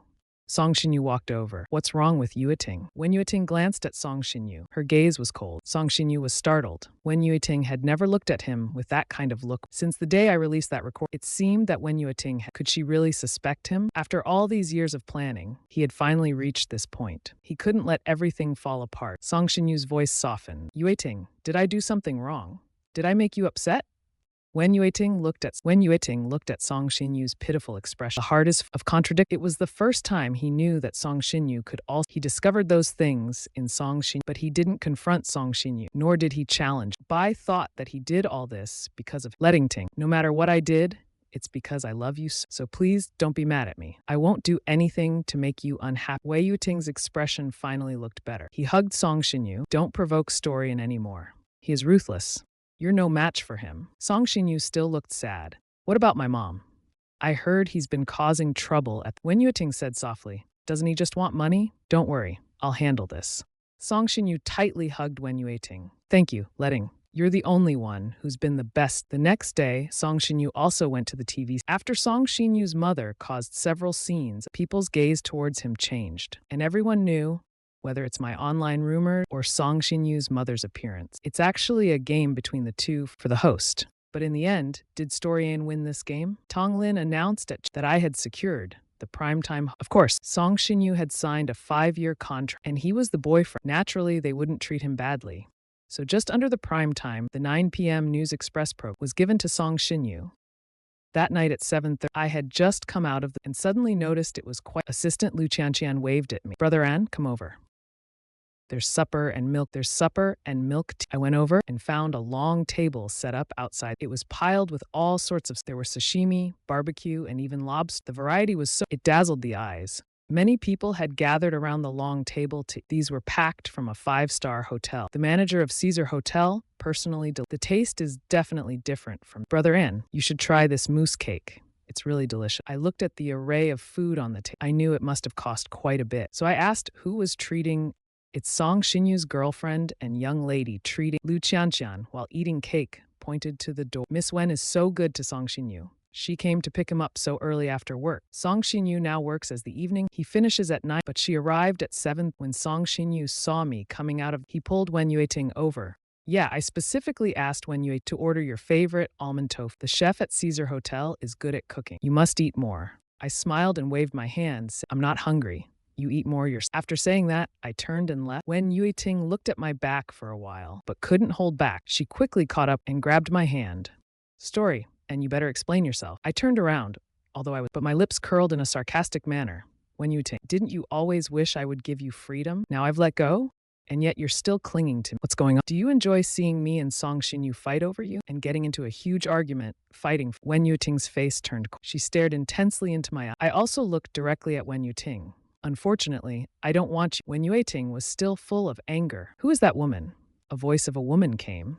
Behind me appeared a graceful figure. Sha Qingshui had just gotten out of a sport. She walked up the steps, calm, and she reached my side and linked her arm with her. Voice was cold but powerful. Miss Wen. Wen Yuting looked up at the newcomer. When she saw the face clearly, the rage in her eyes turned into confusion. She didn't seem to react at first. Miss Xia?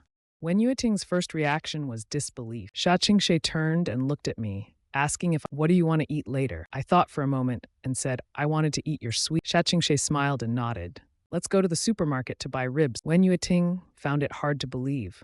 But the other person, the resort project at Paradise Resort and the Wen family's business, Wen Yuting tried to suppress her. May I ask what your relationship with my husband is? At the birthday banquet for Old Master, he and I went there to congratulate Sha Qingshui with her background. How could she knowingly? Sha Qingshui took my arm. A smile appeared on her cool face. Don't you see? Wen Yuting's anger in her heart was burning. Miss Xia, don't you know he's a married man? Sha Qingshui, a married man? Then Miss Wen Yuting's face turned pale with anger. It seems Sha Qingshui already. Wen Yuting had no. Although we didn't register we are legally and rightfully a married couple. We've had a wedding ceremony, and after our marriage, he has been living. The existence of our marriage cannot be denied by just that piece of paper. By now, I roughly guessed the two of them must have had some issue. The existence of our marriage cannot be denied by just that. By now, I roughly guessed Letting's thought. The two of them must have had some intersection but he didn't. I became the passerby who was tempting up. Does not registering the marriage mean we are not married? Can it deny our 3-year marriage? Sha Qingshui's face showed clear sarcasm. Miss Wen's shamelessness really opens my eyes. Since it's a real marriage between you two, then a married couple should be loyal. Then may I ask, what is the relationship between? As for the Wen family's reputation, it was ruined when Miss Wen. Now, why bother caring about it? Sha Qingshui took a step and directly separated me. Miss Wen, Xian is now. Please don't harass my boyfriend anymore. Otherwise, don't blame me for not giving the Wen. After speaking, Sha Qingshui grabbed. Wen Yuting's anger surged inside her, but she still found it hard to believe. How did I end up with the prominent young lady? Maybe it's just a coincidence. Sha Qingshui just happened to pass and helped out without thinking much. The more I thought about it, but looking at me getting in her car and leaving, Wen Yuting was. Song Shin-yu caught up when I had already left.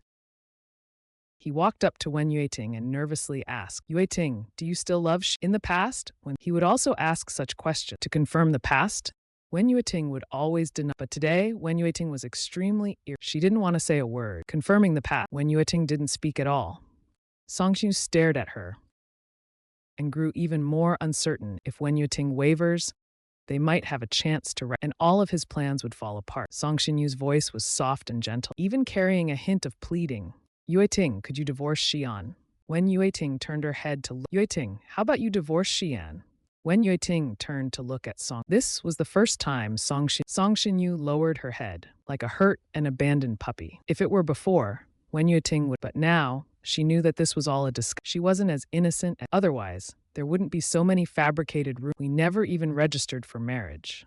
Song Xinyu had no idea. But for some reason, Wen Yueting didn't you say you don't care about these? As long as I'm by your side. Song Xinyu was and at that moment, Wen Yueting's gaze was cold. It was so unfamiliar, like she was a complete. Since coming back and meeting me, everything has changed. Song Xinyu already had a plan. On the other side, after I got into shit, I lazily leaned on the car window. Xia Qingshui saw my lazy and immediately knew he grabbed my hand and said, Xian, don't think about other women. I turned around to look at his perfectly handsome profile. I smiled, reminiscing about the past. You used to be so obedient. Why have you become so domineering now? Xia Qing smiled slightly. If I wasn't obedient, how would I have caught your attention? I chuckled. This guy seems quite pleased with him. Xia Qingshui indeed drove. Originally, I had just mentioned wanting to eat his cooking, but unexpectedly, he seriously started. When we got home, he really cooked sweet and sour. After dinner, it was already very late. I sat on the small balcony. After Xia Qingshui washed, he sat next to me. Are you full? I rubbed my belly and smiled. I'm stuffed. Xia Qingshui gave me a glance. After I finished eating, I sat in the wicker chair on the. Xia Qingshui finished He came and sat down next to me. Are you full? I rubbed my stomach and smiled. I'm stuffed. Xia Qingshui glanced at me. After eating, let's do some exercise. Digest a little. I didn't refuse. It's said that when you're full, I have to admit, being with Xia Qingshui is a very enjoyable thing. And only those who suffer can sleep deeper only when they are utterly. In the next few days, Wen Yueting went to the TV station every day. He came early every day. There were more chances to meet me, but we acted like strangers, not saying a word. These past 2 days, Xia Qingshui went on at night when I lay in bed alone, unable to sleep. I found myself missing. When he wasn't around, I felt the house was empty, and I couldn't sleep well either.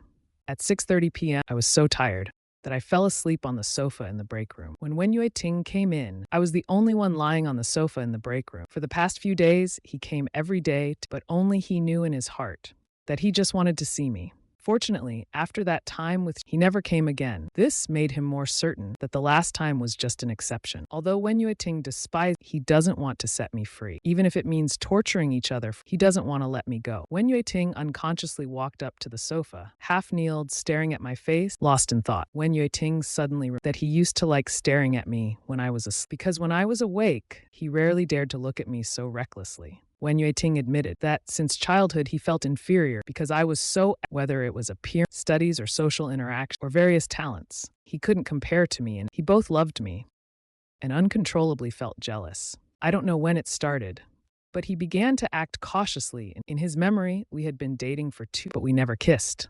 And at this moment, this face was so close. For some reason, Wen Yueting's heart started to race. A small thought emerged from his heart, and it grew uncontrollably. Like bamboo shoots, Wen Yueting's lips slowly moved closer to like ribs. Just as his lips were about to touch my cheek, the door of the break room creaked open. Wen Yueting was startled and stiff, perhaps due to panic. He actually forgot to stand up. I was also startled by the noise. When I opened my eyes, I found Wen Yueting's face was very close, and Song Xinyu was standing. The office door was originally ajar. Song Xinyu stood at the door for a while. He watched Wen Yueting silently move close until he saw that Wen Yueting was about to kiss me. He couldn't hold it any longer and what are you two doing? Song Xinyu suppressed his anger, though it was burning. A flash of guilt passed through Wen Yueting's. At this moment, he made eye contact. For a moment, he didn't know what to say. I also frowned. I hadn't slept all night last night. I had just fallen into it. Wen Yueting's face turned red. He looked guilty like a thief. Looking at his actions and his flushed face, I suddenly laughed, but my eyes were full of sarcasm. Wen Yueting really wanted to kiss. Wen Yueting immediately woke up. He stood up. His gaze was cold as he had truly lost his mind. He had actually wanted to kiss, and now it had been exposed. All that remained on his face was embarrassment. Wen Yuting did not deny or explain, but directly turned around and left when passing by Song Xinyu. He didn't say a word. He didn't even look at Xinyu. Song Xinyu's heart felt like it had sunk into the vast. After Wen Yuting left the TV station building, he felt extremely agitated. It was as though a Pandora's box had been and an uncontrollable desire was about to surge out. He had developed such a desire for Xian, a worldly desire. In all these years, even towards Song, he never had such feeling. At the same time, the atmosphere in the break room was tense. Xian, why are you trying to seduce Wen Yuting? It was rare to see Song Xinyu show such a dominant side, and looking at his expression, it was clearly jealous. Wen Yuting has indeed been acting strangely. I still don't understand what Wen Yuting's mindset is. Isn't he supposed to love Song Xinyu with all his... Even knowing the truth about Song Xinyu to frame me, he was still willing to take the blame. Moreover, our relationship seemed to have not changed at all. Such tolerance actually made me look at him in it. I said casually, I was just trying to sleep here. How did I seduce him? Song Xinyu said, you take care of your woman. Don't let her bother me. Song Xinyu's face was grim. Wen Yuting doesn't love you, and he was just temporarily out of his mind early. Don't think his heart still has room. All these years he has only hated you. Don't hope that you two can get back together. I sneered. It's rare to see Song Xinyu act so desperate. Looks like he's really I always thought you two had a bond stronger. At first, Wen Yuting gave up everything. I was really shocked. But now it seems that Wen Yuting doesn't care much about you. I glanced at Song Xinyu with disgust, but the corners of my mouth were full of sarcasm. You have no name, no status, you can only rely on Wen Yuting's love. But love is something that changes in how many sleepless nights should you be worrying about? Song Xinyu's face changed from moment to moment. He seemed to be losing control of his emotions. It's your fault that I have no name, no status. Gu Xian, Wen Yuting doesn't. Why do you keep pestering him? What exactly do you want to make Wen Yuting divorce you? After Song Xinyu said this, my face clearly changed. Could it be that Ting never received a marriage certificate? Wen Yuting never told Song Xinyu about this. If it were in the past, because Wen Yuting's parents and family didn't know, Wen Yuting was afraid of it would have been understandable not to But now I and Wen Yuting have already torn apart, and we have completely separated. Why would Song Xinyu say this? A glimmer flashed in my eyes. What exactly does Wen Yuting mean? It seems he doesn't love Song Xinyu. I felt a bit relieved, and it seems there is also some... I don't mind making this resentment even bigger. A bit of a playful thought arose in my heart. I deliberately said, divorce, sure. If you have the ability, make him sign, then I will also sign it. I stood up and walked to Song Xinyu. I gave him a mocking smile. Let's see your ability. I understand Song Xinyu's personality. Since I said it like Song Xinyu will definitely take the divorce and have Wen Yuting sign, then Song Xinyu will know that Wen Yuting has been hiding, that there has never been a marriage. Their ideal wife might just create a Mariana Trench between. At the very least, just thinking about it makes me find it interesting. Although I don't know what Song Xinyu used back then to drive a wedge between me, but cause and effect, our karma will come back. I'm in an exceptionally good, especially after I received a call from Xie Qingshui, originally scheduled for a week-long bit. She came back early. The car is now parked outside the TV station building. I replied with 2 words, wait. Then I quickly left the TV station building. It had only been 3, yet I unexpectedly started to miss her. I quickly got into Xia Qingshui's sport, but there was not only Xia Qingshui in the car. Secretary Gao Qing was also there. Part-time Xia Qingshui sat in the back. I hesitated for a moment and directly opened the back door and sat next to Xia Qingshui. After all, Gao Qing already knew it the whole way. Gao Qing, who usually speaks little, suddenly Mr. Gu. President Xia really gave us a hard... The original 7-day schedule had to be compressed into 3. Our entire team worked non-stop. We worked like machines for nearly 72 hours, almost dying from exhaustion. Gao Qing clearly had a complaining tone, but I didn't know why he was telling me this. But I still asked curiously, since it was a scheduled trip, why did you have to rush so hard? Gao Qing sighed. Because President Xia wanted to come back to celebrate. Xia Qingshui suddenly spoke out. Gao Qing silently rolled her eyes. It was clearly President Xia who told. She had even forced him to rehearse it twice on the way. I was a little surprised. My birthday is in 2 days. Xia Qingshui suddenly took out a gift box from This is your birthday gift? How do you want to celebrate your birthday? I didn't expect Xia Qingshui to be so sad. In fact, I never told her my birthday date. I spoke, this time for I want to spend it with my family. And Xia Qing's face clearly showed a trace of disappointment. You and your brother, when did your relationship become so? I smiled and said, it's not. I already promised. I gently held Xia Qingshui's hand for. I'll try to come back early that we can eat the cake, you bought together. Xia Qing didn't say any. I am now in an I have my own. That night, I truly what it means by absence. After exhausting ourselves, I suddenly realized Xia Qing's cold phrase actually had a calming effect. That night, I slept. However, when I woke up in the Xia Qing had already gone. The project at Paradise Resort, the bidding results would be out soon. This time, it was an open bidding. 3 construction companies were selected, and then these 3 companies would be finalized by Xia Qing. Ultimately, the decision-making power, I don't know if the Wen family made it. On the other side, at Shuyan Building, Gao Qing placed 3 files on Xia Qing. President, these are the construction companies selected by the government. Please take a look. Xia Qing flipped through the files. In the end, Xia stopped on Haifeng Construction. Xia Qing said, this is Haifeng. The results will be announced in 3. Gao Qing spoke. The results will be announced. Gao Qing spoke. Haifeng Construction's bid is not the lowest. In terms of strength and reputation, it is. In terms of cost effectiveness, are you sure you want to choose Haifeng? As far as I know, Haifeng's project quality is still quite good. Otherwise, they wouldn't have so many Gao Qing nodded. Haifeng is indeed known for its quality, but that was Chairman Wen's working style. Now old Wen has retired.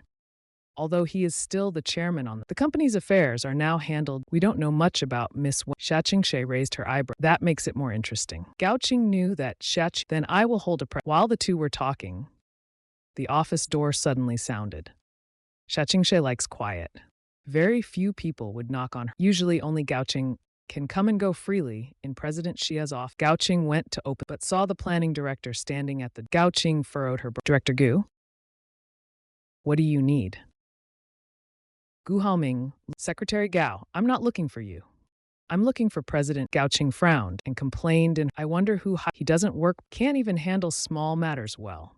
But he keeps trying to. She's considering firing him. Gu Haoming didn't know what Gao. He spent a lot of money to bribe a human resources manager to get this job, who knew that half a month had passed, and he hadn't even. And there's this serious Gao who keeps blocking him from meeting with Xia. Once he gets close to Xia Qing, he'll definitely be the first to fire her. Wait until he becomes close to Xia. He will definitely be the first to. Gao Qing coldly spoke. This is Mr. Xia's office. No entry or exit without permission. Gu Haoming, however, acted as if he had. He walked straight in. He saw Xia Qing sitting in the office chair. Gu Haoming instantly wore a smile. Miss Xia, hello. Do you remember me? We met at the old man's birthday. Xia Qing spoke faintly. Gu Haoming, is there something? At this moment, Gao Qing had and was about to kick Gu Haoming. Upon hearing Xia Qing call his name, his actions paused. Then he spoke deferentially, Mr. Xia. Xia Qing had a cold and stunningly beautiful face. She was originally lowering her head. Her hand holding the pen was pale. It was also incredibly. Gu Haoming almost couldn't look away. Just one glance, his heart was pounding. Especially when she spoke his name just now, her enchanting voice felt like an electric current running through. Of course, the most important that they only met once that day. They didn't even exchange a word.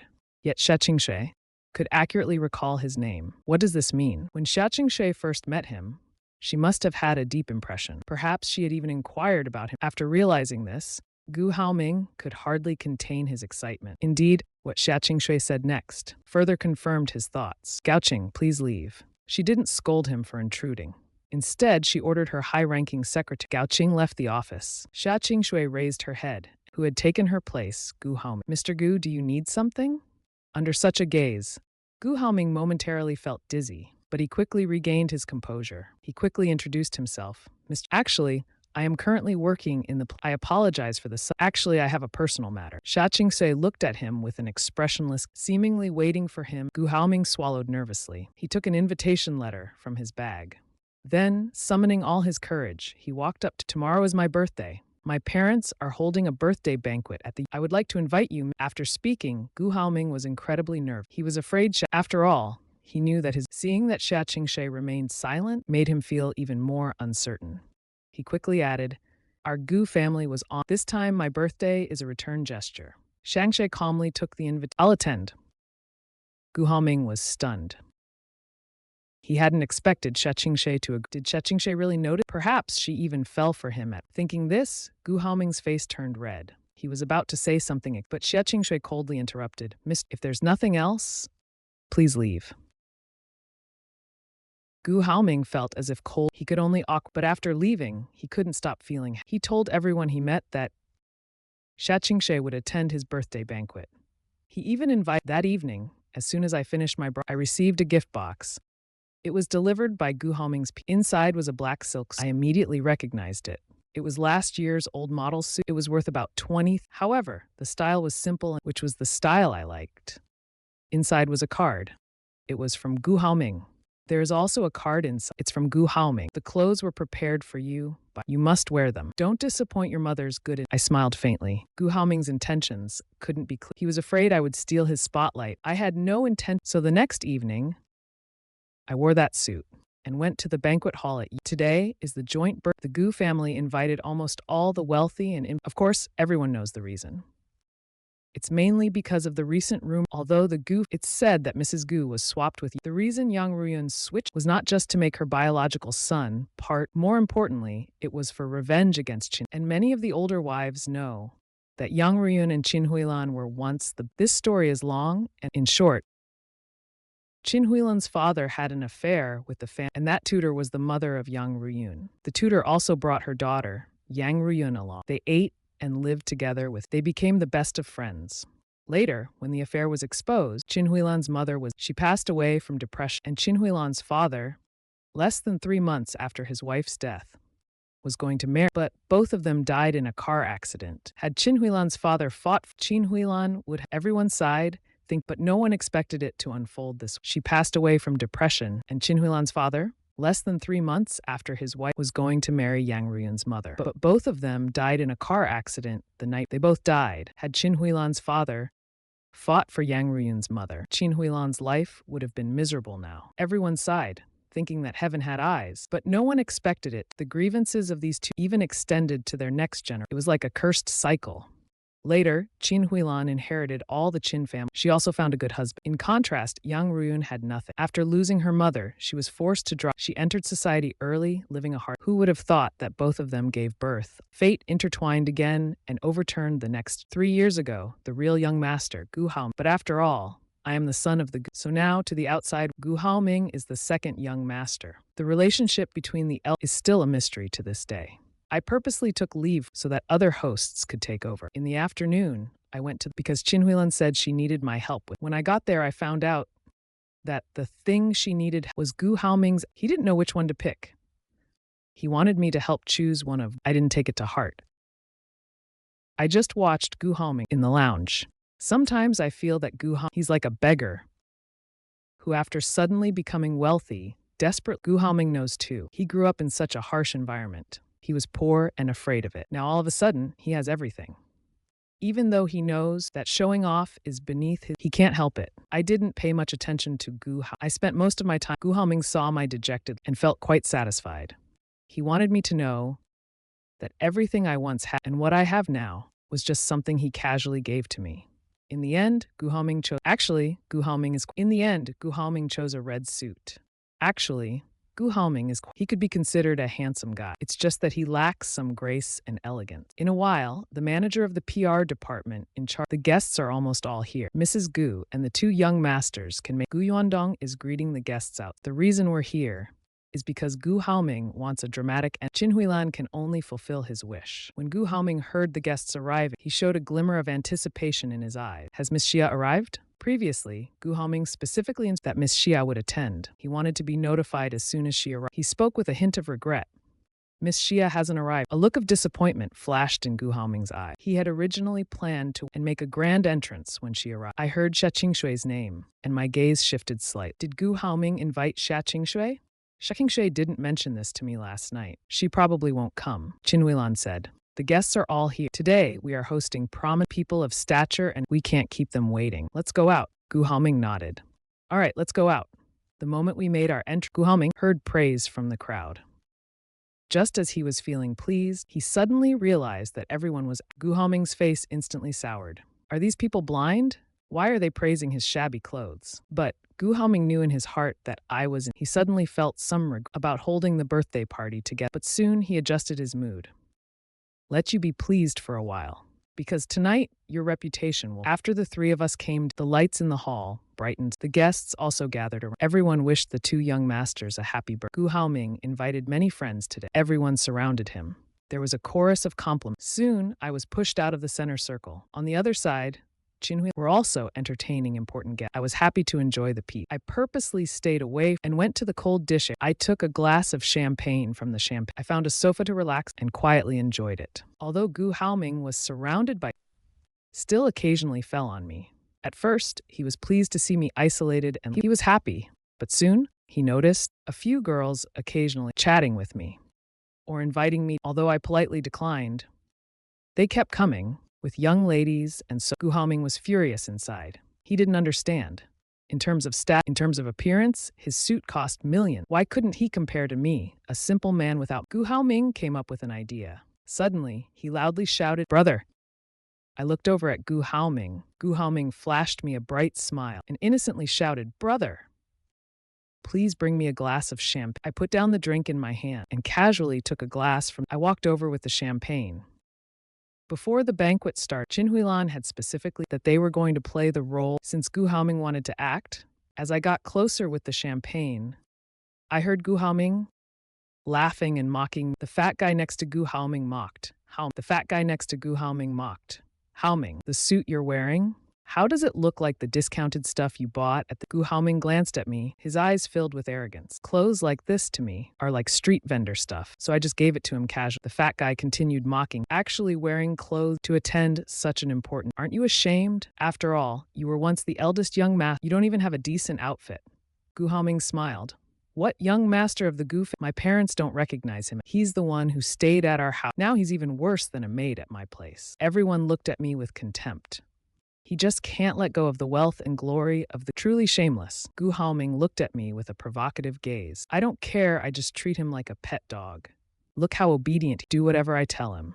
The people around Gu Haoming laughed loudly. Their voices weren't quiet. It was almost like they were doing it on purpose, but my expression didn't change. I still held the champagne glass. I walked toward Gu Haoming. Gu Haoming knew that in such an occasion I would never dare to embarrass him. Otherwise, Chin Huilan wouldn't let me off. So he became even bolder in humiliating me. Brother, my shoes are dirty.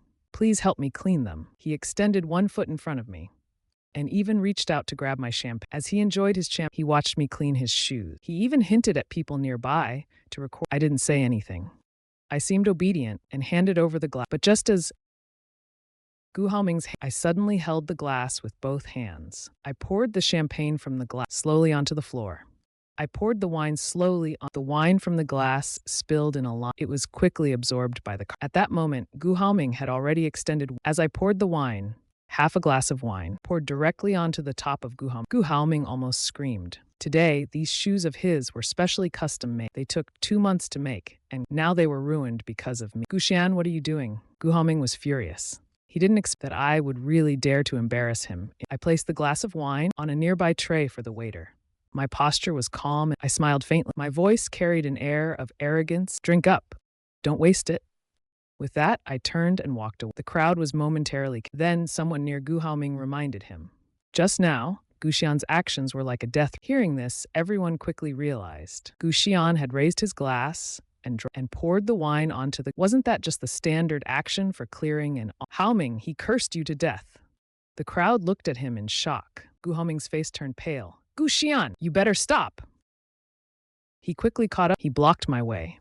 Guxian, how dare you?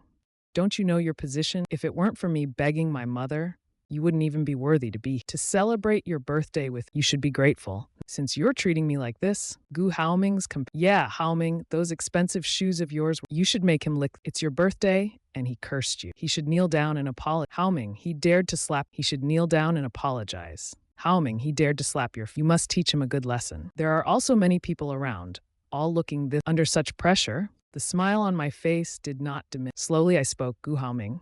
I advise you not to court. I can make you even more embarrassed. Do you want to try? Although I was smiling, my aura was very cold. The way I looked at them was like looking at a group of amateurs. This almost attracted every. People were urging Gu Haoming to, but Gu Haoming still didn't because he knew my strength. I trained in Sando, and I am supposedly a judo black belt. He has never truly witnessed, but from past encounters, Gu Haoming could tell that even if all of them teamed up, they might not be able to defeat me. Gu Haoming is not stupid. He wouldn't really fight and ruin the birthday party he had carefully. Gu Haoming looked at the time. It was time for him to arrive. Sure enough, Gu Haoming, a hint of ill intent flashed in Gu Haoming's eyes. He suddenly smiled at me. Shoes are broken. Let them be broken. Anyway, I have many high-end items. How could I really argue with my brother? The crowd was puzzled about why suddenly changed his attitude. Then, Gu Haoming suddenly raised. He waved at the figure not far away, Song Xinyu. Hearing Song Xinyu's name, I reflexively frowned. Gu Haoming was delighted. His plan had worked. Only a fool would clash head-on. To kill, one must and Song Xinyu unintentionally dealt with my shot. On the other side, Song Xinyu had already Gu Haoming bypassed me. He walked straight to Song Xinyu's side. He led Song Xinyu to the crowd. Let me introduce everyone. This is my good brother, Song Xinyu. He is a returnee. Just returned from studying. The crowd, not understanding, really thought Song Xinyu was Gu Haoming's brother. They all complimented and greeted. In fact, Song Xinyu and Gu Haoming never had much contact. This time, he received an invitation to his birth. After a brief exchange, Song Xinyu and Gu Haoming quickly reached a consent. They had the same goal. Both wanted to see my downfall, so they are friends. Moreover, Song Xinyu now has another goal, which is to make sure I divorce Wen Yue. So he was naturally happy to cooperate. Song Xinyu greeted everyone. When it was my turn, he specially added, Xian, happy birthday. Some sensed an unusual. They hurriedly asked, Mr. Song, you know the young man? Gu Haoming smiled and said, not just know him. We're very close. Seeing my dark expression, Gu Haoming was secretly delighted. As expected, only Song Xinyu could. The real drama tonight was just beginning. Gu Haoming deliberately asked Song Xinyu, why are you here alone? Where's your girlfriend? Gu Haoming introduced Song Xinyu's girlfriend. Is Wen Yueting.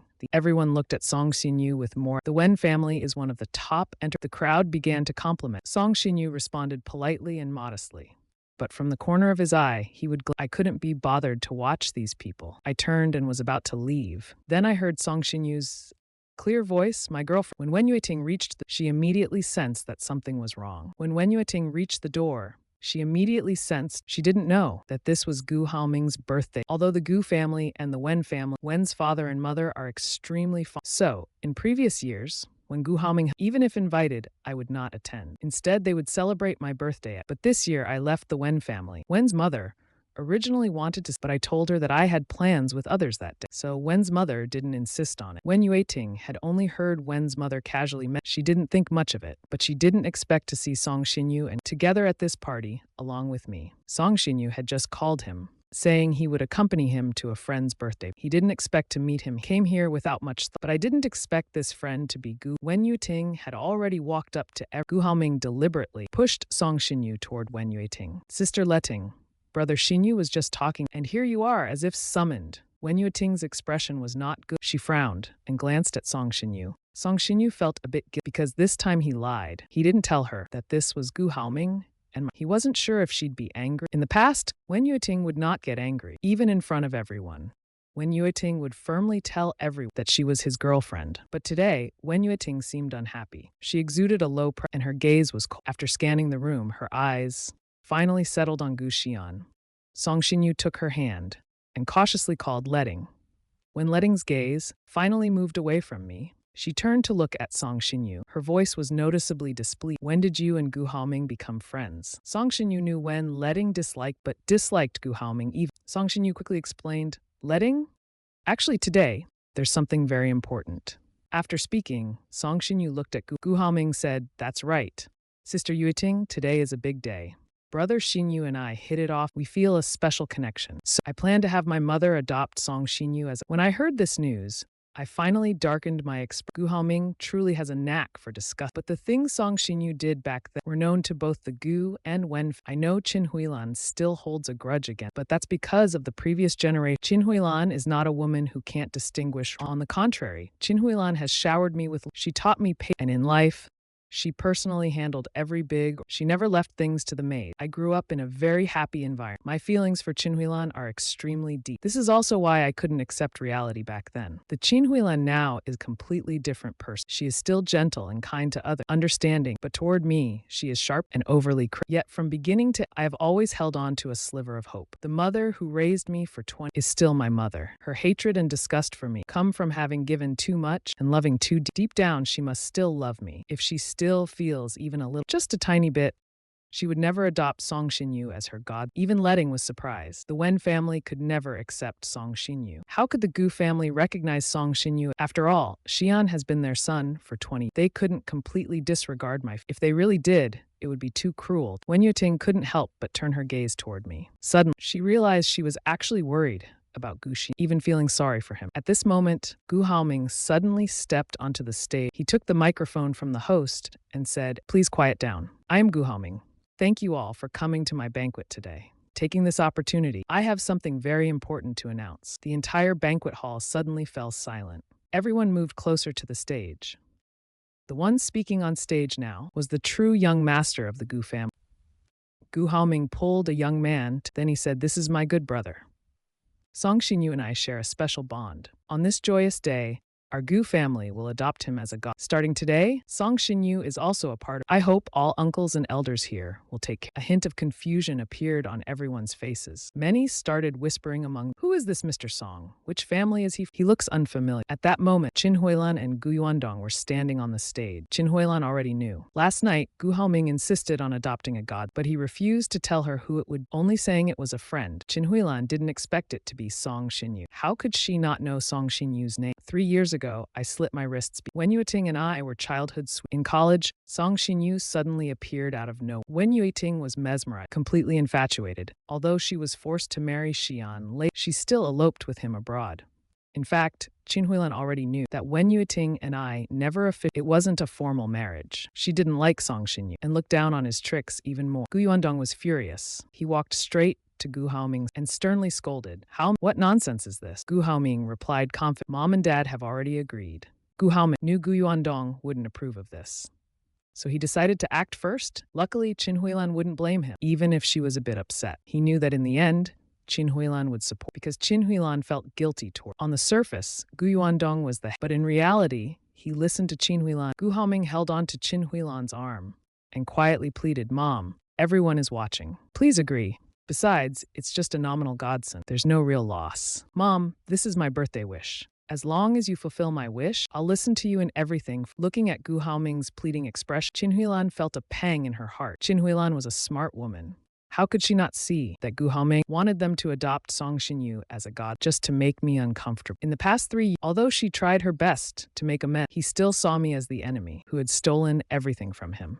This wasn't the first time something like back during my wedding with Wen. Gu Haoming caused such a scene that he couldn't attend. In front of Gu Haoming, he had to be harsh toward me to make up for all the grievances he endured over the. But deep down, how could he not feel the son they raised for 20 years turned out to be a tool of Yang Ruyun's revenge. He hated Yang Ruyun and took it out on. But after calming down, he also clearly understood that I was the most innocent. When I slit my wrists as a mother, it broke her heart. During my hospital stay, the doctors said I couldn't take any more shots, so she didn't dare show up in front of me, fearing I might lose hope. But at night, when I was asleep, she would secretly visit the hospital. How could 20 years of affection but she didn't dare show any of it in front. Her biological son, who had been abused by Yang, made her feel so guilty and heartbroken. Even though she knew he was and lacked the manners of a noble, she couldn't blame him. It wasn't his fault. It was because she hadn't protected him. He had been secretly he should have grown up safely and happy, becoming a talented young man like me, but instead, he suffered so much. Just thinking about these, Qin Huilan's heart aches deeply. She never hoped that Gu Haoming and I could truly get along because she knew it was back then, it was the same between her as if it were a curse. The tragedy on her has repeated in the. She only hoped that these two people could even if they never speak to each other again. So she has always tried to satisfy Gu Haoming with all his demands. This is the last time. She tells herself, the very last time, Qin Huilan said to herself. She walked to the center of, standing in front of the historic. Her eyes sought out my position. At this moment, I stood below the. My eyes were also fixed on Qin Huilan's, but I was expressionless. No anger, no resentment, just a sudden sense of numbness. Qin Huilan clenched her fingers, resolutely shifting her gaze, then announced, indeed, Song Xinyu has a special connection with our family. Plans to adopt him as a godson. Qin Huilan didn't elaborate. The audience below started congratulating, and Gu Haoming quickly pulled Song Xinyu over, urging him to greet everyone. Song Xinyu was overjoyed, carefully addressing them as godfather. Godmother Qin Huilan reluctantly responded. Gu Yuandong, however, remained stone. Then came the tea-serving ceremony. These were all meticulously arranged by Gu Haoming. When all the formalities concluded, as Qin Huilan glanced towards the audience, she noticed I was no longer there. I had turned and left when Qin Huilan as her godchild. When Song Xinyu called them godmother and my heart felt as if pierced by a knife, leaving a gaping bloody wound. I walked to the door, ready to leave. I was stopped at the door The eldest and second young masters said, "It's a day. You cannot leave." My face turned cold. "Get out of my way." 4 bodyguards blocked the entrance. The second young master said, "You must attend birthday banquet before leave. He still has a gift for you." I was about to take action, but if I caused a scene, it would be exactly what Gu Haoming. Eventually I turned back, but I had no desire to witness the scenes over there. As I planned to take a rest, halfway up the stairs, someone caught up to me from behind. "Ah, there you are." I turned around, and there on the stair was the person I least wanted to see. Having just been adopted as Gu's godson, how could he miss the chance to share such good news? In no time, Song Shinyu was standing before, separated by just one step, with his usual innocent expression. "Ah, I've been recognized as Gu's godson. You wouldn't be upset." Looking at his innocent yet shameless face, I almost laughed. I looked down at Song Shinyu from above. "Song Shinyu, drop that innocent act. It disgusts me." A complex emotion flashed through Song Shinyu's eyes, something like sadness mixed with, but it disappeared in an instant. "Yes, I come from a poor You know what my mother was like? I suffered domestic violence and never had a good day in my life. The luckiest thing in my life was meeting you in high school." Song Shinyu's expression was so sincere, it seemed as if he truly felt deep gratitude. "Back then, I was admitted to an elite and looked down upon by everyone there, bullied and mistreated. It was you who extended a hand. You pulled me out of the mud and shielded me like a protector whenever I was attacked. Yes, you are a lifelong benefactor." I frowned deeply. I couldn't understand why Song Shinyu was saying these things. Back then, I stood at the top of the pier while Song Shinyu was at the very bottom. One day, Song Shinyu didn't show up. As class monitor, I accompanied the teacher in a slum-like area. We found Song Shinyu's house, a house so dilapidated, without a single decent piece of furniture. His parents were arguing intensely. Li Shufen was cursing and insulting his father, with venomous, revolting words, so malicious it was horrible, while Song Shinyu's father sat lifelessly in a wheel like a walking corpse. Everything that could be smashed was already. Song Shinyu crouched on the floor, expression cleaning up the mess, skillfully, as if this was just routine. Later I learned the reason Song Shinyu didn't go to school that was because his father, in his wheel, stopping in the middle of traffic in a suicide. After Li Shufen had cursed, she turned all her rage and frustration onto Song Shinyu, kicking, hitting, and pinching him, even grabbing a pair of fire tongs and striking him on the back. The teacher hurried in to stop her. But Li Shufen, like a madwoman, wouldn't. Taking advantage of the chaos between her, I grabbed Song Shinyu by the arm and led him out of the house. Song Shinyu still remembers that moment vividly. I held his hand as we ran through several. He clung tightly to my hand and kept looking at the side of my face. The sunlight shone on my face like an angel descending from the heavens. He held onto my hand tightly, as if it was his only way to it. The man-eating swamp of. Afterward, we went to a small plot. I treated him to KFC. It was the first time in Song Shinyu's life he had KFC. He ate so many egg tarts. He felt he had never tasted anything so delicious, so sweet and rich. It was delicious. I watched him eat a whole box of egg, eating while tears streamed down his face. I grabbed his hand, saying, "Song Shinyu, don't be afraid." I said I'd protect him without asking, and later I did just that. From then on, if anyone bullied Song Shinyu at school, I would fight them to the end. I even helped Song Shinyu apply for free boarding so he could temporarily escape his crazy. Whatever good things I had, I would share half, even on my birthday. The valuable gifts I received. I believed I truly gave my heart and soul to Song Shinyu, even more so than to the childhood friends who grew up with me. So when I found out about Song Shinyu's betrayal, it was so painful. It even turned to thinking about the past. My heart twisted in agony. "Song Shinyu, what do you mean by saying all this now?" A cold sneer appeared at the corner of my lip. "Even now, I don't understand why. Why did you try to take when you ate? Why did you use such despicable methods?" Song Shinyu replied honestly, "Because I was angry. I was jealous of you two holding hands.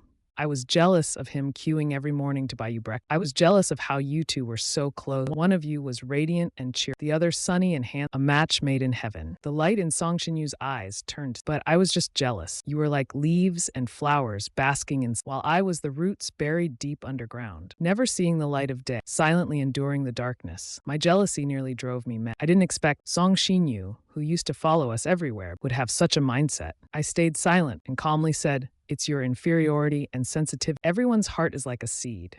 Whether it grows into leaves and blooms or remains buried forever under a brother is your own. Song Shinyu, you are pitiful, But there are people in the world worse off. Does that mean everyone like you despises all that is and turns their blade on friends who truly care? How is this different from the snake? In the story of I felt an inexplicable sense. You used to have good grades and even got into a prestigious university. You are no longer that weak, Song Shin-yu, controlled by your mother and unable. You were already on the path to a bright future. You could have stood upright and basking in the sunlight. But you still chose the most despicable, darkest path. You sacrificed sincerity and betrayal. Your life remains dark, but this time it's the cold and dampness you. I looked at Song Shin-yu and let out a deep telling you this now is meaningless. I don't regret being kind to you in the past, but losing me is your loss now.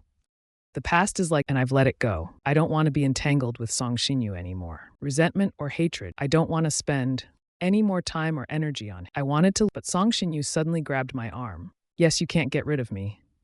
He said, never. I turned to shake off Song Shin-yu's hand, but before I could exert any, Song Shin-yu fell backward and tumbled down the stairs. Then Song Shin-yu pointed at me and said, why did you push me? My brows furrowed, and I had a bad feeling. Almost simultaneously, countless people Gu Haoming was at the forefront. Brother, why did you push Song Shin-yu? I know you have a bias against Song Shin-yu, but you can't hurt him. I was surrounded by people in the banquet hall. Others were walking over with tat. Wen Yueting pushed through the crowd only to see Song Shin-yu on the ground, looking very much in pain. At this moment, I was standing coldly. Everyone around pointed fingers at me, blaming me for pushing him down. Wen Yueting, without much, hurriedly stepped forward, helping Song Shin-yu sit up. Shin-yu, how are you? I'll take you to the hospital. Song Shin-yu had a pained expression. Yu-ting, I'm fine. It doesn't hurt as much now. It's just, I don't know why Wen Yueting and Letting looked at me with anger in their eyes. He raised his hand and pointed at me. You're truly malicious. I was utterly speechless. With Gu Haoming supporting Song Shin-yu, the crowd's chatter grew and I was quickly branded as the one who pushed him. Gu Yuandong and Qin Huilan also arrived. Seeing the scene, Gu Yuandong asked, what happened here? Gu Haoming was already prepared with an, Dad, I don't know why, but brother pushed Song Shin-yu. Gu Yuandong looked at Song Shin-yu with a grim, his face showing displeasure. Wen Yueting was Xian's wife in name, but now she was openly holding another man. The Wens and the Gus had treated Wen Yueting like their own daughter. More importantly, the Wen family revealed that 3 years ago, Wen Yueting and I never officially registered. A few days ago, I had also announced a complete breakup with rumors were even spreading from the Wen that Wen Yueting might have secretly registered her. And now this man called Song Shin-yu somehow mysteriously became the adopted son. Gu Yuandong had already made a judgment. Today, Rongcheng's dignitaries and elite, he couldn't let the Gu family lose face. So Gu Yuandong walked up to Song Shin-yu, his voice cold and filled with authority. Are you sure Xian pushed you on purpose? Song Shin-yu looked at Gu Yuandong with he knew Gu Yuandong wanted to resolve the matter peacefully. In fact, Song Shin-yu didn't want this to blow up either. Wen Yueting's gaze towards me now was full of disgust. Just like 3 years ago, when Song Shin-yu made a mistake, he responded hoarsely, Godfather, you're right. Xian didn't do it on purpose. He just accidentally pushed me. I observed every subtle expression on Song Shin-yu's face. It was then I realized just how masterful his acting was. He portrayed the expression of forced to compromise under perfectly. He said it wasn't intentional, but his expression accused me of forcing him. First, it made everyone aware that I did push him. Second, it showcased his willingness, evoking pity and sympathy. Third, it allowed him to give Gu Yuandong. Sure enough, Song Shin-yu's acting won everyone over. Gu Yuandong looked at Song Shin-yu, his expression softened, even showing a hint of guilt. Wen Yueting held him even tighter. The people around started whispering. It seems the Gu family's eldest son. How could the eldest son of the Gu family be like father, like son? I heard his biological mother was a murderer, and his father was a back then, his biological switched her own son with the real Gu family so he could enjoy wealth and status. Indeed, the malice in his bloodline was inherent. It was only because the Gu family that they couldn't abandon the feeling. But in my such a son of an enemy should have been otherwise, they might invite a wolf into the house. On the other hand, Gu Yuandong felt relieved after hearing. However, Gu Haoming was, Dad, now all 3 of us are your sons. How can you be biased? If brother you can't favor him. Gu Yuandong, who had just suddenly felt his anger rise again. Gu Haoming noticed the storm clouding Gu Yuandong and felt a chill in his heart. He knew that Gu Yuandong cared most about the Gu family's reputation, so he couldn't let things spiral out of control. Gu Haoming took a step and said, then at least let brother apologize to Song Shin-yu. The crowd around us grew large and the murmurs grew louder. If this went on, it was clear that the Ju family would soon become a laughingstock for others. This was the last thing Gu Yuandong wanted. He had no choice but to turn to me. Yes, even though it wasn't intentional, you're still partly responsible. Come and apologize, and I let out a cold laugh. Why should I apologize for? The crowd below the stairs erupted in an uproar. Voices criticizing me spread. The Gu family's eldest son is, even with such an obvious way out, clearly he's spoiled by the Gu family. Does he really think he's the Gu? He's utterly lawless. And Gu Yuandong is such a how could he raise such an ungrateful? These comments reached Gu Yuandong's ears, and his face grew darker and darker. Xian, I order you to apologize, he said sternly. I will not apologize, I replied firmly. Gu Yuandong became anxious. It was the first time someone dared to do. This was no different from slapping him. Gu Xian, if you don't apologize today, I will disown you as my son. The situation had become very serious. The hall fell silent. Everyone quietly watched the drama. It seemed like today's spectacle was one after. It was truly captivating. Gu Haoming, however, felt schadenfreude. He knew that even if he didn't pursue, someone like me would never compromise. I stood at a higher position, calmly watching Gu Yuandong. Since I never had a close relationship with this father, at least compared to Qin Huilan. In this family, he was the head of, but also an absent one. He was always busy with business. Although he bought me expensive gifts, he rarely spent time with me. But in my heart, I still respected and loved, especially after Gu Haoming returned back then. When Qin Huilan wanted to sever, Gu Yuandong stepped in and stopped. He even said I would always be the eldest son. I was moved. But until that night, when I stood outside the eavesdropping on Gu Yuandong and Qin Huilan, Gu Yuandong said that if I were truly kicked out, it would only make the Gu family a laugh. It was better to let me keep the title of eldest son. That very night, Gu Yuandong also drafted all Gu family assets and company shares would be inherited by Gu Haoming. At that moment, I understood. Gu Yuandong kept me around not out of fatherly, but for the sake of the family. I thought I had forgotten that incident. I even convinced that what they had done was already sufficient. But the scene from that night mirrored what's happening. Whether I am a son of the Gu family, what's important is not losing the Gu family. But now, I'm no longer who I was. I slowly walked down the stairs. Step by step, I walked toward Gu Yuandong. Gu Yuandong thought I had finally compromised. He assumed I was planning to apologize. His gaze softened slightly as he looked at it. But unexpectedly, my expression carrying an air of overwhelming pride. Even the younger generation seemed to feel a chill. Father, this is the last time I will call. In ancient times, today I will do the same. I turned to the crowd and said, starting today, I, Gu Xian, will have no further connection. From now on, I am no longer the eldest son. Whoever wants this title, let them have it. It has nothing. Please everyone, bear witness. Gu Yuandong turned pale with anger, but Qin Huilan, uncharacteristic, did not scold or berate me. Instead, her eyes turned. The onlookers were abuzz with whispers. The Gu family was one of the top prestigious families. Was willing to give up the identity of a wealthy family's heir. Perhaps he had watched too many TV dramas. Did he think he was the male lead in a drama? This must just be an act. Maybe tomorrow, he'd come back crying. Gu Yuandong's face was extremely dark. It would be a huge joke. If word got out that the Gu family was he pointed angrily at me. Gu Xian, don't regret this. Don't come crying tomorrow. Suddenly I knelt down, but my expression remained cold. My gaze was resolute. Seeing me kneel, Gu Yuandong thought I had repented, but I suddenly kowtowed 3 times. Mr. Gu, these 3 kowtows repay you and Madam Qin for raising me.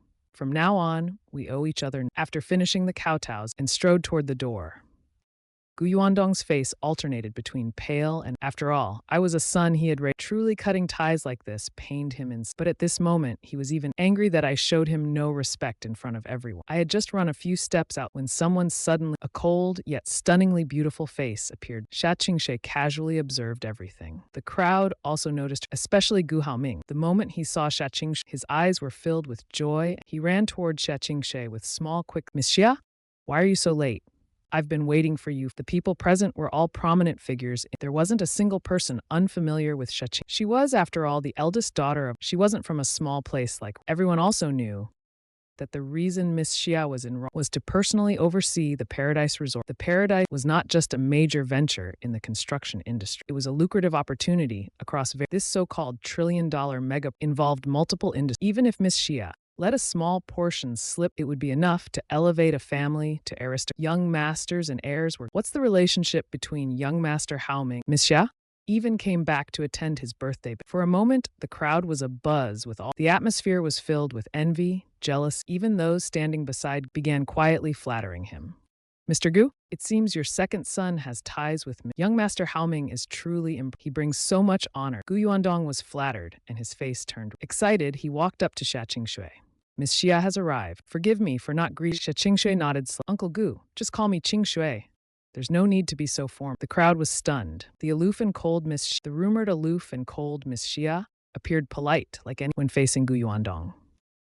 It seemed that the seconds indeed had an unusual relationship with Gu Haoming was thrilled inside, reveling in the envious and jealous glance. He even felt to try and take Xia Qingshui's arm.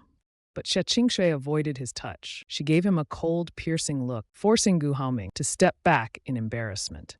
Perhaps Miss Xia simply preferred to remain dignified, and standing nearby, Gu Yuandong noticed a trace of doubt flashing in him. Then, Xia Qingshui caught sight of my disheveled, and her gaze became even colder. It seems I missed an interesting scene just now. Gu Yuandong noticed that Xia Qingshui was and assumed that my current state might make the wealthy. Xia Qingshui he coldly reprimanded me. Ungrateful son. Didn't you say you severed ties with the Gu family? Why are you still here? Hearing this, I lifted my foot, ready to leave, only to be stopped by Xia Qingshui's outstretched. Uncle Gu, forgive me for stepping in, but what exactly is going on? Xia Qingshui emanated an aura that was both intimidating. It made the atmosphere around her feel suffocating. At this moment, Gu Haoming took the initiative and said, Miss Xia, you might not know, but today my parents adopted Song Xinyu. My brother was unhappy and, in a fit of rage, pushed Song Xinyu down the stairs. Thankfully, Song Xinyu he's kind-hearted and didn't want to make a father only asked my brother to apologize. But instead of apologizing,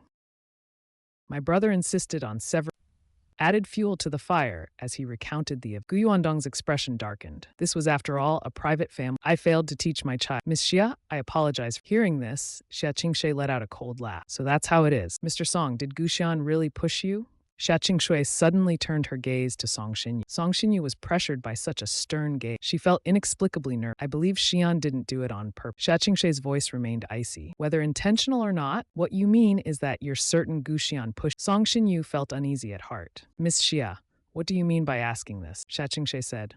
Are you sure you're not lying? If someone else had said this, but Xia Qingshui, the lady everyone admires, her every word naturally carries weight. Doubts arose from the crowd. Song Xinyu's voice hurriedly said, I didn't lie. I was just talking to Xian while going up the stairs. Perhaps he was in a bad mood. He directly pushed me down the stairs. Many people saw it with their own eyes. It was a trap, planned by him and Gu Haoming. Besides, Gu Haoming said that the banquet hall is exclusively for VIPs. So there are no surveillance. There's no room for error. Gu Haoming stepped in and said, I saw it with my own eye. I was standing nearby at the time. I saw my brother deliberately push Song Xinyu, not just me. They all saw it too. What Gu Haoming was echoed by his entourage.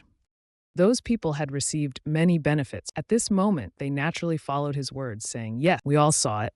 Xia Qingshui's gaze swept across their faces one by one. Gu Haoming vaguely sensed that Xia Qingshui seemed inclined to take his. He suddenly remembered, I once did an exclusive interview with Xia Qingshui. Maybe that's when they got acquainted.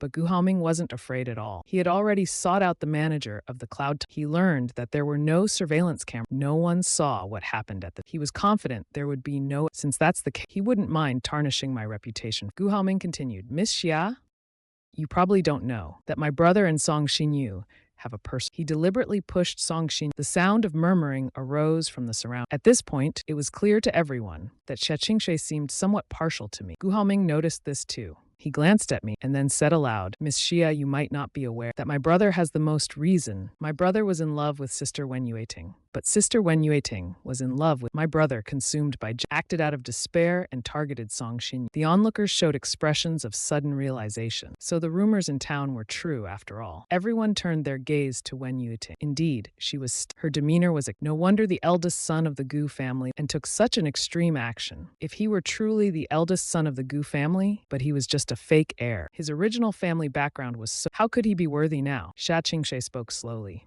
Are you saying that caused trouble for Mr. Song? Gu Haoming naturally that he was Wen Yueting's husband, and such a disgraceful thing. Gu Xian wouldn't admit it.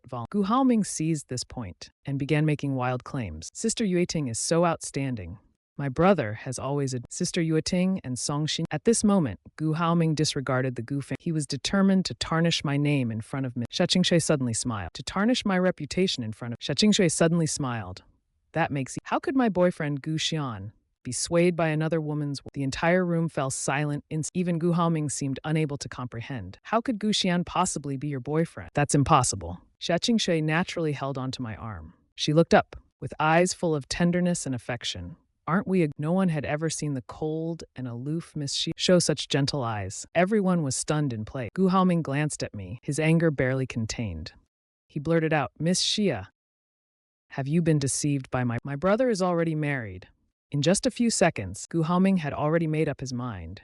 Gu Xia, while handsome, being noticed by Xia Qingxue wasn't, but Xia Qingxue must not know he's married. So, he ruthlessly exposed my lie. However, Xia Qingxue's eyes showed no anger, not even a hint of surprise. She casually asked, "You say my boyfriend has a wife? Then may I ask, who is his wife?" This question left Gu Haoming speechless. On the other, Song Xinyu was nervously staring at Gu Haoming, fearing that the fool might spill everything. Meanwhile, Wen Yueting furrowed her cold gaze landing on Xia, hand resting on my arm. Gu Haoming hesitated for a then continued, "Anyway, my brother is married. He's not innocent.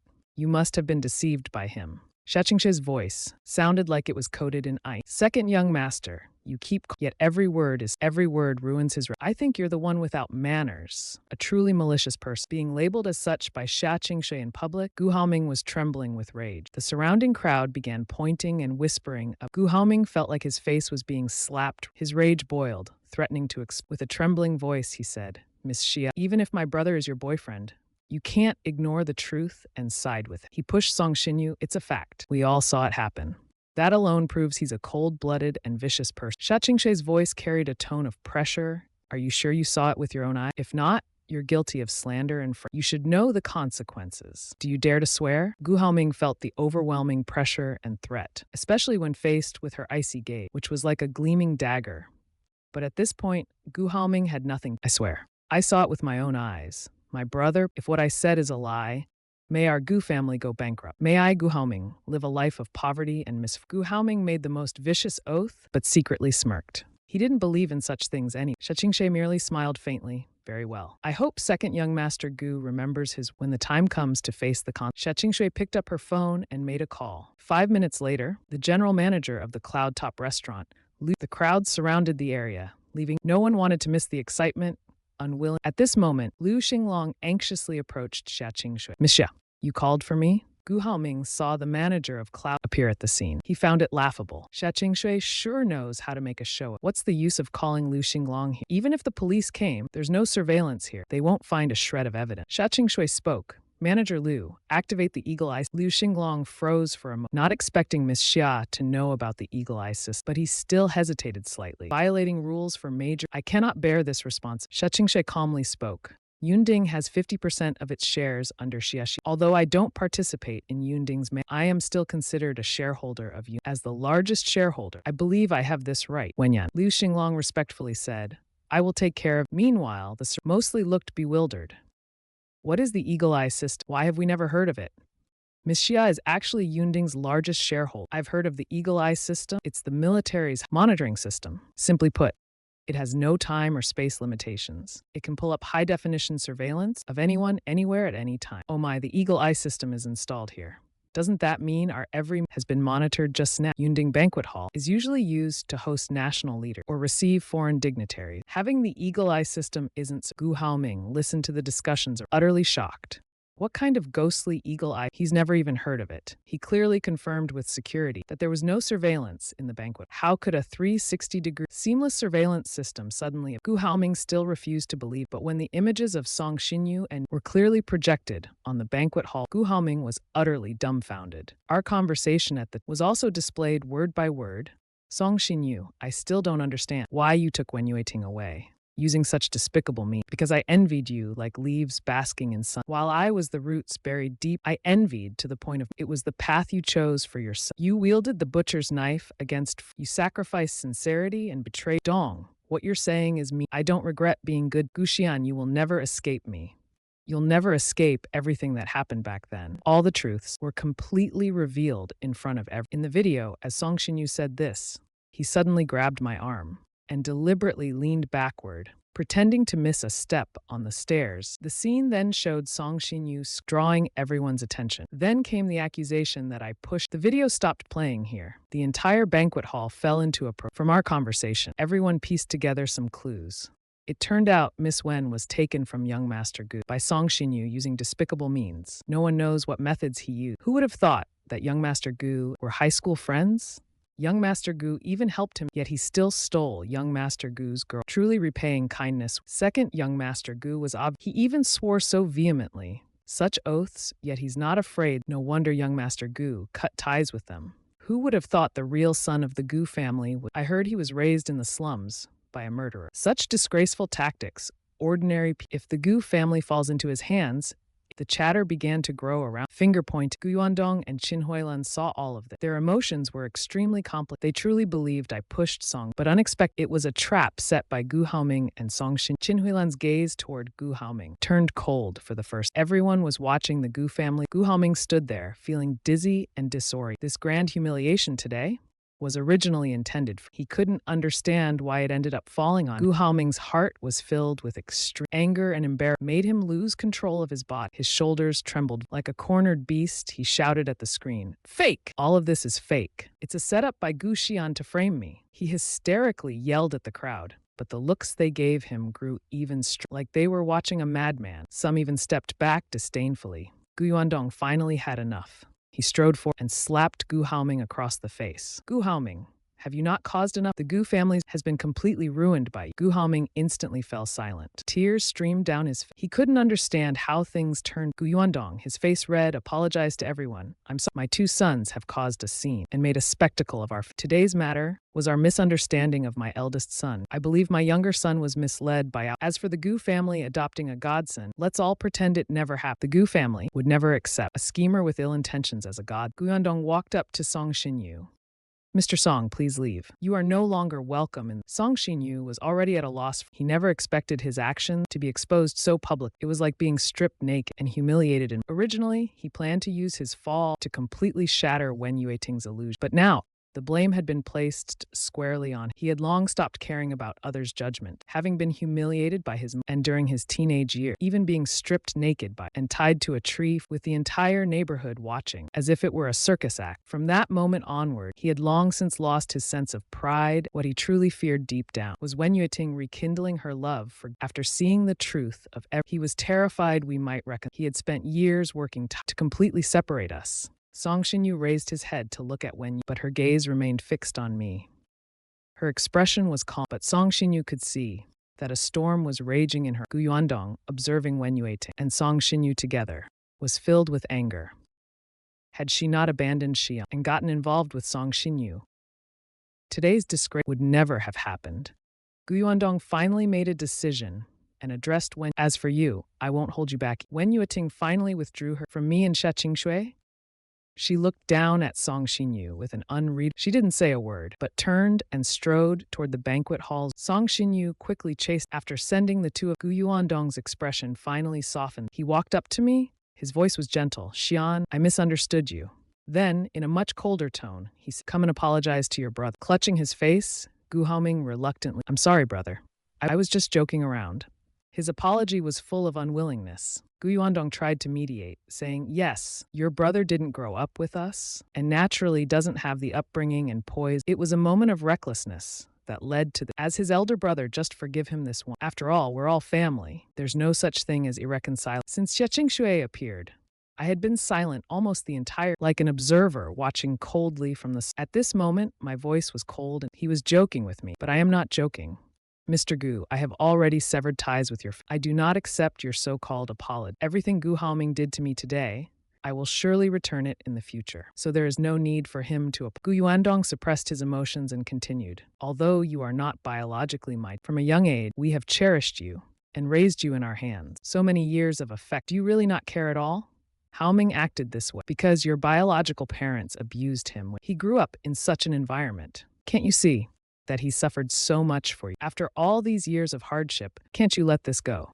I laughed on the spot. Mr. Gu, what you said is indeed amusing. I was just a baby when I was born. What could I control? When the two children were switched back, didn't you, as the guardians, bear any responsibility? Even if we take a step, it was Yang Ryun who did it. I didn't climb into the Gu family. If there's a grudge, settle it. If there's resentment, you should go to her, not blame me for every— Mr. Gu, I have nothing to do with the Gu family. I just said that from today on, we owe each other. We go our separate way. Each word struck a nerve, leaving Gu Yuandong trembling with— This is outright rebellion, he shouted. Sha Qingshui suddenly intervened. Mr. Gu, my boyfriend, cannot bear the burden of such— We will take our leave now. With that, Sha Qingshui took my arm, and we walked out of— After a while, we stopped again. Sha Qingshui suddenly turned. She addressed the surrounding crowd. Today is my boyfriend's birthday. I have prepared a banquet at the 88th floor of UNEASY. If you don't mind, you are welcome to join us.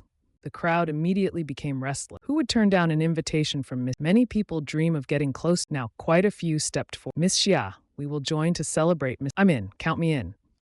Guests of the Gu immediately swarmed after Sha Qingshui. In less than 5 minutes, the lively banquet became only a few close relatives of the Gu. They approached Gu Yuan, sighing deeply.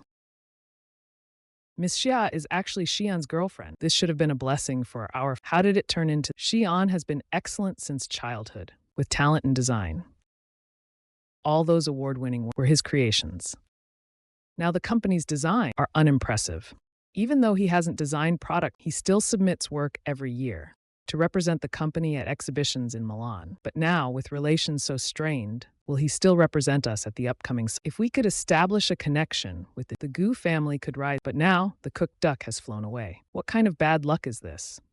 Gu Haoming, listening to their complaints, was pounding his chest in frustration. He angrily said, What's so special about Xian? Do you think he's a married man? Miss Xia must have been when she realizes she's been played.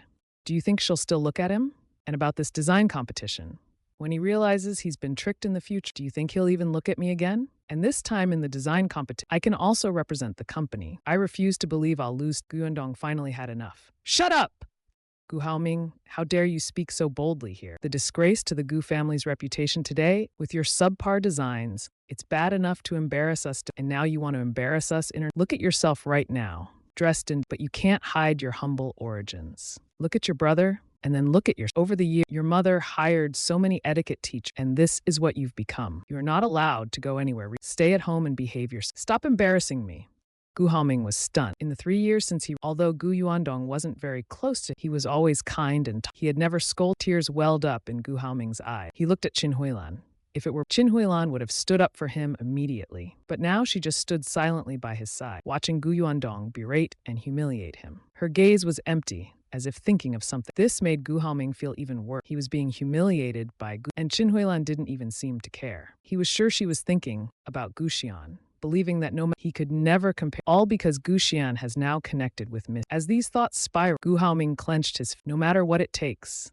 Gu Shan, I will never lose to you. Meanwhile, Song Xinyu, after leave, kept chasing after Wen Yueting.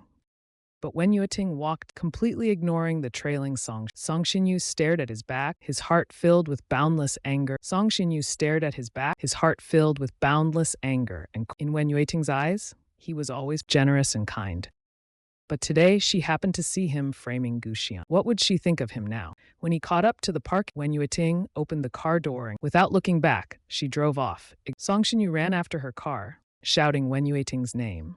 Through the rearview mirror, Wen Yueting saw Song's lonely figure. Her heart was filled with— Suddenly, Song Xinyu tripped on a rock and he landed hard on the— Wen Yueting slammed on the brakes. In the end, she got out of the car and ran over to Song Xinyu.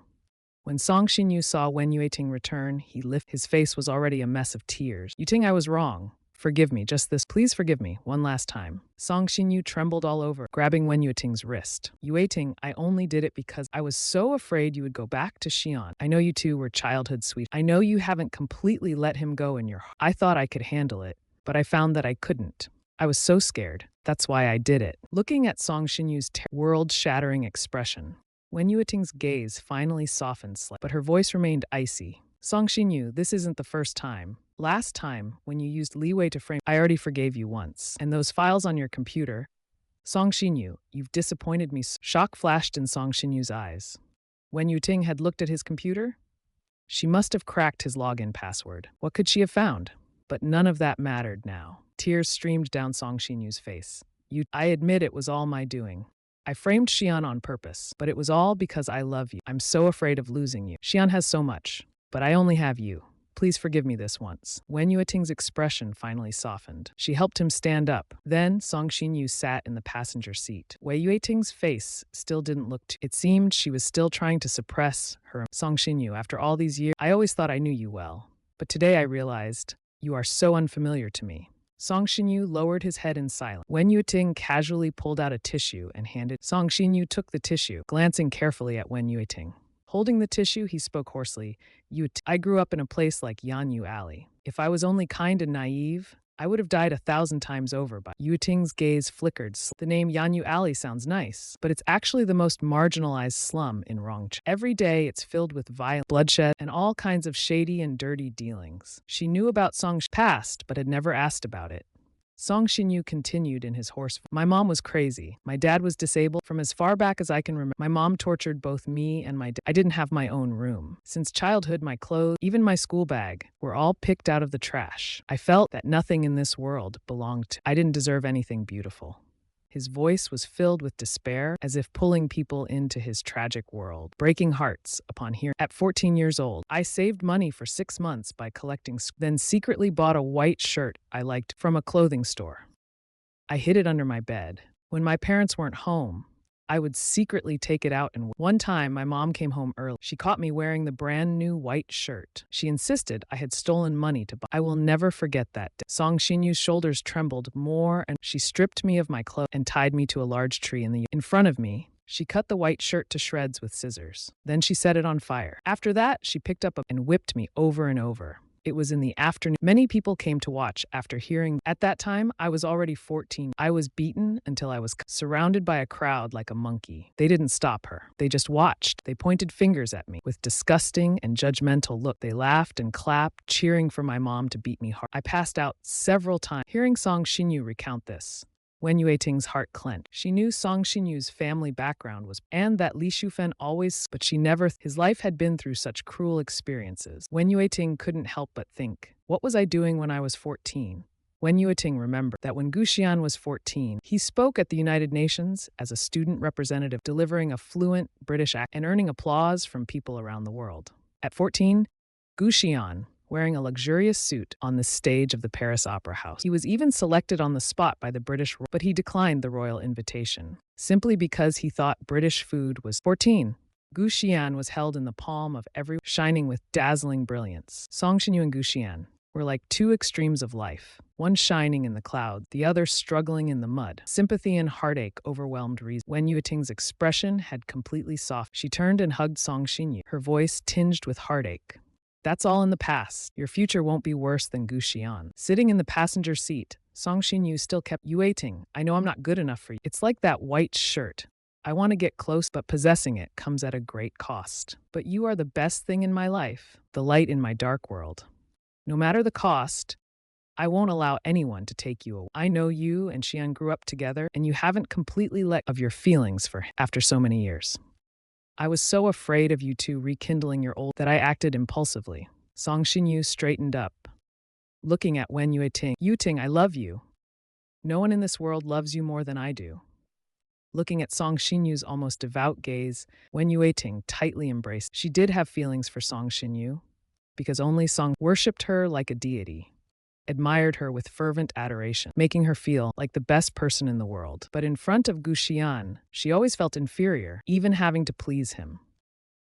Seeing Wen Yueting had lost all anger, leaving only heartache in her eyes, Song Xinyu thought it was he cautiously glanced at her expression, then said, Yueting, divorce Xian. Let's live a good life together. I don't care if people call me a third party. I only care if you still love me. The relationship you have with Xian fills me with constant fear and anxiety. Hearing Gu Xian's name, Wen Yueting's expression darkened slightly. The name Gu Xian, it felt like a heavy stone pressing on. With every heartbeat, he felt uncomfortable. Although our marriage wasn't legally in Wen Liting's heart, Gu Xian was already his husband. That's also why he didn't want to tell that we hadn't registered our marriage. That piece of paper doesn't mean much to him. So he couldn't give Song Xinyu the societal status. The thought of me being truly involved with made that stone in his heart feel even heavier, as if it weighed 1,000 pounds, making it hard for him to breathe. Song Xinyu noticed Wen Yue. He continued speaking confidently. Besides, Xian has long wanted. Now he's with Xia Qingshui. He said he doesn't want. He even told me he's giving you to me and signed a divorce agreement.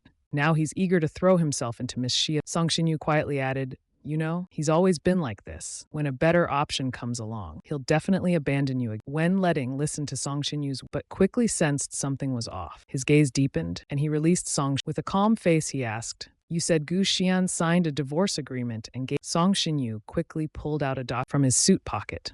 This is what he's been preparing ever since he said smugly to himself. Now is the perfect opportunity. Gu Xian clearly said, as long as Wen Yueting signs, I'll sign it too.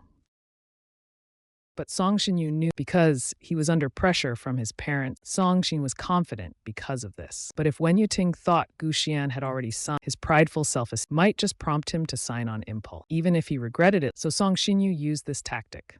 Even if he regrets it later, Song Xinyu used a special erasable pen to mimic Gu Xian's handwriting. Now the agreement bore his signature. Once Wen Yuting signed it, he planned to present the agreement with both signatures. Chances were high that Gu Xian would sign it too. Looking at the document, Song Xinyu felt triumph. Luckily, he excelled at imitating Gu Xian's handwriting. Back then, he had used the same skill to mimic, successfully deceiving Wen. That diary incident had been a major factor, leading to Wen Yueting and Gu Xian's separation. Wen Yueting picked and flipped straight to the last page. Sure enough, there was Gu Xian's signature. Wen Yueting's heart was pounding wildly, as if something was about to leap out of. Gu Xian would never sign such a divorce agreement.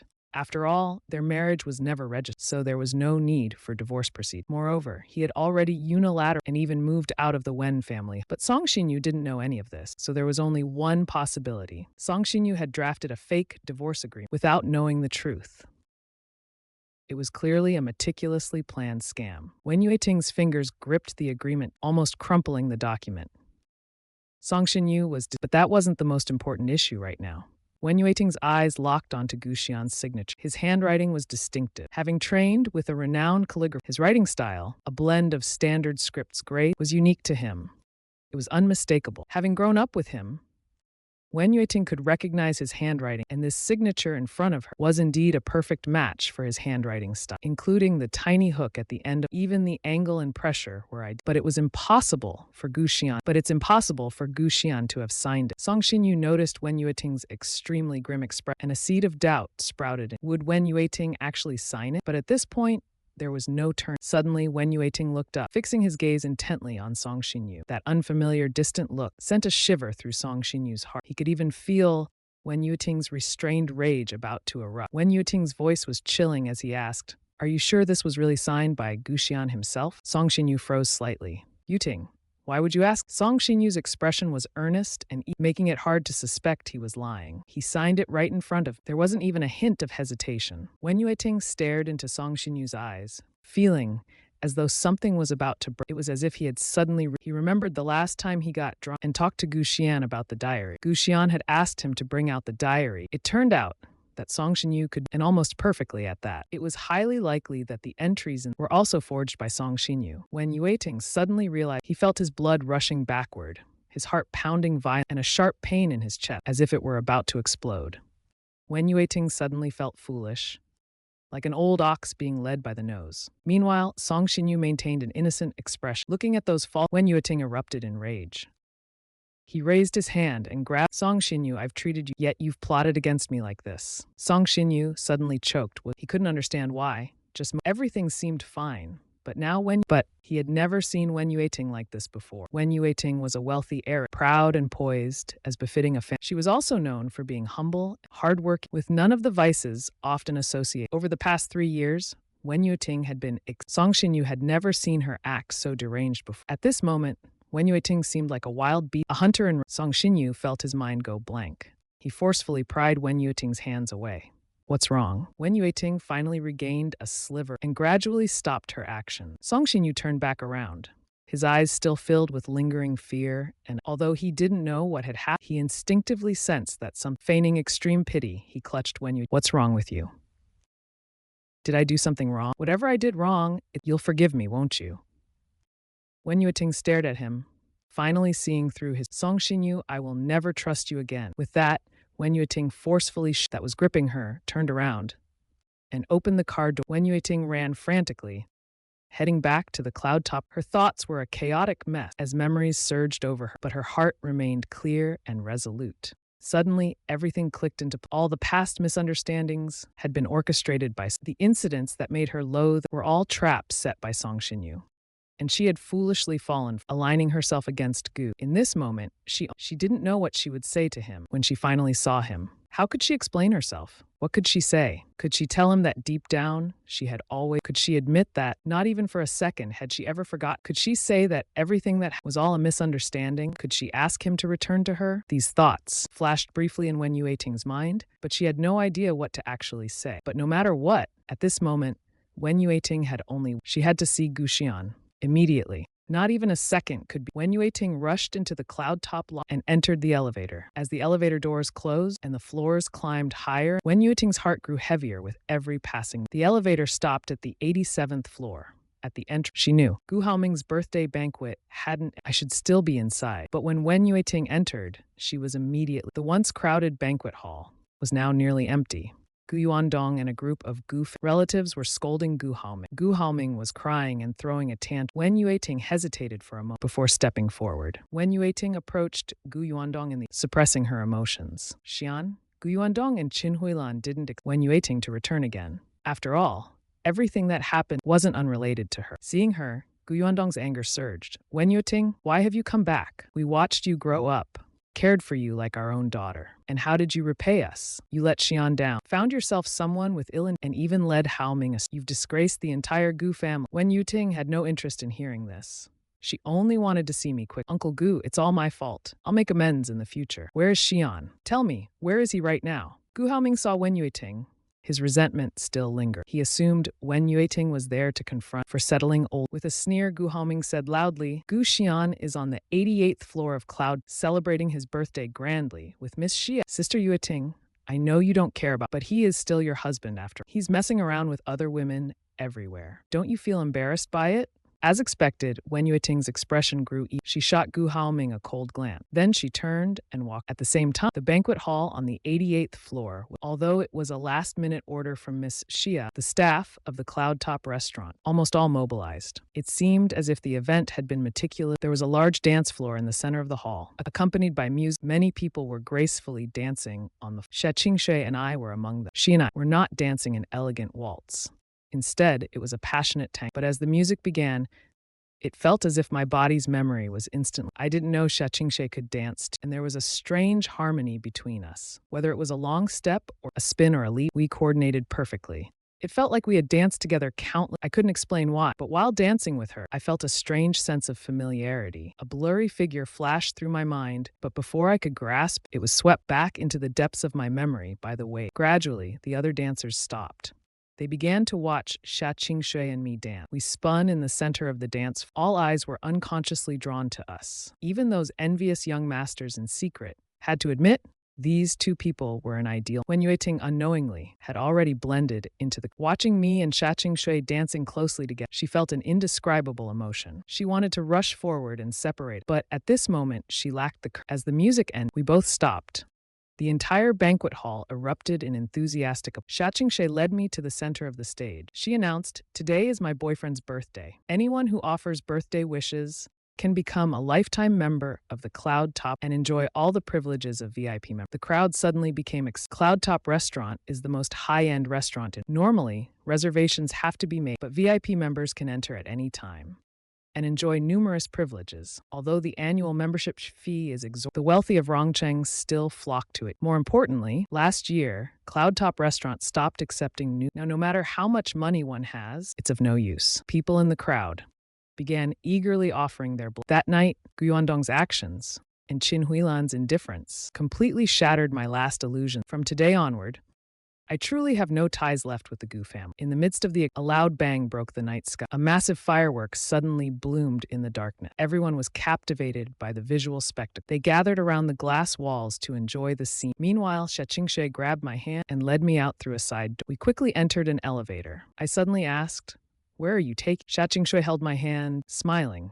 "You'll know when we get..." The elevator soon arrived. When it opened, it revealed an open-air platform. The space was small and empty, like an abandoned area. but with each resounding bang in the night sky, fireworks bloomed right before us. I finally realized this was the perfect spot to watch the fire. It's beautiful. I couldn't help. Shaching Shui hugged my waist from behind. After watching for a while, I suddenly turned and asked, "How much does all this?" Shaching Shui raised her brows slightly. Why do you always bring up money? I smiled and wrapped my arms around Shaching. You spent a fortune to make me. I should return the favor someday, right? Shaching Shui frowned slightly. I don't like it when you're so calculative with me. I kept smiling and said, it's better for us to keep things clear between us. Shaching Shui sighed softly. The atmosphere is so good. Do you have to ruin it? I looked at her frowning face, then gently kissed her forehead. Anyway, thank you for today. Thank you for showing up when I was at my low and giving me such a grand gesture of dignity. Shaching Shui smiled at me and said, give me something in return. I stared into her eyes and asked, what do you want? Shaching Shui answered seriously, a title. I laughed and replied, didn't you already announce publicly that I'm your boyfriend, Miss Xia? By tomorrow, we'll definitely make all the media headlines. Headlines. Shaching Shui suddenly turned serious. And then, are you really my boyfriend? I looked into her eyes and, of course not. A hint of disappointment flashed in Shaching Shui's eye. I thought you'd be moved by me, she said, turning her head slightly. I am moved. I replied, but you saw me just crawl out of one pit of fire. Why would I jump into another? Shaching Shui huffed, her tone tinged with, am I also a pit of? Looking at her puffed-up expression, I felt amused. Like teasing a child, I pinched her cheek. You're an even bigger pit of fire. Our statuses are worlds of. It's not that I feel or that I think I'm unworthy of you. It's just that I know the families in the capital are deeply. Qingshe is the cherished child of the Xia family's elder. She has 3 older brothers, all of them key positions in the vast Boshi business empire. Both of them are already married, mostly through powerful family alliance. Their children, not much younger than Shaching Shui, have already started integrating into the family. I didn't want to get involved in a complex web of relations. Shaching Shui, looking upset, said, everyone else sees me as a ladder to success, but you see me as a pit of fire. After saying this, she let out an almost inaudible sigh. Actually, I wasn't wrong. Given her current situation, she really is a big pit of. Becoming Shaching Shui's husband isn't something easily achieved. There might even be life-threatening risks. While Shaching Shui was lost in thought, I wrapped my arms around her waist and kissed her. Shaching Shui naturally wrapped her arms around. It was a long, passionate kiss. To say I wasn't moved, but being moved isn't love. Love is responsibility. And we both understood deep down that this is the best state for us. We could kiss, we could indulge in intimacy without involving each taking what they needed.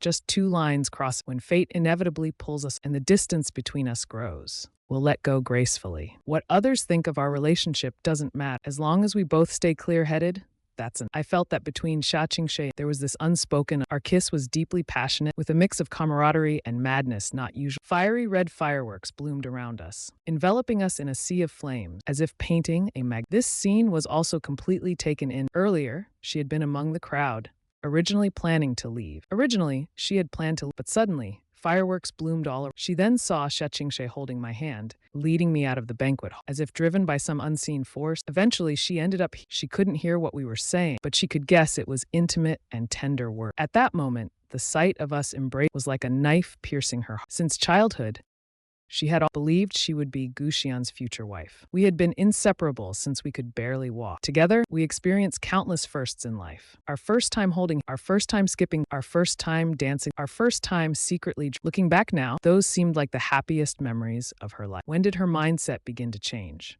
Perhaps it started when seeing the scars twisting across her body. She began to feel inferior. She was afraid I would despise her so she went to great lengths. In summer, in front of me, she would even wear 2 t-shirts just in case. Her scars around her waist, but the more she did this, the more she wore. Xinyu showed her that diary. She completely lost her composure. She even didn't bother to distinguish whether it was true. In her heart, she believed I would reject, and when this assumption seemed to come true, she took it as fact.